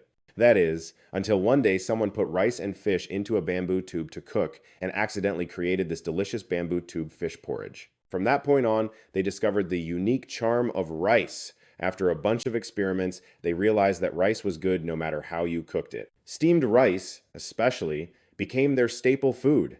They started looking for even more wild rice in the swamp. Even though they didn't know how to farm yet, they were taking their first steps toward agriculture. The river east of New City was connected to the swamp's water system. The Ling tribe soon discovered that people were living there. At first, the population was small, and the Ling tribe even planned on taking the place over. But as the population grew, they not only built city walls, but also tamed a bunch of wild beasts. So the Ling tribe didn't dare to make any rash moves. The only thing they could do was scout them regularly. They saw the Han tribe diverting river water to plow the land, flood the fields, sow seeds, and then plant the shoots. And the plants grew incredibly fast. The Ling tribe analyzed it carefully and realized this plant looked a whole lot like their rice. They guessed that this could be Luo Sung's tribe. The leader of the Ling tribe immediately decided to pick a few people who had met him before to go visit his tribe. Right then, Lin Tao was leading a few people from her own tribe to the riverbank across from the Han tribe. They picked out 5 people, and when the coast was clear on the riverbank, they hopped on a bamboo raft to cross to the other side. Just as they were about to set foot on the shore, they were spotted by the soldiers guarding the city gate. Dai Thu, the commander in charge, sent a squad to move in and surround them. He even told his men to try and take them alive if possible, and if the strangers didn't resist, just bring them to him. The Ling tribe members out on the river saw the armed soldiers rushing at them and were totally freaked out. One of the guys spoke up, "If we go ashore, we're definitely going to get captured." "This mission's a bust," Lin Thao said. "I'll swim over first. You guys wait here, and if I don't get myself killed, then everyone can come over after." Since she was the first one in her tribe to figure out how to build rafts, she thought Luo Sung might actually recognize her, so her chances of survival would be way higher. Lin Thao swam to the shore, and the second she got to her feet, she had like a dozen spears pointed right at her. She quickly gestured that she meant no harm, then pulled out a black water caltrop as big as her fist. She tried to get the soldiers to give the water caltrop to their leader, and even though they didn't understand her language, they got the message. They took the caltrop and led her toward the city gate. The squad leader brought Lin Tao to the gate, where Dai Thu stared her down, guessing this woman might actually know their chief. He told the soldiers not to give her a hard time, then went into the city himself to find Luo Sung. Lin Tao, meanwhile, was curiously looking all around her. She felt like everything here was so strange. From the delicately crafted wooden chairs to the white containers with intricate patterns, everything was so skillfully made that she was just in awe. Daithu found Lasung, placed a water chestnut in his hand, and said, "There are some people on a thing made of bamboo that floats, and they just paddled over from the other side. That woman said to give this to the chief." Lasung took one look and immediately recognized it as a water chestnut. He remembered the last time he went to the marshlands east of Batbao Mountain to look for rice, he had met a tribe that specialized in harvesting water chestnuts and even taught them how to build rafts. He figured these must be the people from that very tribe. Dai Thu asked Lasung if he wanted to meet the woman. He said he'd meet her for a bit. Even though water chestnuts weren't a big deal to the Han tribe, the Lin tribe had access to something Lasung was dying to get. If they teamed up, the Han tribe would have a steady supply of bamboo. Lasung went outside the city with Dai Thu, and when Lin Thao saw him, she got super emotional and dropped to her knees, thanking the man who taught her people how to build rafts. Lasung had his soldiers help Lin Thao up and gestured to her, "If you have any buddies with you, call them over. I'm not going to hurt them." Lin Thao thought for a moment and then decided to call the other 4 people to shore. The other 4 saw that Lin Tao had made contact with the tribe's chief, and they were ecstatic. They quickly paddled their rafts over and followed her to the city gate. Lasung looked at the bamboo weapons the Lin tribe members were carrying, confirming they had a ton of bamboo. He was secretly super excited. Lin Thao explained to him, "We followed your instructions and learned how to build rafts and identify edible grasses, but we don't know how to farm, so we can only gather wild grass seeds to eat. We hope you can teach us more." Lasung said, "I can teach you, but you have to trade for it, like with that bamboo you use for your weapons. The Han tribe will also trade our own goods. If you agree, I'll send someone to teach you how to grow rice." After saying that, Lasung told Dai Thu to bring out some samples of the Han tribe's goods, which were pottery, white salt, iron pots, iron spoons, and all sorts of farming tools. Lin Tao and the others tasted the white salt, looked over all the items carefully, and finally said they only wanted the white salt, farming tools, the Han tribe's clothes, and a bunch of livestock. Lasung got it immediately. The Lin tribe lived in the marshlands, where large grass-eating animals were super rare, and they lacked fabric and animal hides to get through the winter, but trading so many things for just bamboo was a total ripoff. So he needed to add another condition. He thought about how the wetlands were perfect for raising ducks, duck feathers could be used for arrows, duck eggs and meat were edible, and they were easy to raise. Lasung thought it was a perfect thing to introduce to the Lin tribe, so he told Lin Tao, "I can give you the fabric and animal hides, but not just for raw bamboo. You have to trade processed bamboo goods like bamboo mats, leaf hats, bamboo baskets, pen holders, and steamers." Lin Thao had no idea what processed bamboo goods were. Lasung said, "I'll send someone to teach you, but you probably can't keep your bamboo rafts. I'll arrange for someone to take you back." After saying that, he ordered his soldiers to carry the bamboo rafts back and take them apart. The rafts were dismantled into individual bamboo poles, and then Lasung arranged for the craftsmen in the city to teach the Lin tribe how to make bamboo products. The 5 Lin tribe members stayed behind, and for the next few days, they learned bamboo weaving techniques, and they also learned a lot more about the Han tribe, their goods, their customs, and how to eat cooked rice. Lasung also had the Sai tribe's elder teach them farming, explaining the growth cycle of rice, and at the same time, he explained to Lin Tao the benefits and methods of raising ducks. Lin Tao was super interested, since raising ducks wasn't actually that hard. The Lin tribe's land bordered the wetlands. You can use it to fence off the shore area and just snag the newborn ducklings to raise. You could also weave bamboo cages or nets to keep the ducks from running off. You could even force feed them to fatten them up. Lasung thought this kind of trade was a total win-win. The Han tribe wouldn't have to raise the ducks, but would still get duck meat and feathers, while the Spirit tribe gets cloth and hides. Even if the Spirit tribe didn't join them, it's basically like they'd be working for the Han tribe anyway. A week later, Lin Thao and her crew had mastered the art of bamboo weaving. Early that morning, Lasung went to the riverbank to see them off. Since their bamboo raft was totally wrecked, The Han tribe sent a newly built small boat to take them home, and they also sent a 15-person envoy led by the chief of the Chai tribe. The group included experts in wet rice farming, basket weavers, soldier escorts, and a giant messenger eagle. The Chai tribe's chief used to be the leader of the Xoa tribe, a place with a habitat super similar to the Spirit tribes. He was the perfect guy to help the Spirit tribe pick out land and teach them how to farm wet rice. This time, they were planning to stay for over a month to help the Spirit tribe plant their rice crop and set up the duck farm. Right after that, Lin Thao and the envoy took off on the small wooden boat. Meanwhile, La Sung had already been in New City for half a month. During that time, he'd been swapping letters with Hanyang City. He heard the construction there was going super smoothly, and they'd already finished 2 lecture halls. 2 more were being built at full speed. The layout for New City was totally different from Hanyang City's. New City was designed as a bigger rectangle, with 2 main avenues splitting it into 4 large rectangular districts. Each of those big districts was then split into 4 smaller ones, making a total of 16 sub-districts. But right now, New City's population was blowing up, not just with Han tribe members, but also with a huge number of laborers, and was about to hit the 5-digit mark. So they needed to build houses, workshops, and warehouses like jade workshops and blacksmith forges, livestock areas, and storage for both people, food, and animal feed. All that stuff already took up 3 whole districts. And on top of that, the houses in New City were massive, so even if they used up all the remaining 13 districts, it still wouldn't be enough for almost 10,000 people.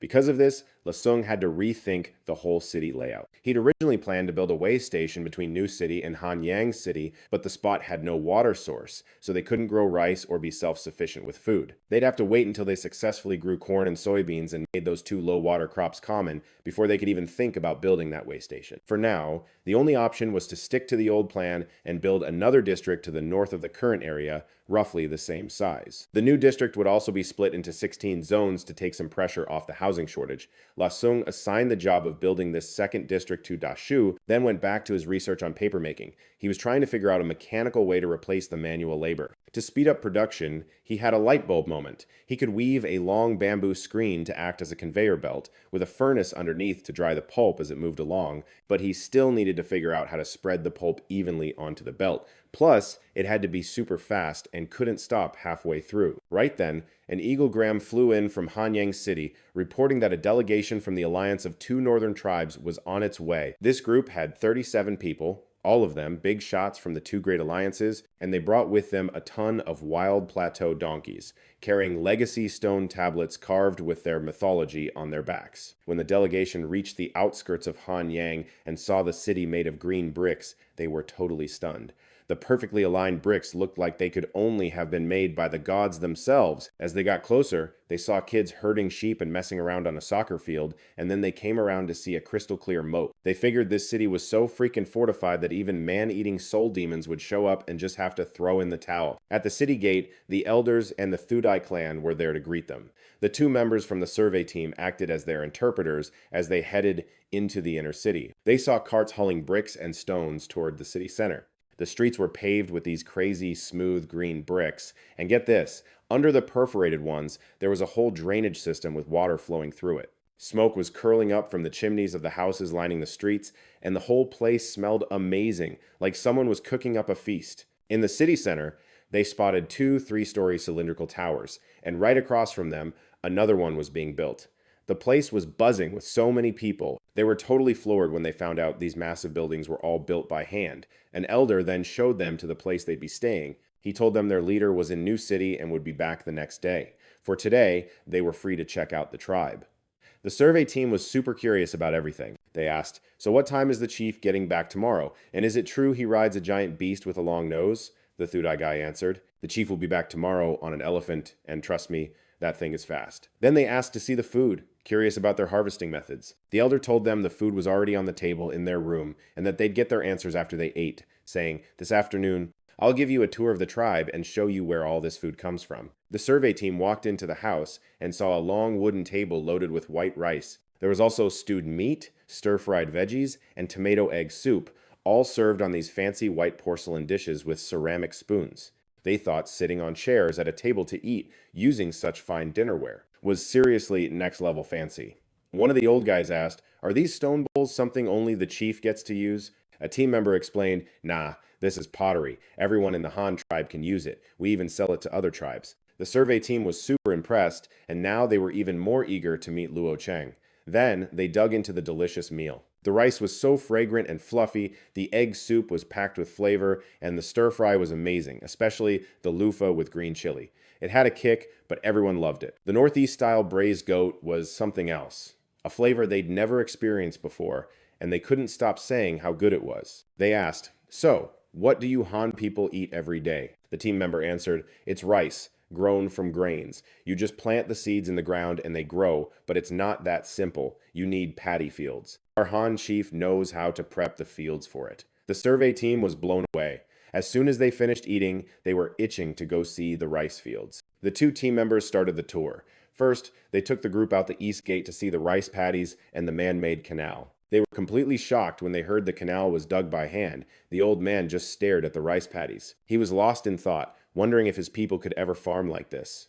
After that, they checked out the peanut patches, vegetable gardens, and wheat fields. They were super into the crops that didn't need to be flooded with water. Too bad it was a new variety and the seeds weren't stable yet. After checking out the fields outside the city, they headed back in to tour the workshops. They saw an oil press, a textile mill, and then a woodworking shop. They watched a windmill power, a system of rods and gears that moved an iron saw, cutting up wooden planks. They thought this was some straight-up god-tier technology. It was the kind of stuff only gods could come up with. By the end of the tour, they were basically worshipping the Han tribe and Luo Cheng. They were convinced he was the divine man from the stone tablets. They couldn't wait to meet Luo Cheng and see if he'd be down to lead them in fighting back against the cannibals to get a better life. On top of that, they wanted to know what would happen if they joined the Han tribe, since Hanyang City was already packed. The next day, two groups headed back to Hanyang City, one of them being the mining team. Guided by the Shui clansmen, they found a graphite mine and a borax mine and easily gathered 2 carts full of graphite and 1 cart of borax. They headed back with 3 4-wheeled ox carts. That afternoon, the elder and the Thudai guys brought the survey team to the east gate to wait. Around 4 o'clock, they spotted Lasung rolling up on his one-tusked elephant. This time, he came back alone with just Nuke, and Hoi Sun. The rest of the crew stayed back in Tanthon to make paper. Lasung's plan is to pull this tribal alliance into his fold, getting them to join the Han tribe to beef up his power, and he's also planning to use the prophecy on the stone tablet to create some buzz, hyping himself up as the chosen one, and then claim the throne to establish his own nation. When the expedition team saw Lasung, they immediately realized he was the god from the stone tablet and just dropped to their knees, bowing like crazy. Lasung told everyone to get up and head inside the city to talk. He then set up a meeting with the expedition team to hash things out over dinner. Lasung went home first. The second he got there, Thudai and the elder showed up to give him the rundown. The elder said, "Construction on the lecture halls is moving fast. 2 buildings are already done, and the 3rd one is up to the 2nd floor. The 4th one's foundation is laid." He asked Lasung, "What kind of house should we build on the northern plot between the schools?" "Should we start right away?" he replied. "Let's focus on the quality of the lecture halls first. We can figure out my house later since the plans might change." Thudai reported that the prospecting team got back this morning, and get this, they found both coal and borax. Lasung was super pleased and immediately ordered the prospecting team to be summoned for dinner tonight so he could reward them. After that, they started talking about the expedition team. This crew showed up yesterday morning with a whole bunch of wild plateau donkeys carrying a few stone tablets on their backs.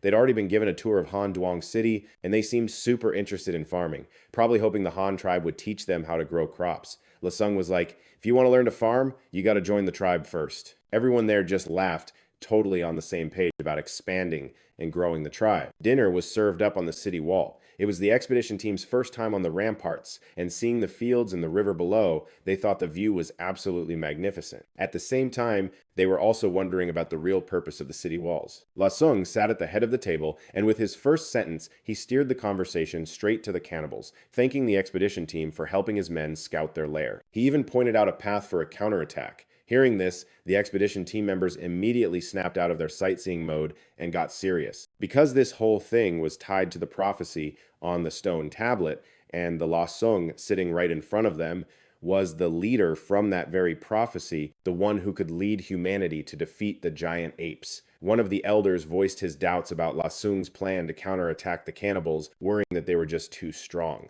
But Lasung confidently shot back, "The Han tribe has clashed with the cannibals 3 times, and we've won all 3 times. They're not invincible. The slaves in our city are actually cannibals we captured alive. The expedition team was completely stunned. They couldn't believe the Han tribe had actually defeated the powerful cannibal tribe. Someone asked about their weakness, and La Sung explained.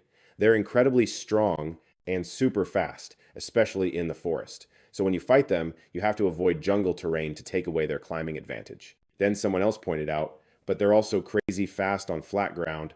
They can still hunt down our people. So, Lusung brought up the purpose of the city walls. He told them about the last time the main cannibal army surrounded Han Duong city when dozens of those apes tried to storm the city, but they were all taken out by our warriors before they could even touch the walls. A guy from the Hunting Alliance grumbled, "We can't build walls this high, and we're still getting hunted and killed by the cannibals."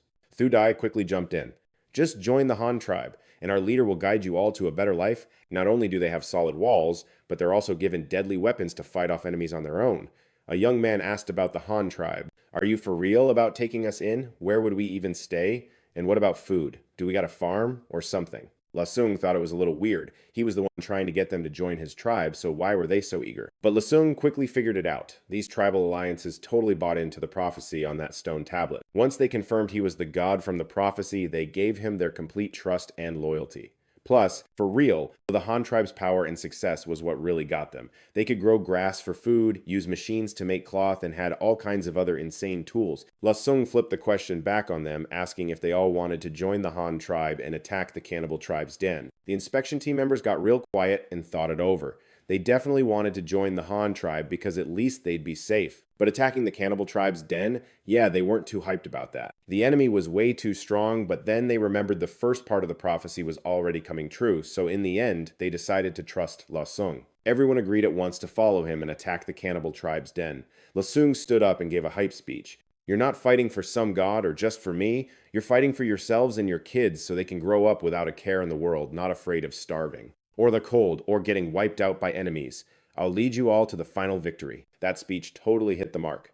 Lasung raised his hand to quiet them down and said since everyone was on board, it was time to talk about moving. He told them to start by saying how many people were in their alliances, and everyone started reporting their numbers. But the alliance had never actually done a proper head count before, so the reports were a total mess.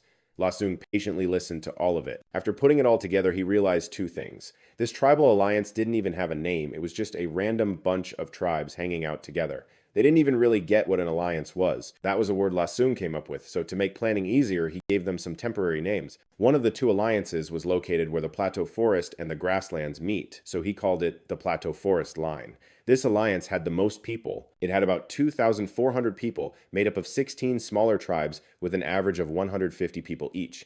They mostly lived by herding animals. They had about 600 wild plateau donkeys with blue-gray fur, which took them years to gather, and about 1,800 camels without humps, and crazy-colored fur, which were their main source for hides, meat, and milk products.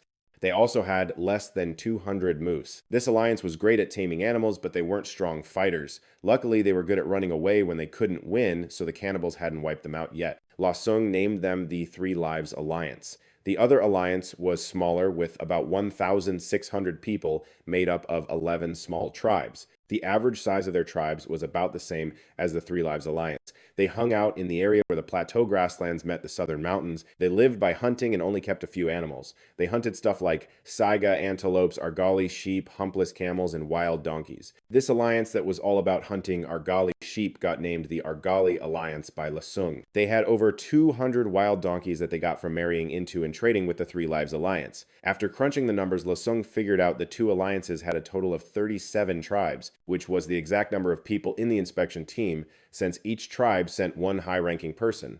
The total population was about 4,000 people. They had about 900 tamed wild donkeys, less than 200 moose, and about 1,800 alpacas. These two alliances were actually pretty stacked. If they joined the Han tribe, the author figures the Han tribe's total population could hit 20,000 this year. The population of Hanyang City hasn't been officially counted, but it's estimated at around 5,000 people.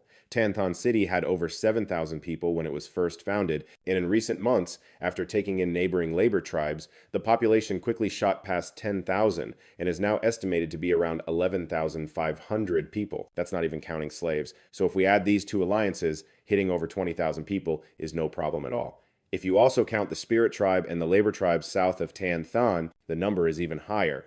Someone from the survey team asked Lasung, "So when can we move over?" He replied, "It's too late this year. We haven't sorted out the housing situation. Our own tribe in Thien Duong hasn't even finished building their own homes, let alone have the time to build houses for you guys. So my plan is to start the Great Migration next spring. We'll set out as soon as the snow melts, which will give us a full year to build up the infrastructure, fortifying the city and building homes. Plus, after the construction in Hanyang City is done this year, next year we can send help to build up Thien Duong, and by next winter, you'll have solid walls, warm homes, and tons of food." A young chieftain asked, "So, are we considered part of the Han tribe now? Do we get the same benefits as everyone else?" La Sung answered, "As long as you agree to join, you'll instantly become members of the Han tribe with the same rights no matter where you are." He also promised to provide all the supplies the Han tribe currently has and send over a squad of soldiers to teach the Han language and script. This squad will also be strong enough to defend themselves, just in case you guys get any funny ideas, giving them an out. With all that settled, everyone had a huge feast to celebrate. The next day, it started raining cats and dogs, and the survey team,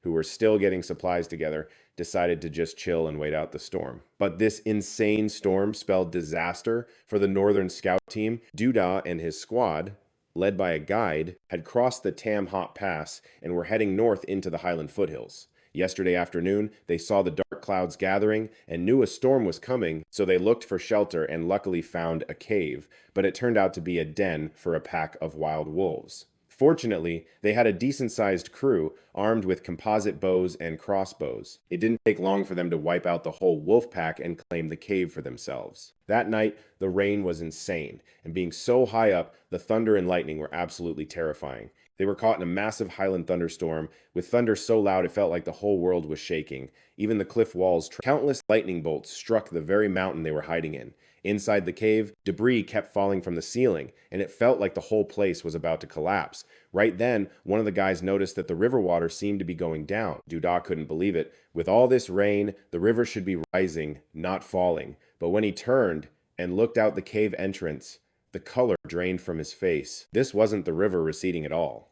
At this point, Duda had led his scout team and a few tribesmen into a mountain cave, only to get caught in a crazy highland thunderstorm. But the freakiest thing was, the entire mountain range seemed to be slowly rising up, and a horrifying roar echoed from deep inside the cave, sounding like 10,000 demonic beasts screaming at once. In just a second, the ground cracked wide open, and one team member, a guide, and 3 horses fell right into the chasm. The space below the fissure was massive, and the agonizing screams of the 2 men echoed back up, sounding like a million groans all mixed together. That terrifying sound was identical to the roar from deep within the cave. Duda frantically screamed for everyone to fall back, but as one member tried to lead a horse out, he was instantly struck dead by lightning.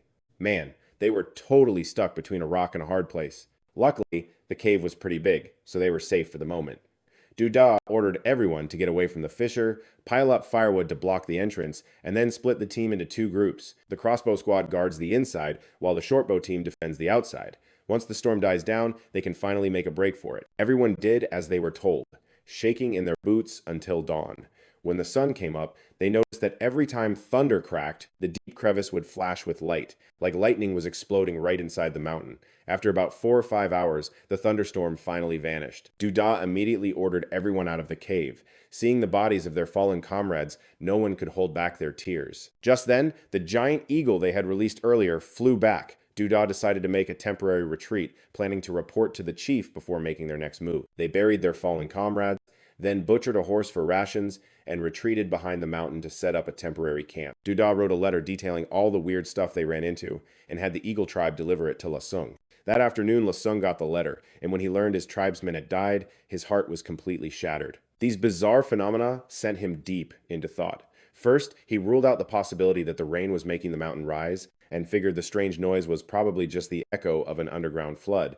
That meant the lightning deforming the mountain had to be the inverse piezoelectric effect. La Sung theorized that there might be a vein of crystalline minerals under the mountain, like quartz, glass, or crystals formed from metal deposits. Crystals like glass are super sensitive to pressure and electricity. The piezoelectric and inverse piezoelectric effects are actually pretty common. The lightning strike made the crystals vibrate and deform, pushing the entire mountaintop upwards. The flashes inside the crevice were probably electrical discharges from the vibrating crystals, with the refracted light illuminating the entire ore vein, What's more, these crystals have great optical transmission and can handle high temperatures, meaning they could be used to make optical and experimental equipment. La Song wrote back to Duda, promising to take care of the families of the deceased and to make sure the bodies were buried with full honors. He also mentioned that there was a crystal mine in the mountain, telling them to head back into the cave to find crystal samples once it was safe and to keep scouting for the cannibal tribe's base. Lasung also said he'd send eagle riders with more supplies. The next morning, when Duda got the reply, everyone finally breathed a huge sigh of relief. He decided to follow the chief's orders and go into the cave to find those gems. Duda took only 2 men with him, leaving the others to guard the camp. The 3 of them set off quietly, armed with weapons, torches, and a bit of food and water, before heading into the cave. Meanwhile, back in Hanyang City, the expedition was still gathering supplies to learn more about the Han tribe. La Sung ordered Shudai to move 2 squads of native soldiers to Hanyang City. Along with the 2 squads that were previously mining the lead coal mine, they were organized into a single company, which was then split into 2 teams and dispatched to the 2 alliances. They were set to return the following winter.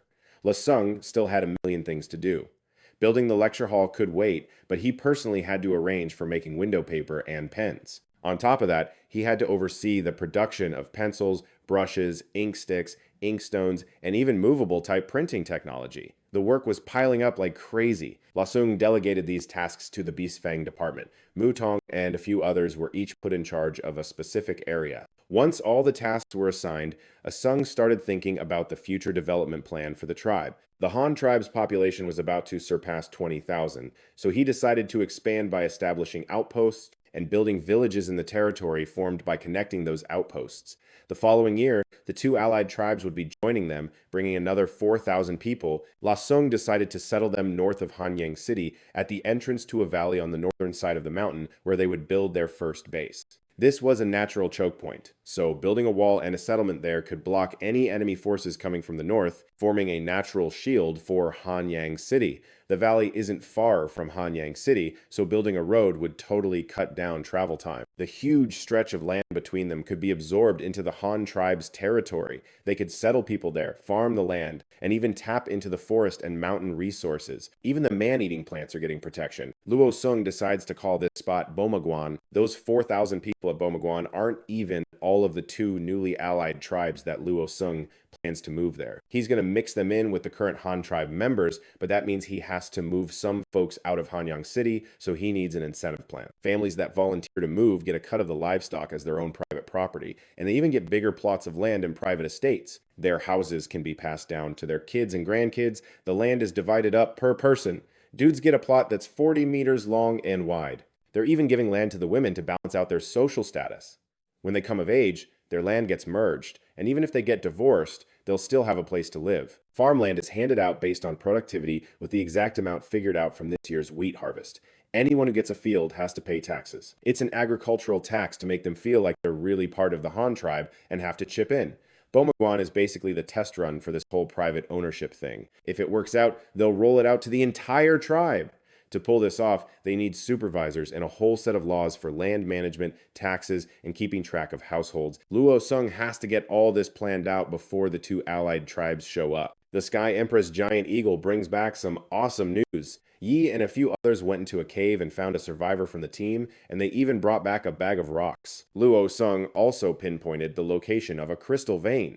This mine is super easy to work with. You can go straight from the cave into the mine shaft. All they have to do is widen a crack, set up a pulley basket, and they can haul the ore right up. Plus, the cave opens out to the river, so after they mine it, they can just load it onto boats and float it downstream to Hanyang City. Just then, the boat waiting for ore from the floating island iron mine gets back, reporting that the island has a few other types of ore mixed in. Luo Sung immediately heads out to check it out. He finds some flaky pyrite ore, some dark gray crystals, and a light gray rock with a metallic shine. The dark gray crystal is some kind of heavy metal mineral, but Luo Sung can't figure out exactly what it is. Turns out the light gray stuff is galena ore, lead sulfide. Galena has a super low melting point, so people figured out how to smelt it ages ago. They even used to make lead spears. Galena is often found with silver sulfide. Ancient people used it to get silver, using the different melting points to separate them. For Luo Sung, the use of lead isn't just for making brass alloys to make the molten metal flow better. Its main gig is for minting currency, making the surface of the coins way smoother and the engraved patterns and letters much sharper. Right now, the Han tribe has enough steel to go around, so they don't need brass as much. The new trend is to melt down the brass to make coins. The lead is perfect for their coin minting needs, but more importantly, the silver found with the galena is the real game changer. That dark gray heavy metal found with it might even be argentite ore. Now that they have all three ingredients, copper, lead, and silver, the Han tribe's currency system is pretty much set with all the materials. They can make small value copper coins and high value silver coins. But before this whole private property system kicks in, money doesn't really have a purpose yet, since the tribe just hands everything out. But once private ownership gets started, private and public trades are gonna skyrocket. Money will solve the whole issue of things having different values, making it easier to buy and sell and basically kickstarting a market economy. Discovering this extra ore on the floating island was seriously perfect timing. Luo Sung can now mint currency a full 6 months before the private ownership system even goes live. This totally paves the way for private property and foreign trade. Whoever controls the money supply basically calls all the shots in any deal. With that in mind, Lesung immediately sent a tribesman back to report to Dali. He told him to dispatch 50 guys who specialize in mining silver and lead.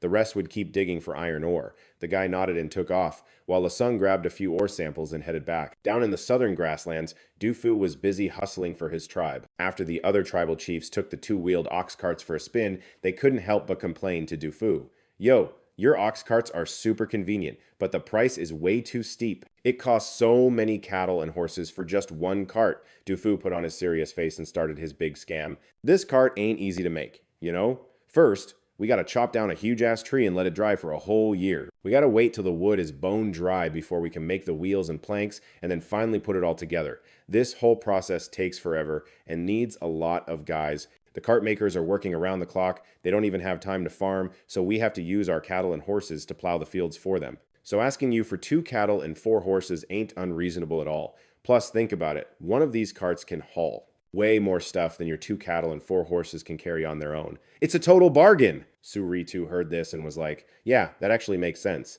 He immediately bought 4 of them on the spot, but Du Fu wasn't done with him yet and started trying to sell him other stuff. Su Ritu was happy to keep chatting, but he wasn't about to trade for white salt. They could get it way cheaper from the Shin tribe's caravan. When Du Fu heard that, he was silently fuming. Those damn Jin tribe bastards. He decided right then and there to go settle the score with them. After all, he had 2 heavy cavalry units with him. Meanwhile, the Shin tribe's trade elder was personally leading his own caravan. All the old man could think about was getting his hands on some of those Han tribe carts, so he brought a massive stash of goods as bargaining chips. A squad leader ran up to the elder and reported, "Elder, there's a tribe up ahead. Their chief is Su Mu Tu. I've done business with him before. The guy's a pretty decent dude." The elder heard this and decided to stop and rest at their camp. He immediately sent the squad leader to ride ahead to Su Ritu's tribe. From far away, he could see people practicing with 2-wheeled carts, and Su Ritu was right there with them. He hurried back to tell the elder what he saw. The trade elder got super hyped when he heard the news. He immediately ordered everyone to pick up the pace. If they could buy the carts here, they wouldn't have to travel all the way to the Han tribe. But when they asked, it turned out Su Ritu wasn't about to trade away the carts he just spent a fortune on. But he did give them a tip. The Han tribe's caravan had just left the day before yesterday, so if they booked it now, they could probably still catch them. The elder was a little bummed to hear that, but then a new hope sparked inside him. He figured buying the carts straight from the Han tribe was even better, who knows. Maybe he'd find some other cool stuff too. So he asked for the exact direction the Han caravan went, and immediately spurred his horse into a relentless chase. Du Fu's caravan, meanwhile, had stopped like usual to set up camp and make some food. But the Shin tribe's elder wasn't about to take a break. He took 20 of his guys, each with 2 horses, and used the moonlight to ride hard through the night. By morning, they finally spotted the cart tracks left by the Han tribe's caravan. After following the tracks for a couple of hours, they finally caught sight of the Han caravan. Du Fu spotted them coming up from behind. He immediately sent out a member of the Eagle tribe to scout them out and ordered his cavalry to mount up and stay on high alert. The scout came back and reported that there was nobody else around, just those 20-something dudes behind them. When the Shin tribe finally arrived, the elder steps up and says, "My Han friends, we'd like to buy some of your carts. What are you looking for in a trade?" Du Phuc just scoffs, "Carts? You think I'd sell them to you? We ain't friends, buddy." The elder could tell Du Phuc had beef with him, so he calmly grabs this tube thing hanging from his horse's neck and tosses it over to Du Phuc. "This thing's full of grain seeds. Just agree to trade the carts, and I'll give you a ton of them. There's even a special type of golden corn in here. This stuff ripens in just 3 moons. The yield is insane, and you can even use the stalks to feed your livestock or as firewood. Phuc could tell they were legit seeds with just one look. Even though he was dying for them, he played it cool and just casually hung the tube on a saddle. The elder totally saw right through him and sweetened the deal, saying that if Phuc agreed to the trade, the Shin tribe would give them enough seeds to feed the entire Han tribe for a whole year. Phuc was totally sold. His face was all red, practically holding his breath. Just when he was about to cave, a messenger from the Eagle clan runs up and whispers a report. The scout eagles spotted the Shin tribe's main army super close by. The second Phuc heard that, a wicked plan popped into his head. He gives the elder this smug look and says, "Our scout eagles already found your main army. Why the hell would I trade with you? Wouldn't it be way easier to just take it? Everything you guys brought now belongs to us." The elder's face went white when he heard that. He couldn't believe this scumbag would play so dirty. But then he glanced at their elite gear and knew deep down that even if the Shin tribe won a fight, it'd be a bloodbath. So he quickly ordered a retreat, but before he could even finish, Phuc decisively gave the order to attack. 76 heavy cavalry shot forward like arrows, quickly spreading into a line formation. They just crashed right into the Shin tribe's trade caravan like a tidal wave. The Shin tribe guys were ready for it and let loose a volley of arrows, but they just bounced right off the Han heavy cavalry's armor, doing basically zero damage. As the distance closed, the heavy cavalry gripped their long sabers with both hands and charged straight into the enemy lines without a second thought. All they felt were their blades hitting something over and over again. When they broke through and looked back, the scene was absolutely insane. The enemy formation was a total bloodbath. Enemies were either dead or maimed, with broken limbs scattered everywhere, and blood staining the entire prairie red. Phuc and his crew were just stunned, speechless by the carnage. As for the trade elder and his guys, they were scared out of their freaking mind. But Phuc snapped out of it quick and ordered the heavy cavalry to surround the trade elder. He turns to the old guy and says, "Listen up, old man, and remember what I say. If you're not the one in charge, then you repeat this word for word to your leader. Get the hell out of here with your crew, and do it fast. I'm taking all your seeds and livestock." Consider it payment for trying to compete with the Han tribe for business.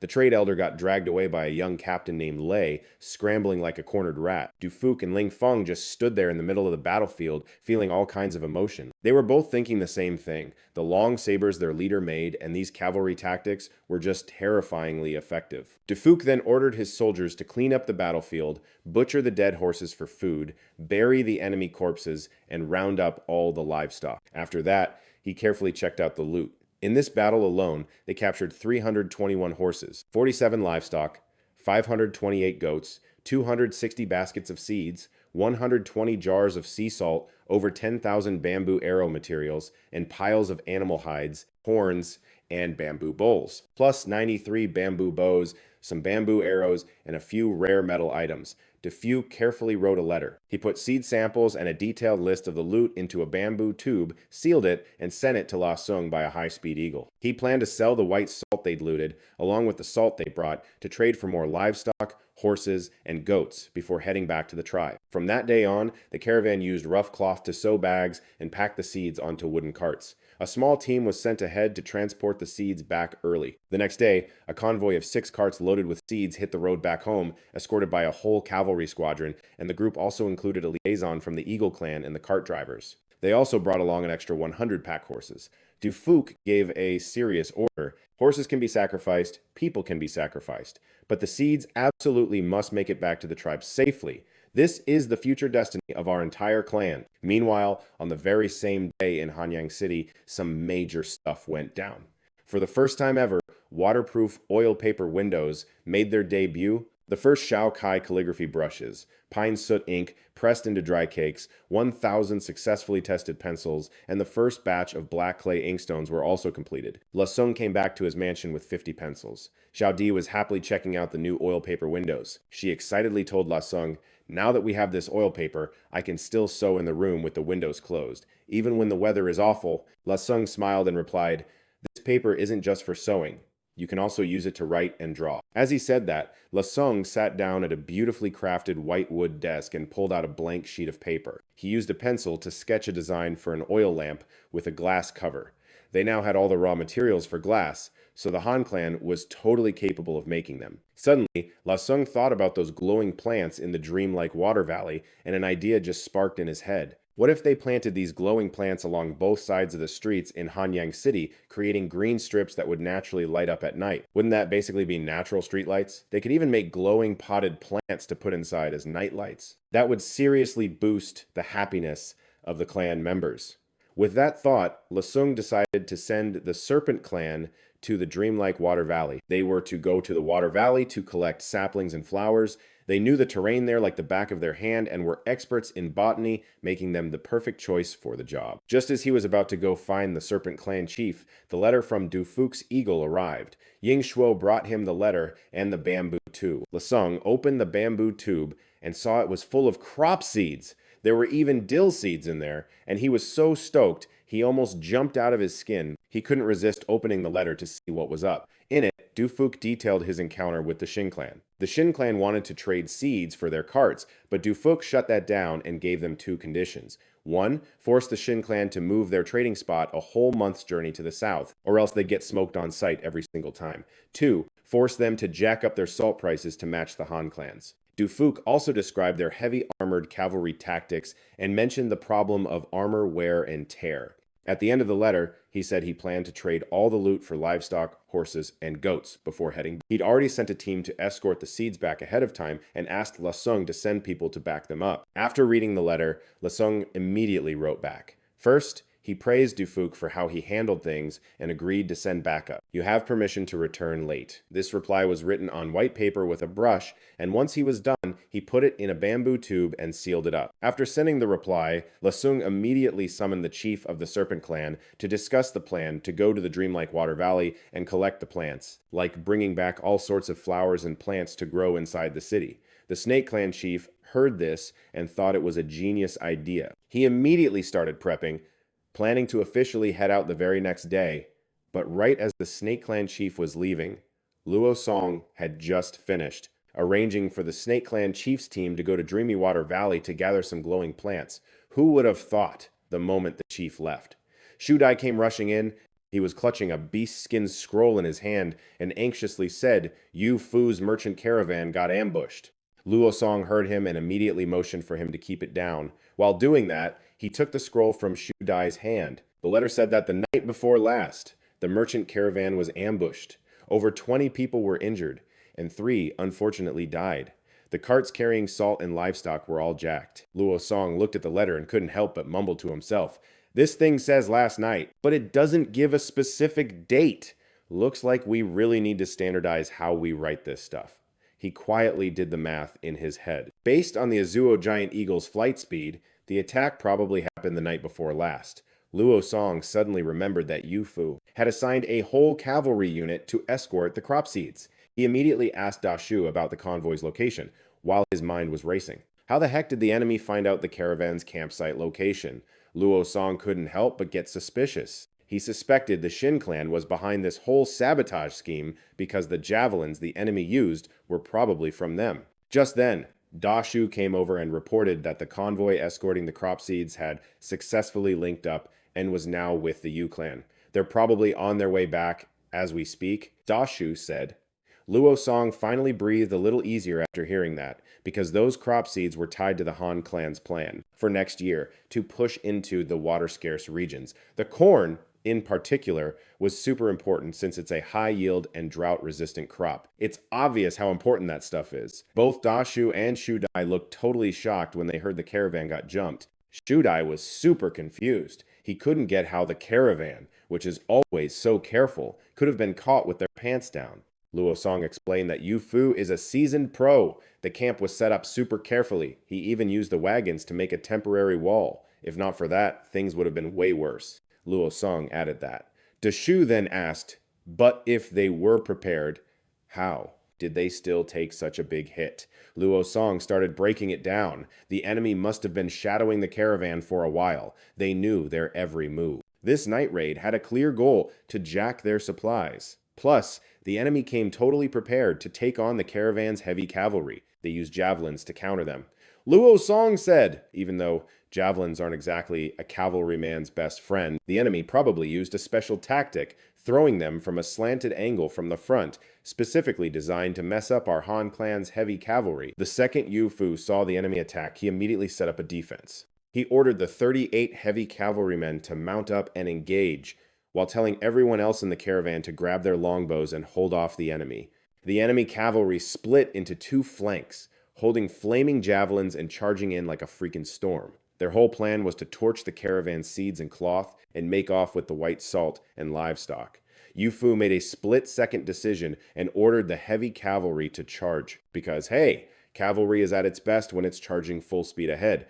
The heavy cavalry shot out like arrows from a bow, messing up the enemy's attack rhythm in an instant. But the enemy had way too many guys. The numbers were just not in their favor. The Han clan's heavy cavalry could only try to hit them from the sides, trying to break up the enemy's formation. Even with that, a bunch of enemies still broke through the line and made a beeline straight for the camp. Na Not Tung was one of them. He came from the Snowfield Wolf tribe. They were tricked by some shady old man into robbing the merchant caravan. The old geezer told them the caravan was hauling a massive load of white salt. He also mentioned a miraculous vehicle. If they successfully jacked the goods, he'd only take one vehicle and one set of weapons. He even leaked the caravan's location to them. Na Not Tung thought this was going to be an easy score. But when he got to the scene, he found out that the wagon barricade the caravan set up was tough as nails. The second the fight kicked off, Na Not Tung charged in with his fellow tribesmen. He spotted a squad of freaky warriors riding black horses,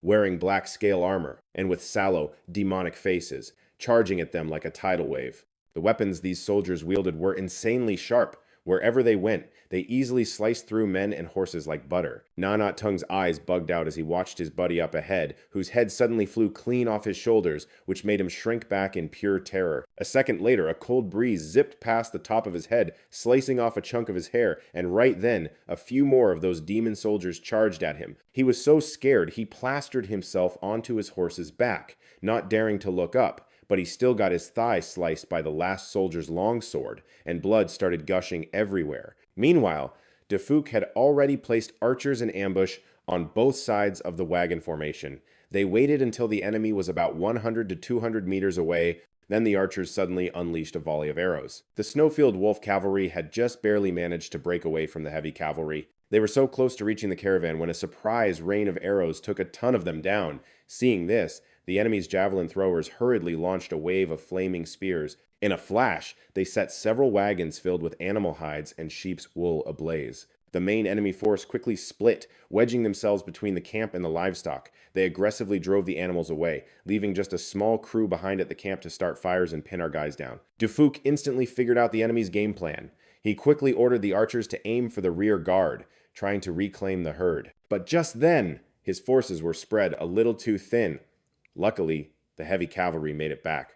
The Grand Marshal's warhorse had unfortunately been killed in the battle. Now, Wu Yun was in the lead. He led the cavalry to loop around the edge of the herd. They successfully stopped the fleeing cattle, horses, and sheep, but the enemy still made off with a good chunk of the livestock. The enemy harassed the camp, and after snatching the white salt, they made a quick getaway. Phuc and his crew managed to cut down a number of them, but some still escaped. After the battle was over, the battlefield was a total wreck, littered with the bodies of the dead and wounded. The heavy cavalry scrambled to round up the scattered livestock, while Phuc led the caravan team to treat the wounded as best they could. They cleaned up the supplies and wagons. Luckily, the cargo wagons weren't taken, and they didn't lose much of the white salt either. The biggest loss was the supplies that got torched. A whole lot of the cavalry and caravan members were injured. The cavalry was seriously drained from fighting for so long. Their stamina was shot. Many got injured simply from exhaustion during the fight. The caravan members had no armor or long swords, so they could only use the wagons for cover. A good number of them were hit by arrows and javelins. 3 of them who were hit by javelins died instantly. The Han tribe took some serious losses this time, but the enemy didn't really get away with much either. The Snowfield Wolf tribe left behind over 100 dead and wounded soldiers. Most of the livestock they stole were just goats and sheep. They didn't get away with many cattle or horses. Phuc was seriously pissed off. He wanted to lead his troops for some payback and get the livestock back. So he wrote a letter to Luo Chong to ask for his take on it. La Sung turned to ask Dai Thu and Thu Dai for their opinion. Dai Thu thought Phuc should lead the Merchant Guild and head back first, because the Merchant Guild's crew was already short-handed, plus they were dragging along their injured members. The heavy cavalry is down to just over 30 guys, so if they keep fighting, it'll be a huge disadvantage for them, Dai Thu added. At first, Thu Dai totally agreed with Dai Thu's take, but it wasn't long before he was demanding to lead the troops out to get revenge for the Han clan. La Sung shot back. Your army is where exactly? Thu Dai suddenly remembered all his men had been reassigned. Welp, he'd basically become a general, with no soldiers, but he still wouldn't give up, and even planned to gather the clansmen to fight the enemy. La Sung shot him down without a second thought, then told Dai Thu to explain the situation clearly to Thu Dai. Dai Thu explained that it was already the end of July, and the rice was almost ready for harvest. The clansmen all have to be busy harvesting, and after that, they have to plant another crop. Before winter arrives, they need to stock up on animal feed and dry firewood, build houses for the new members, and make sure there are enough supplies to last through the winter. Right now, it's basically impossible to spare anyone for a fight, Dai Thu said. La Sung continued to lay it all out for the two of them. The Han clan has grown too fast, and our foundation isn't solid yet. The one thing we're short on right now is time. We need to wait until next year, when the construction of Hanyang City is finished and Tan Thane is stable again, then we'll have the freedom to handle other things. Even though we can't send out troops on a campaign right now, our defenses are more than enough. The new members will definitely give their all to protect their homes, and besides, no one would be stupid enough to attack Tan Than. Then, La Sung continued, we can't just swallow this insult. We're definitely getting revenge, but now's not the right time to mobilize a huge number of people. We can only rely on Phuc and his teammates to handle things themselves, and we absolutely cannot let them take heavy casualties. You two need to come up with a plan on how to do this. Dai Thu offered a plan. We can go find the tribes on the plains that have traded with the Han clan before, the ones with real power, who also play by the rules. We can use white salt to recruit warriors to help protect our wounded soldiers and supplies, then send our heavy cavalry to ambush the enemy. The goal is to wipe out their manpower and make them absolutely terrified. La Sung thought the plan was workable, but he also pointed out the danger. The people we hire have to be trustworthy, otherwise the merchant guild might just get taken over by them instead. La Sung laid out his own plan for Phuc to go find reinforcements. The merchant guild will rest where they are and wait for the heavy cavalry to return. The heavy cavalry will chop the heads off the enemy corpses and preserve them real good, then ride at top speed to deliver them to the enemy, along with a diplomatic letter and a flag with writing on it. Those who offend the mighty Han will be hunted down, no matter how far they run. The letter states clearly that the enemy attacked the Han clan's merchant guild, so they must either offer tribute as an apology, willingly submit, or wait for 100,000 iron cavalry of the Han Empire to flatten their tribe.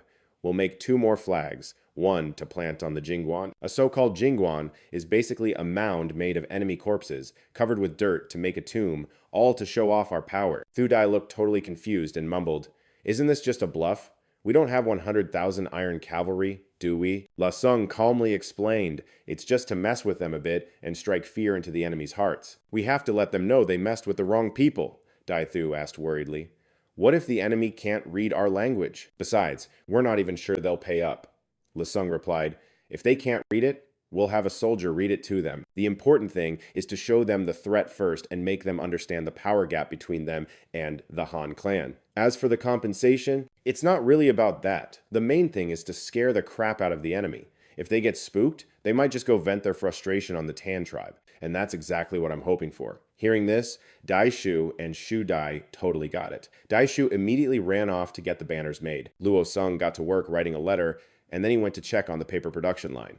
He noticed they were still using manpower to run everything. Even though it was running smoothly, it was such a waste of manpower. Still, compared to the old school way of making paper, it was a huge leap forward, and the production output was way better. Over in Tan City, it was rice harvest season, and all the new tribe members were grinning from ear to ear. Even the Ling tribe showed up to help with the rice harvest and pick up some farming tips. Luo Sung stood on the city wall, mulling over his plans to build a heavy metal refinery in the swamp. He figured he'd ask the Ling tribe to help him scout a location for it. Right at that moment, some awesome news came in. The Du tribe's escort team had returned with the food seeds. These seeds couldn't have come at a better time. After the rice harvest in Tan City, there was no way they could plant more rice or wheat and have it ripen before winter. Only corn, with its 3-month growing cycle, had a shot at being planted for another harvest. Luo Sung immediately made a call. First, he'd use 1/4 of the corn seeds to plant, just to play it safe. While he had people harvesting rice, he also put a crew on sprouting the corn seeds. You can totally plant corn directly in the fields, but you can also sprout the seedlings first before planting them. Sprouting them first boosts the germination rate and saves on seeds. A bunch of clan leaders crowded around watching Luo Sung give a corn planting demo, and they all started chattering excitedly. Some of them saw how huge the ears of corn were and got super curious about how much they produce and what they tasted like. Others figured that, either way, the fact that it ripens in 3 months made it worth a try. Luo Sung patiently broke it all down for them. He explained that corn isn't just delicious, it's super filling. You can make porridge with it, grind it into flour for cakes, or add a bit of wheat flour to make steamed buns. The corn stalk is super sturdy, with more than a dozen big leaves growing from the base. Usually, you get 2 to 3 ears of corn growing in the middle. But to make sure you get a great yield, you usually only keep 1 or 2 of the main ears. You have to trim off the others, and the amount of corn you get is just as good as rice. And with that, the clan leaders were ecstatic, all shouting together, "Long live the chief! Long live the Han tribe!" Luo Sung figured they needed to create a harvest festival to really bring everyone together. After all, who doesn't love a good group event? This would really strengthen the tribe's unity. Before they joined the Han tribe, all the smaller tribes used to have their own regular ceremonies. After they all joined up, those kinds of activities started to fade away. Creating a new festival would give everyone a sense of pride and might even convince others who were on the fence to join them. After talking it over with the clan leaders, Luo Sung decided to hold the festival right after they finished planting the corn, and he called it the Labor Festival. The date wasn't set in stone, but they'd hold it once a year, turning it into a massive awards ceremony. They'd vote for model workers and give them honors and actual prizes. This way, everyone would get the message loud and clear that hard work gets you recognition and rewards. Everyone immediately got busy prepping for the festival. Each clan had to nominate at least 1 model worker. Each nominee needed the approval of at least 5 other clan leaders. Then Luo Sung would do the final check. The whole voting process had to be legit so that everyone would respect the outcome, otherwise the whole thing would just backfire. Tan City was buzzing with a festive vibe. The young corn sprouts were already a vibrant green. They burned the leftover rice straw in the fields and tilled the soil, getting it ready to plant the new corn. Luo Sung had supplies brought in from Hanyang City to use as prizes for the festival. Meanwhile, Phuc got Luo Sung's plan and was totally on board with it. First off, he went and found Suritu, hiring 60 tough warriors to escort the merchant caravan. Then, right in front of everybody, he chopped off the heads of the fallen enemies and carefully salted them. After that, Phuc rallied the heavy armored cavalry. He made the uninjured merchants suit up in iron armor, and they all rode out together to collect on a blood debt. The rest of the merchants and the mercs were tasked with building a skull pyramid. They figured this was the only way to get their anger out, believing the skull pyramid would totally freak out the enemy. The Han clan's Eagle Scout circled overhead, guiding Phuc's heavy cavalry. After 3 days of a brutal, relentless chase, they finally caught up to them right before the enemy made it back to their own territory. When the Snow Plains Wolf warriors had attacked the Han clan's caravan, they had no idea the caravan would fight back so hard. The weapons wielded by those black-scaled warriors were absolutely terrifying, making them suffer some serious losses. Phuc led the charge with his armored cavalry, raising a banner high that read, "Those who offend the mighty Han will be hunted down, no matter how far," as they blocked the path of the Snow Plains Wolf tribe under the setting sun. Their leader, Tengaer, stepped out, and Phuc handed him the flag, shouting, "You better burn these words into your soul. The Han clan will absolutely not spare you." And right on cue, the Han warriors threw something to the ground. It was cloth bags filled with the heads of the enemy soldiers. When Tengaer saw they were all the heads of his own people, his face twisted in horror. Phuc pulled out a formal demand and read every single word out loud. The document clearly stated that since the Snow Plains Wolf tribe attacked the Han clan's caravan, they were forced to pay reparations of 200 healthy young men, 200 adult yaks, 1,000 war horses, 5,000 goats, 10,000 animal hides, and 500 pairs of yak horns. And they had to deliver it all by next spring, or else they could just wait for the Han clan's grand army to come and wipe them off the map. Hearing that, Tengaer's face went pale. He said the amount was way too high, and that he couldn't make that call himself. He had to go back and report to his chief. Phuc just handed him the official document and said, "Take this message back. Next spring, when the snow melts, come to the place where we fought the other day. If we don't see our payment, the Han clan's grand army will march." Phuc replied, "It's at the exact spot you attacked the caravan, where the skull pyramid and our banner are. We'll wait there for 1 month, and if the payment doesn't arrive by then, our army will instead. And don't even think about packing up and running away. The Han clan's giant eagles can find you anywhere." Tengaer wanted to take his people and leave, but Du Phuc stopped him and demanded they leave behind all the goats and half of their horses as a down payment. Tengaer tried to haggle, but Du Phuc just whipped out his sword with a fierce look that made Tengaer shake in his boots. In the end, he had no choice but to give in, saying, "I'll gladly follow the Han clan. I really don't want to go back and get punished by my chief." But Du Phuc wasn't having it, and impatiently told him to just leave the goats and horses and get his people back home to deliver the message. So Tengaer had no choice but to have his men leave the goats and 150 horses behind, and then they scrambled to get out of there. Du Phuc took the livestock and led his crew back to camp. After that, he hit the road again to sell off the rest of the merchandise for whatever he could get. Anything he really couldn't sell, he just brought back with him.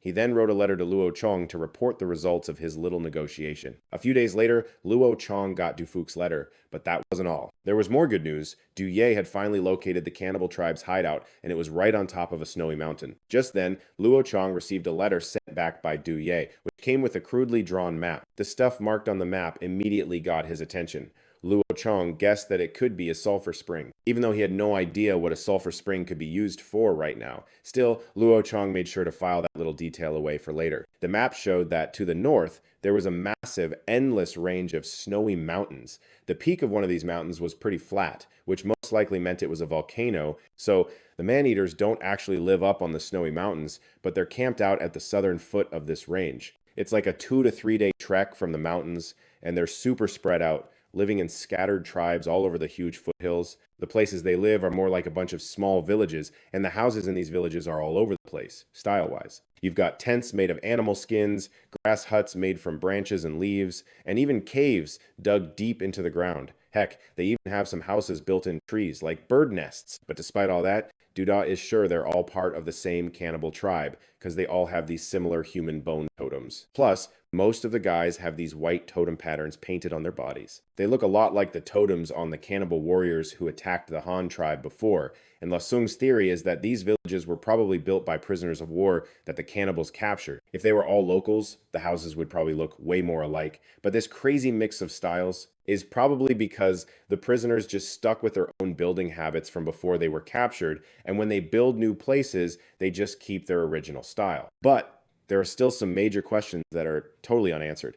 Like, what's the deal with the giant apes and their role in the cannibal tribe? Why didn't Duda spot a single one of those giant red-haired apes in any of the villages? This whole thing is tied to the enemy's entire command structure, and if they don't figure it out, the Han tribe can't pull off that whole know your enemy, know yourself thing. On top of that, the cannibals mostly live by hunting with a little bit of small-scale farming mixed in, and the whole man-eating thing is just for punishments or like entertainment and rituals. Their hunting methods are super varied, from ganging up to surround prey to using throwing rocks, spears, and even pit traps. They've even got bows and arrows, which they apparently just picked up in the last year or two, and right now, the standoff between the Han tribe and the cannibals is getting super tense, so population size has become the main way to measure who's stronger. This is also what Le Sung is most worried about, which is why Du Da led his scout team through all sorts of hell, sneaking into enemy territory multiple times. They found out that at the foot of the sprawling snowy mountains, the cannibal villages are packed super close together.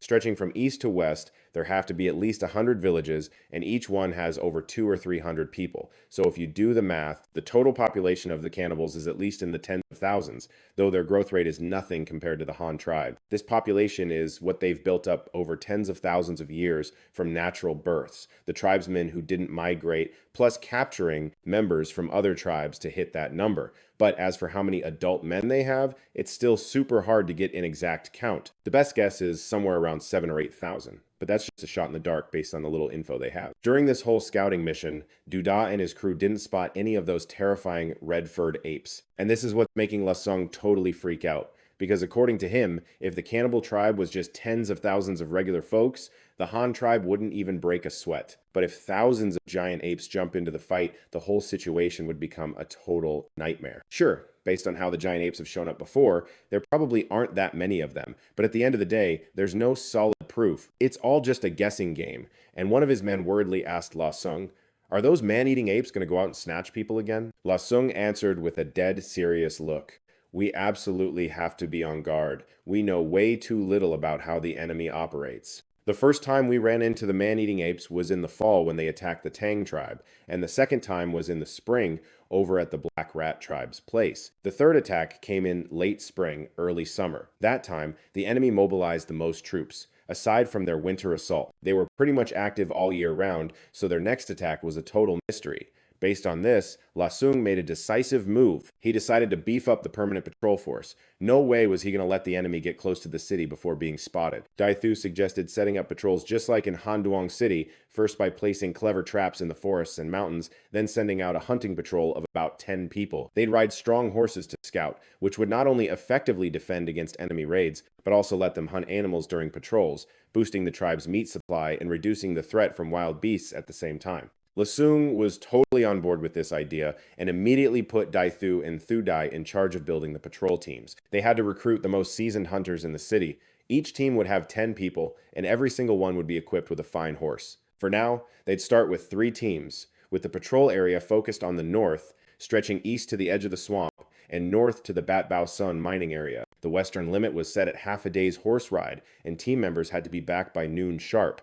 Lasung specifically emphasized that. This operation had to kick off immediately after the labor festival. Dai Thu was in charge of recruitment, while Thu Dai handled training and equipment. Dai Thu then asked, "What about Duda's team? Are we calling them back?"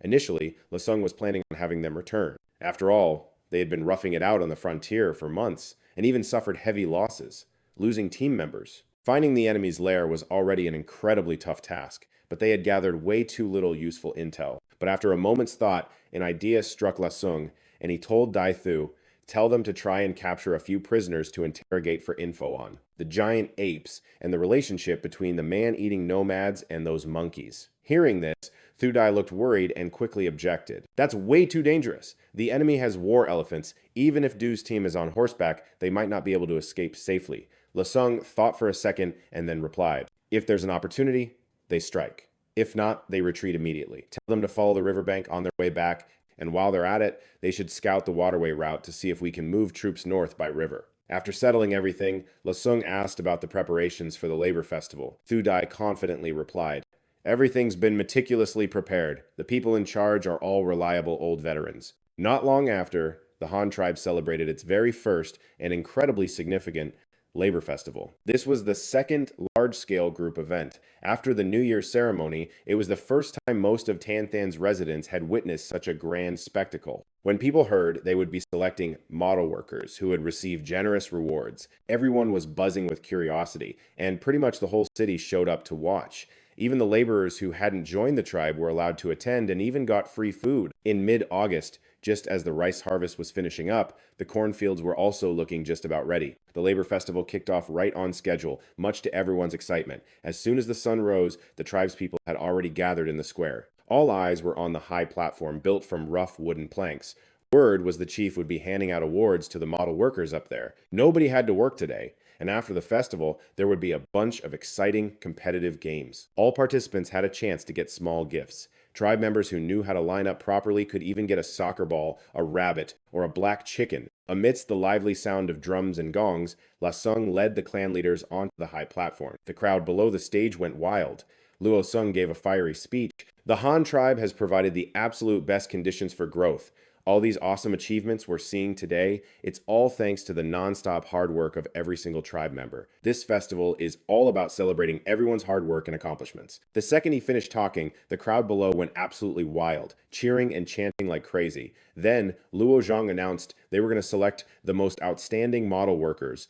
These people are the real MVPs, total role models for working hard, putting in the effort, and making huge contributions to the tribe. They totally deserve to get some sweet rewards for it. After that, Lin Shu, the acting lord of New City, announced the list of winners and all their epic achievements. The first model worker to get a shout-out was none other than Shu Lei, the head of the construction team. Shui Lei hadn't been with the Han tribe for long, but man, when it came to learning how to build houses, he was super serious about it. He was one of the first newbies to totally master the craft. And with Shu Lei leading the charge, his team's building speed was seriously impressive. They cranked out a total of 30 houses, completely solving the housing problem for a ton of people. On top of that, he was super eager to teach his skills to the other members of the team. Shu Lei got a bunch of practical rewards, like a first-gen weaving loom, and it was all his, to keep, personal property He was so choked up he couldn't even speak, flashing back to over a year ago when he was sold to the Han tribe. Shu Lei emotionally blurted out, "I have never once regretted coming here. The conditions in the Han tribe are way better than I ever imagined, and I've always been super passionate about building stuff. Ever since my days in Hanyang City, I worked my butt off learning the trade. So when the new city project kicked off, I jumped at the chance to volunteer. Now that my hard work is being recognized, I'm definitely going to go even harder from now on." After Shui Lei, a bunch more model workers from different fields got their moment in the spotlight. There was a guy who was a pro at delivering gazelles, someone with killer farming skills, plus blacksmiths, kiln workers, and carpenters. The rewards were handed out based on what would help them in their jobs. For example, the weaving tools were mostly secondhand stuff from Hanyang City, but to the winners, they were totally priceless treasures. After the awards ceremony, a ton of other hype activities kicked off one after another. There was a super intense labor competition, a knowledge quiz on bloodline history, and even a rowdy soccer game. Anyone who passed the family tree quiz got 2 free rabbits, which had a massive line of people waiting. And for anyone who didn't want to wait in line, they just jumped into the competitive games instead. The competitions included stuff like wood chopping and water carrying. The top 3 teams in each event all got some sweet prizes. Prizes included baby chicks, little bunnies, and stuff like small tools. The soccer field outside the city was also popping off like never before. The whole thing went on late into the night. The Han tribe even brought out a special 500 gazelles, grilling them up all fancy for everyone to feast on. Since the Han tribe's gazelle population was blowing up way too fast, taking out these 500 old and weak ones was a win-win. It fed the tribe and eased up the pressure on their livestock farming. Meanwhile, the Han tribe's pig herd was still pretty small and was in a super critical phase of population growth. Plus, the Han tribe hadn't exactly mastered the art of castration yet, so the pigs were safe for now. The next day, Luo Zheng headed back to Hanyang City with a huge load of supplies, mostly white paper for teaching and putting together all these documents. But Luo Zheng was already cooking up an even bigger plan in his head. He was dying to train a new batch of teachers as soon as possible. Elite teachers and talented officials to start building a whole new government. And the first step was to conduct a census. Plus, with private property becoming more of a thing, designing a currency system became a top priority. The second he got back to Hanyang City, Luo Sung immediately went to check on the progress of the lecture hall and the office building. The lecture hall was finished, looking super elegant from the outside. Meanwhile, the new administrative building was just getting its foundation laid. Originally, Luo Sung wanted to install glass doors for the lecture hall, but after running the numbers, he found out it was way too expensive, so he decided to use paper instead. However, Luo Sung suddenly had a genius idea to use glass to make magnifying glasses for minting coin molds and carving movable type for printing. This would be a total game changer for their future work. Right away, Luo Sung assigned people to make convex lens molds, putting Ying Rui and the Nai clan chief in charge. They had to finish papering the windows before the end of August. Then he started to really think hard about the currency system. After some analysis, Luo Sung figured the Han tribe should mint coins from brass and pure silver, but if they used a silver standard, they could run into problems with people illegally minting their own coins and exchange rate issues between tribes. All of that could seriously mess up the tribe's economy. So, Luo Sung decisively laid down the law that all internal transactions had to use coins minted by the Han tribe. Foreign trade would mainly be based on bartering goods for goods. Using money was just a secondary option, and it absolutely had to be the currency issued by the Han tribe. For the currency exchange system, Luo Sung borrowed the idea from the decimal system of yuan, jiao, and fen, tweaking it to yuan, jiao, and wen. He used a bronze alloy to mint small denomination coins and used pure silver to mint silver yuans. To prevent the Shin tribe from counterfeiting, he used a solid coin design and also used embossing technology to make them harder to fake. After the coin minting plan was decided, the staff involved immediately scrambled to prepare the coin stamping equipment.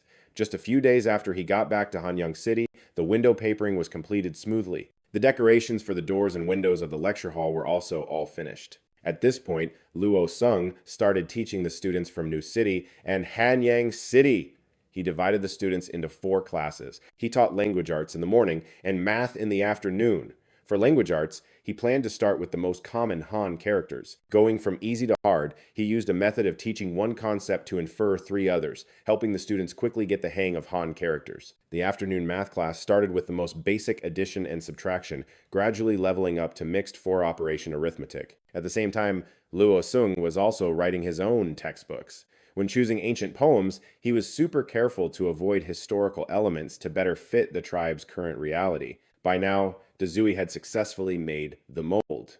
After a thorough inspection, Luo Sung was totally satisfied. He had the students practice writing their characters and then gave them a stern warning that there would be a dictation test tomorrow. Get one character wrong, and you have to write it 100 times. Afterwards, Luo Sung and Dazui discussed metallurgy, specifically the things to watch out for when casting metal with metal molds. When using a metal mold to cast something, you absolutely have to use clay as a separator, and you have to let the clay dry completely. If not, it would seriously mess with the quality of the final product. Next, Luo Sung asked about how Dazui's apprentice training was going and gave him a heads up that they might need to build new smelting and processing workshops. Luo Sung told Dazui to get ready and pick out some suitable people for the job. This time, the mold was for making glass, and glass is basically just quartz that's been melted down and reshaped. Glass can totally be made from other materials, it's just that La Sung hasn't found the right stuff yet. Da Chui caught the quartz cluster,